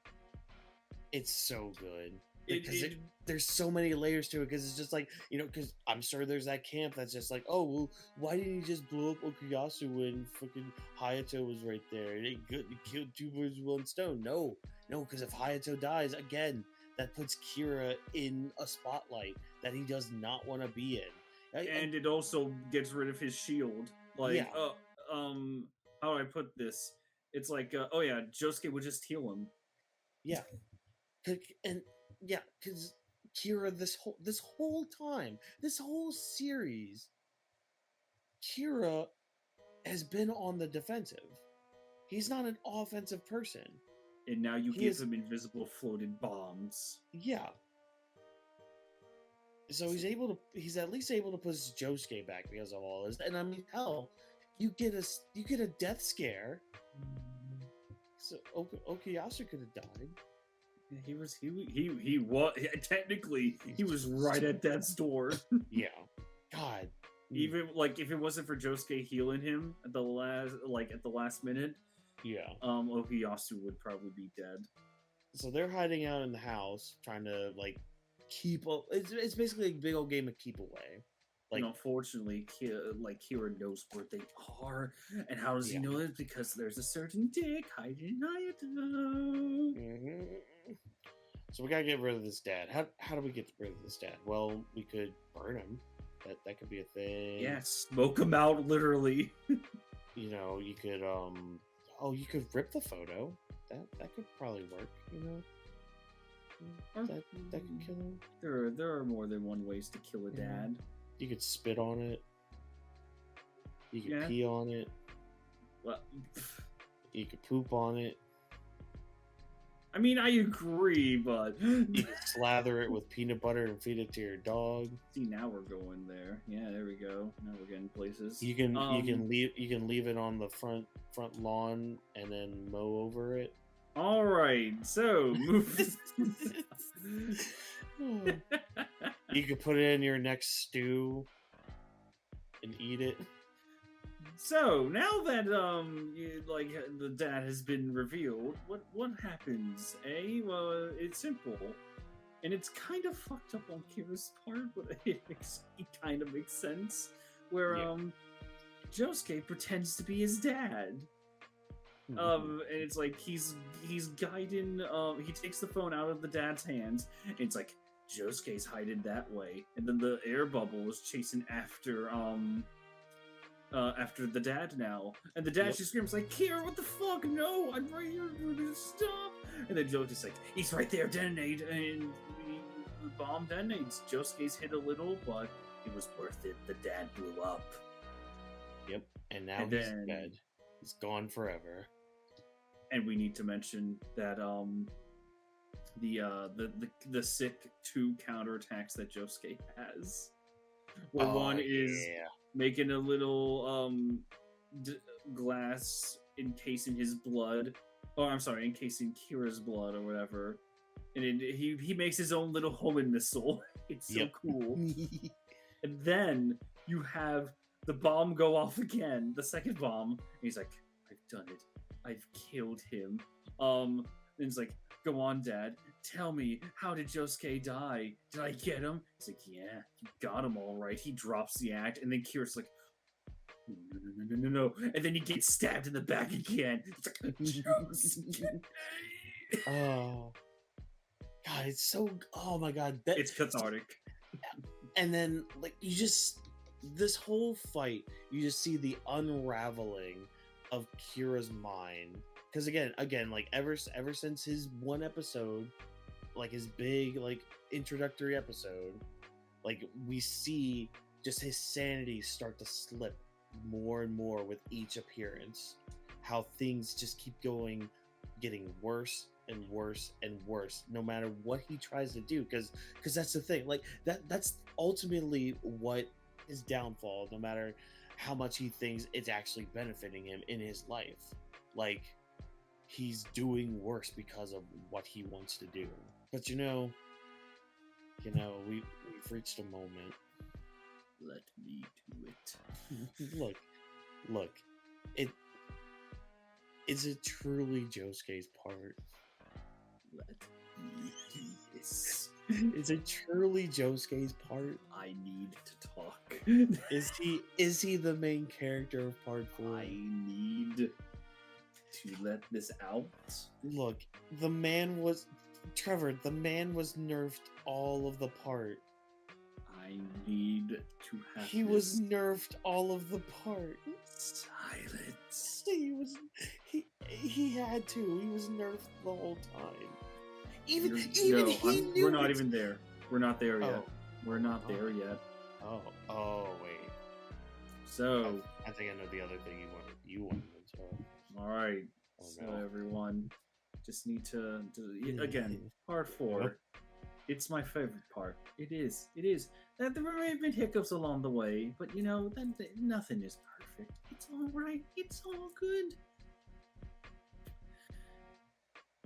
The standoff against Josuke and Kira. And this time I am going to bring in the music corner. Look up that. JoJo Part 4 corner. It is one of my favorite battle tracks. And Josuke versus Kira, it is so goddamn cathartic.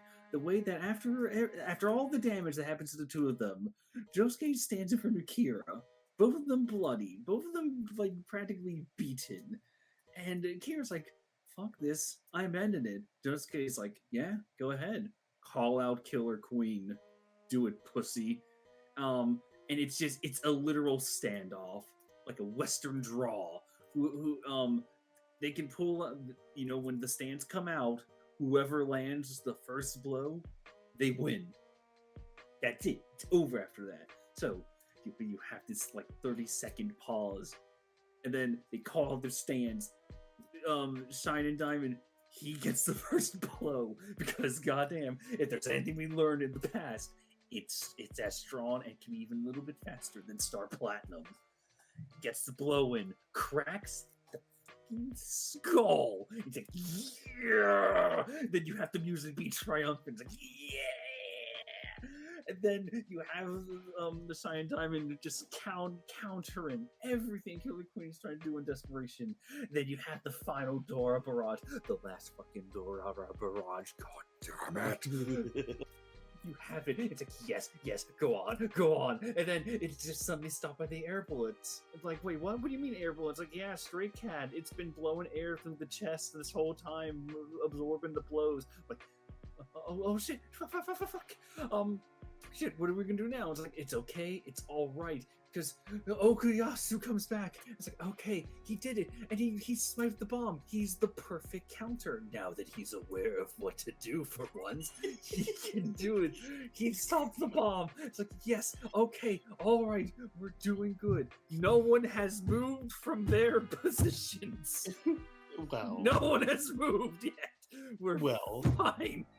Well, then Kira's backing up, and it's like, shit. And then you have something really cool where a police siren, an ambulance siren is heard in the background because everyone is going to the house that exploded.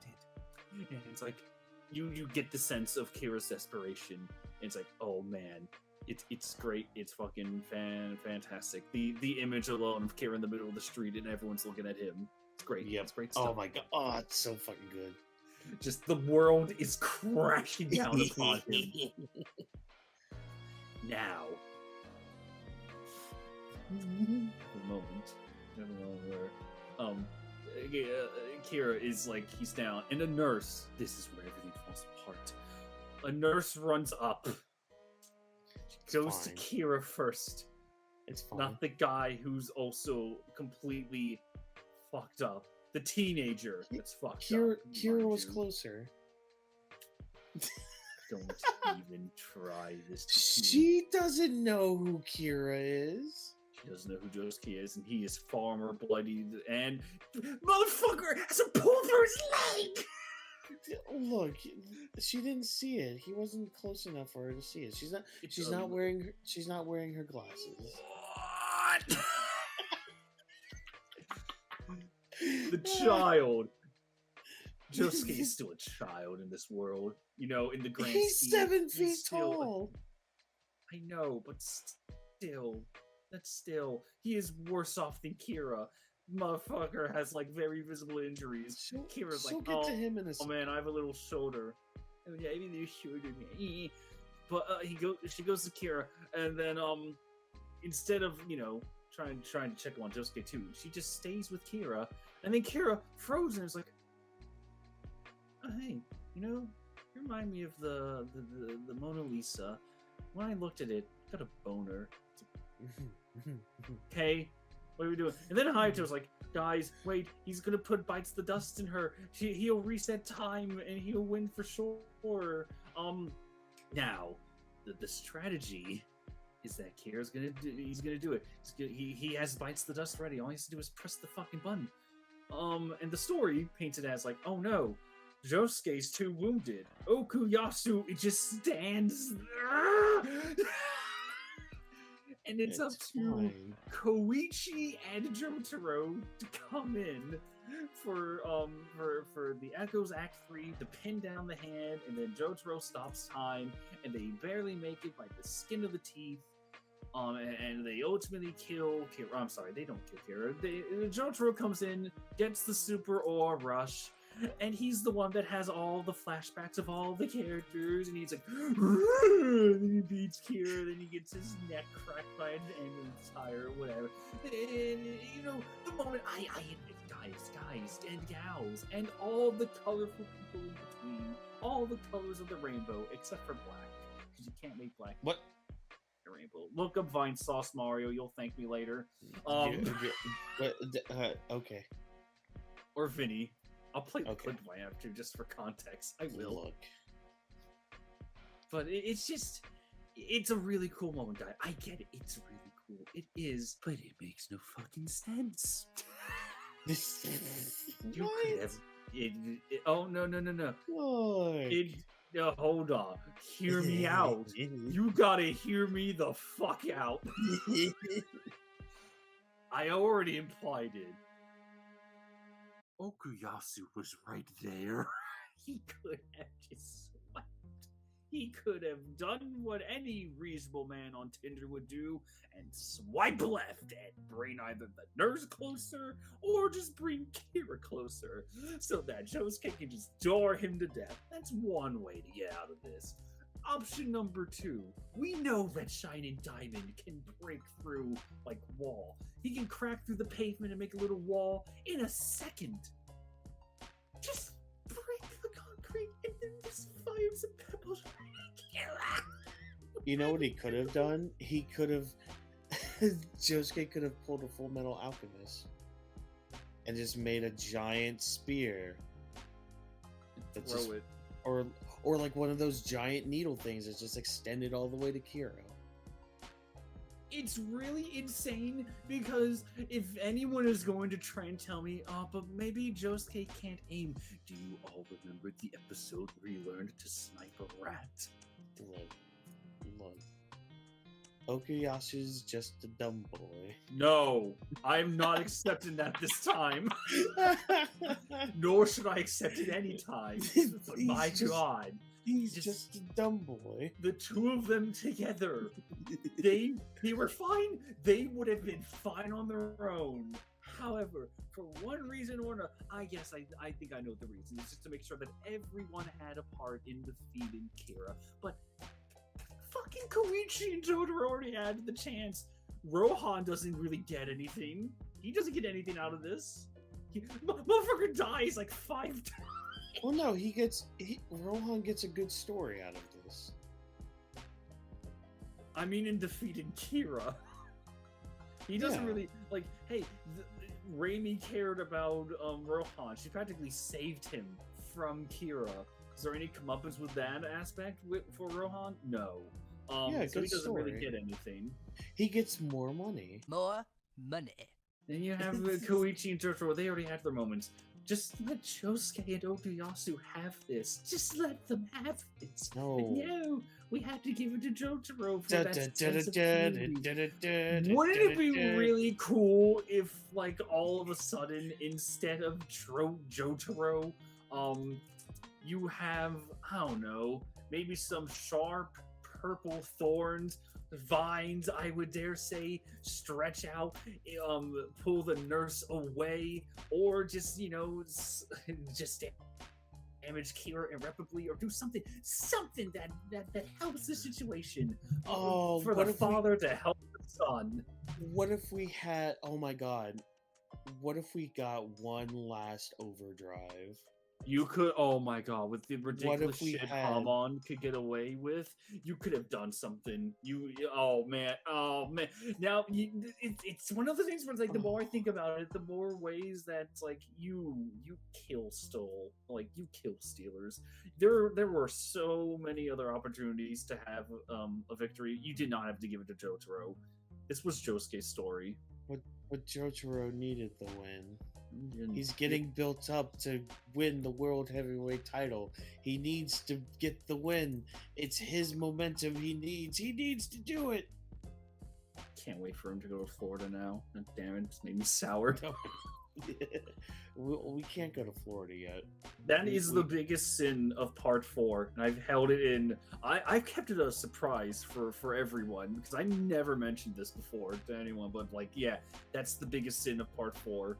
Honestly, it's just the kill steal, the victory rob, and in broad daylight.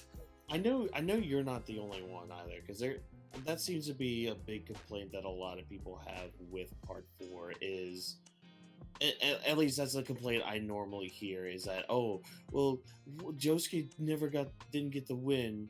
You know, he didn't get the big win. It was all Jotaro. It's just like, yeah. That's just like the main complaint I've heard is just like, oh, Josuke didn't get the win in his own part.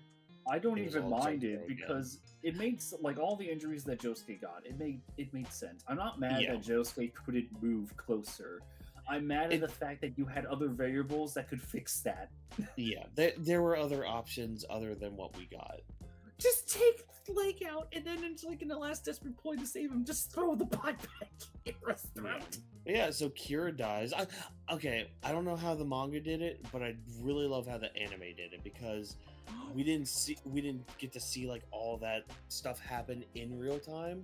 It just cuts to Kira, like, he was with the nurse, and then all of a sudden it just cuts to him in Ghost Alley. And that's when he starts piecing together by talking to Ghost Girl about, like, what happened. And then we start seeing exactly what happened with, like, the whole Jotaro, like, stopping time bullshit. And then the tire being the one to give the final blow to Kira. And then he looks backwards. And this was my huge bit of catharsis. Just seeing him being torn apart by those arms, going straight down to hell. It's the ultimate, like, irony for a man like Kira. Just all the hands of, I'm guessing, the underworld just reaching out, just tearing apart. He brings out the stand. It doesn't work.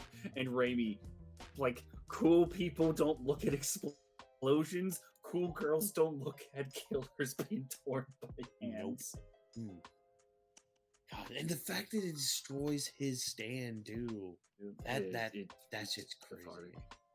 Oh, it's so good. And we get, dude, we didn't even talk. Oh my god, we went this whole time with this whole part of the story. We didn't even mention Great Days. Oh yeah. I mean, it's my favorite opening. Yeah, it's Trevor's favorite opening. My second favorite opening. Oh my god, it's such a good song. Whenever it comes on my playlist, I do always listen to it. And God, the change they make when Bites the Dust happens. It's great.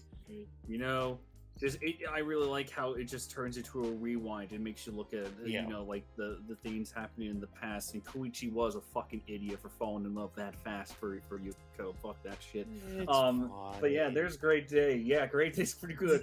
There's the moment, people. There's the reveal. I waited so long for I've waited eons for that. It's really fine. I was waiting for Great Days to be referenced. I could bring in a rewind joke. Oh, it's fine. Koichi's a good boy. He's a teenage boy. Breakdown, and so we get our epilogue, seeing everybody living their lives. Everybody's happy. You know, only a couple people died. It wasn't too bad. Body count's not terrible.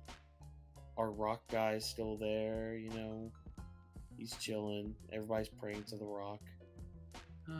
Our restaurant boy's still doing his thing. Our locksmith. Good old locksmith's doing fine. You know, Raimi was able to pass on. You know, everything's looking great. You know, and Josuke, he kind of says goodbye to Joseph as him and Jotaro leave, because they don't need to be in Mario anymore. Everything's fine. Joseph, he takes the invisible baby with him.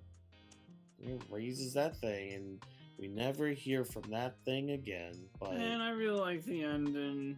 I do too. Especially the little moment with Joseph and Josuke where he stole his wallet. It's like, yeah, you owe me for all those you know, missed allowances. Pay for the baby. You know, I'll just take this, old man. See ya.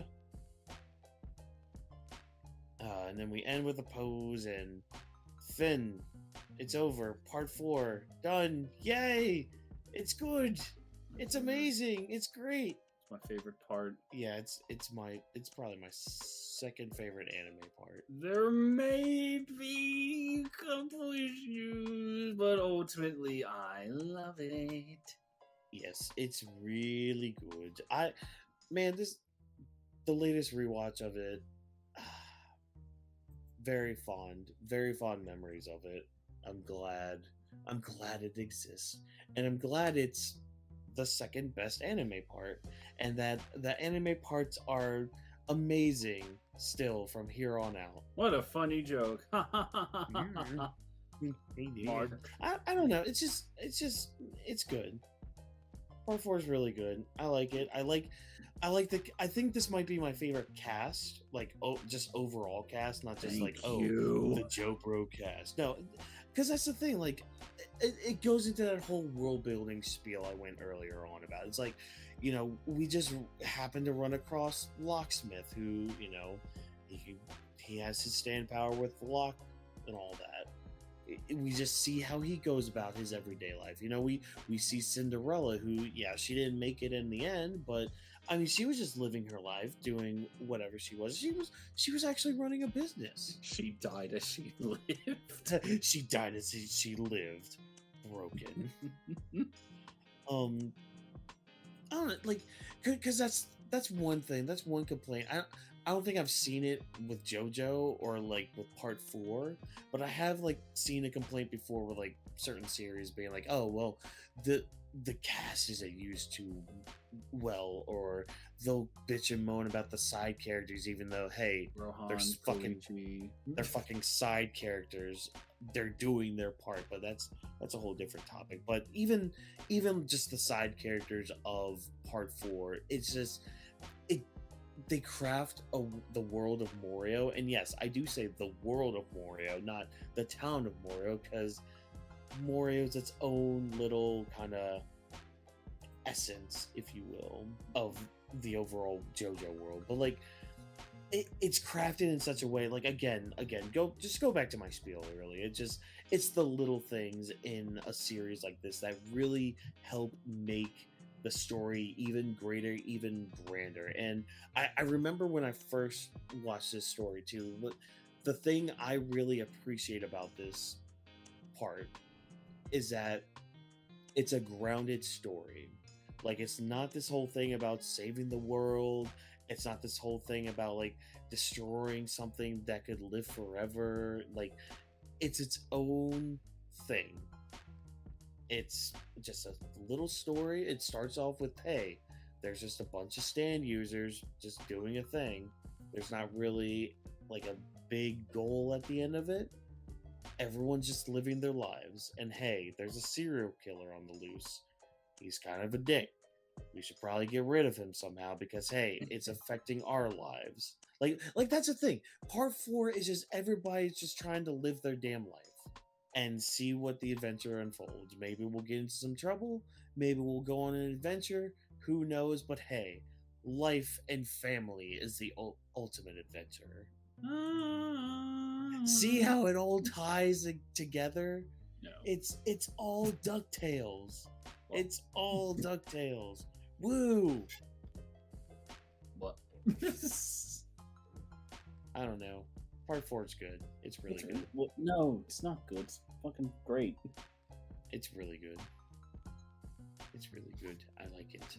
But you know what? I'm done talking about part 4. You know, we spent about 3 hours right now talking about it. We spent another couple hours earlier talking about it. I hope you guys liked talking about part 4. Because now we've alluded to it enough. We've joked about it enough. Trevor, the next time we sit down and talk about JoJo, we're gonna be in Italy. We're doomed. We're gonna have to talk about some stand battles. There's not gonna be a lot of in-depth, I don't think, with the stand battles.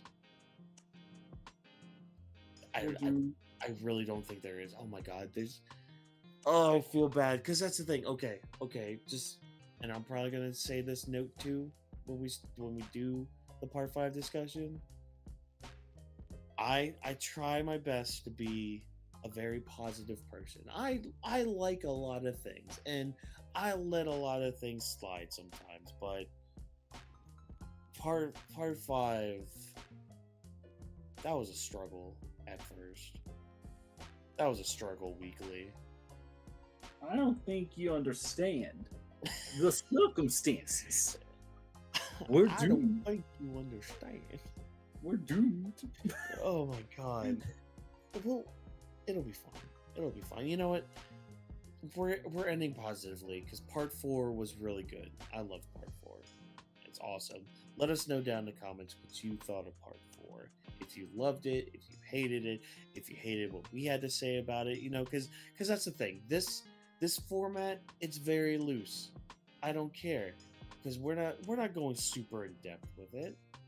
We're just, at least with me, I'm a fan.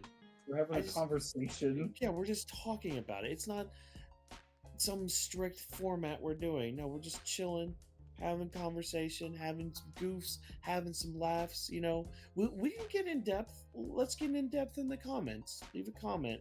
Let us know what you thought of part 4. Be sure to also check out the description for all of Trevor's links. You can follow him on the Twitter he never uses. Yeah, that Twitter's gonna die soon. Don't worry. You can, there's the Twitch channel that he sometimes goes on. Sometimes I use that less than Twitter. There's the YouTube channel that'll soon have I have an update. The long-awaited Splash Mountain. Oh, that's right. We're getting 2 update messages. Go ahead, Trevor. How much have you done between recordings? All right. So, quite a bit. I don't remember. Well, when did we last record? It was like March. Okay. Ish. A lot of progress has been made. Oh wait, no, April. My bad. All right. Still, a lot of progress. It's been made. Splash Mountain, the ride itself, it's been fully edited. This is the Disney World version. All I got left are Disneyland Splash Mountain, Tokyo Disneyland Splash Mountain, but those are not going to be too long because it's just point out the differences between that. Then it is going back to the Song of the South movie, throwing in all the clips I need to put on there, just to be sure we're all good for copyright. And then it's voice lines. And then after voice lines, it's music and testing out everything for copyright again. After that, it'll be done. So, I have a very fun fact for you. No. If I actually commit, if I can, it's not a promise. It is not a fucking promise. But at my current rate, if I do a page a day in about 2 weeks' time, maybe a little more, the whole script will have been fully edited, and all it needs are voice lines. Huzzah! So I wasn't very confident of this before, but I'm pretty confident as of right now. This video, it's gonna be out before the year is over, probably. Yay! So be sure to check your subscription box on Labor Day weekend. You can't. What? Labor Day weekend will be. No. It's a special Labor Day video because you know a lot of work went into this, a lot of labor went into this project. Not only from Trevor, but from all the parties involved with Splash Mountain and Song of the South. You know, parties.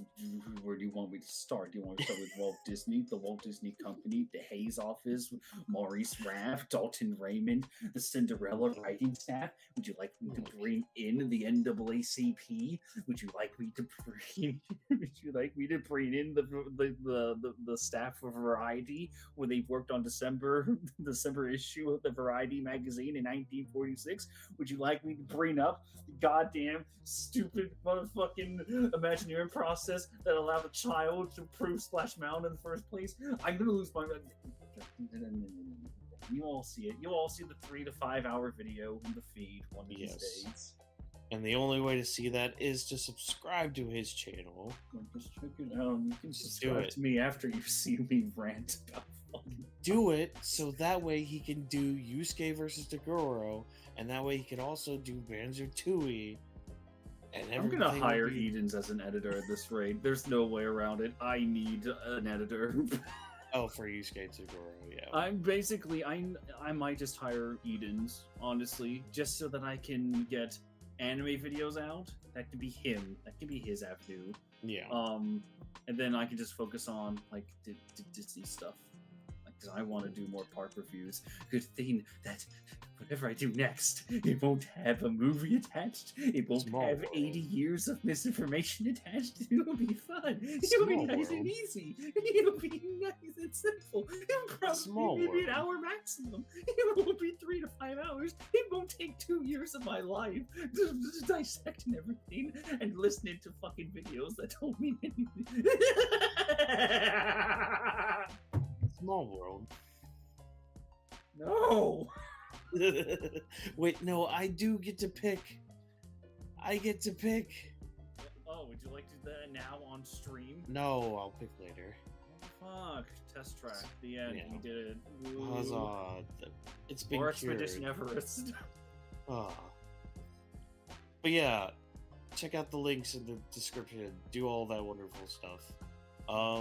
Next time we're talking about wood and zippers and skipping time and dancing queens. I don't know. I don't have anything else, and I don't think Trevor does, so I'm just gonna, as always, leave it up to Knuckles. Oh no!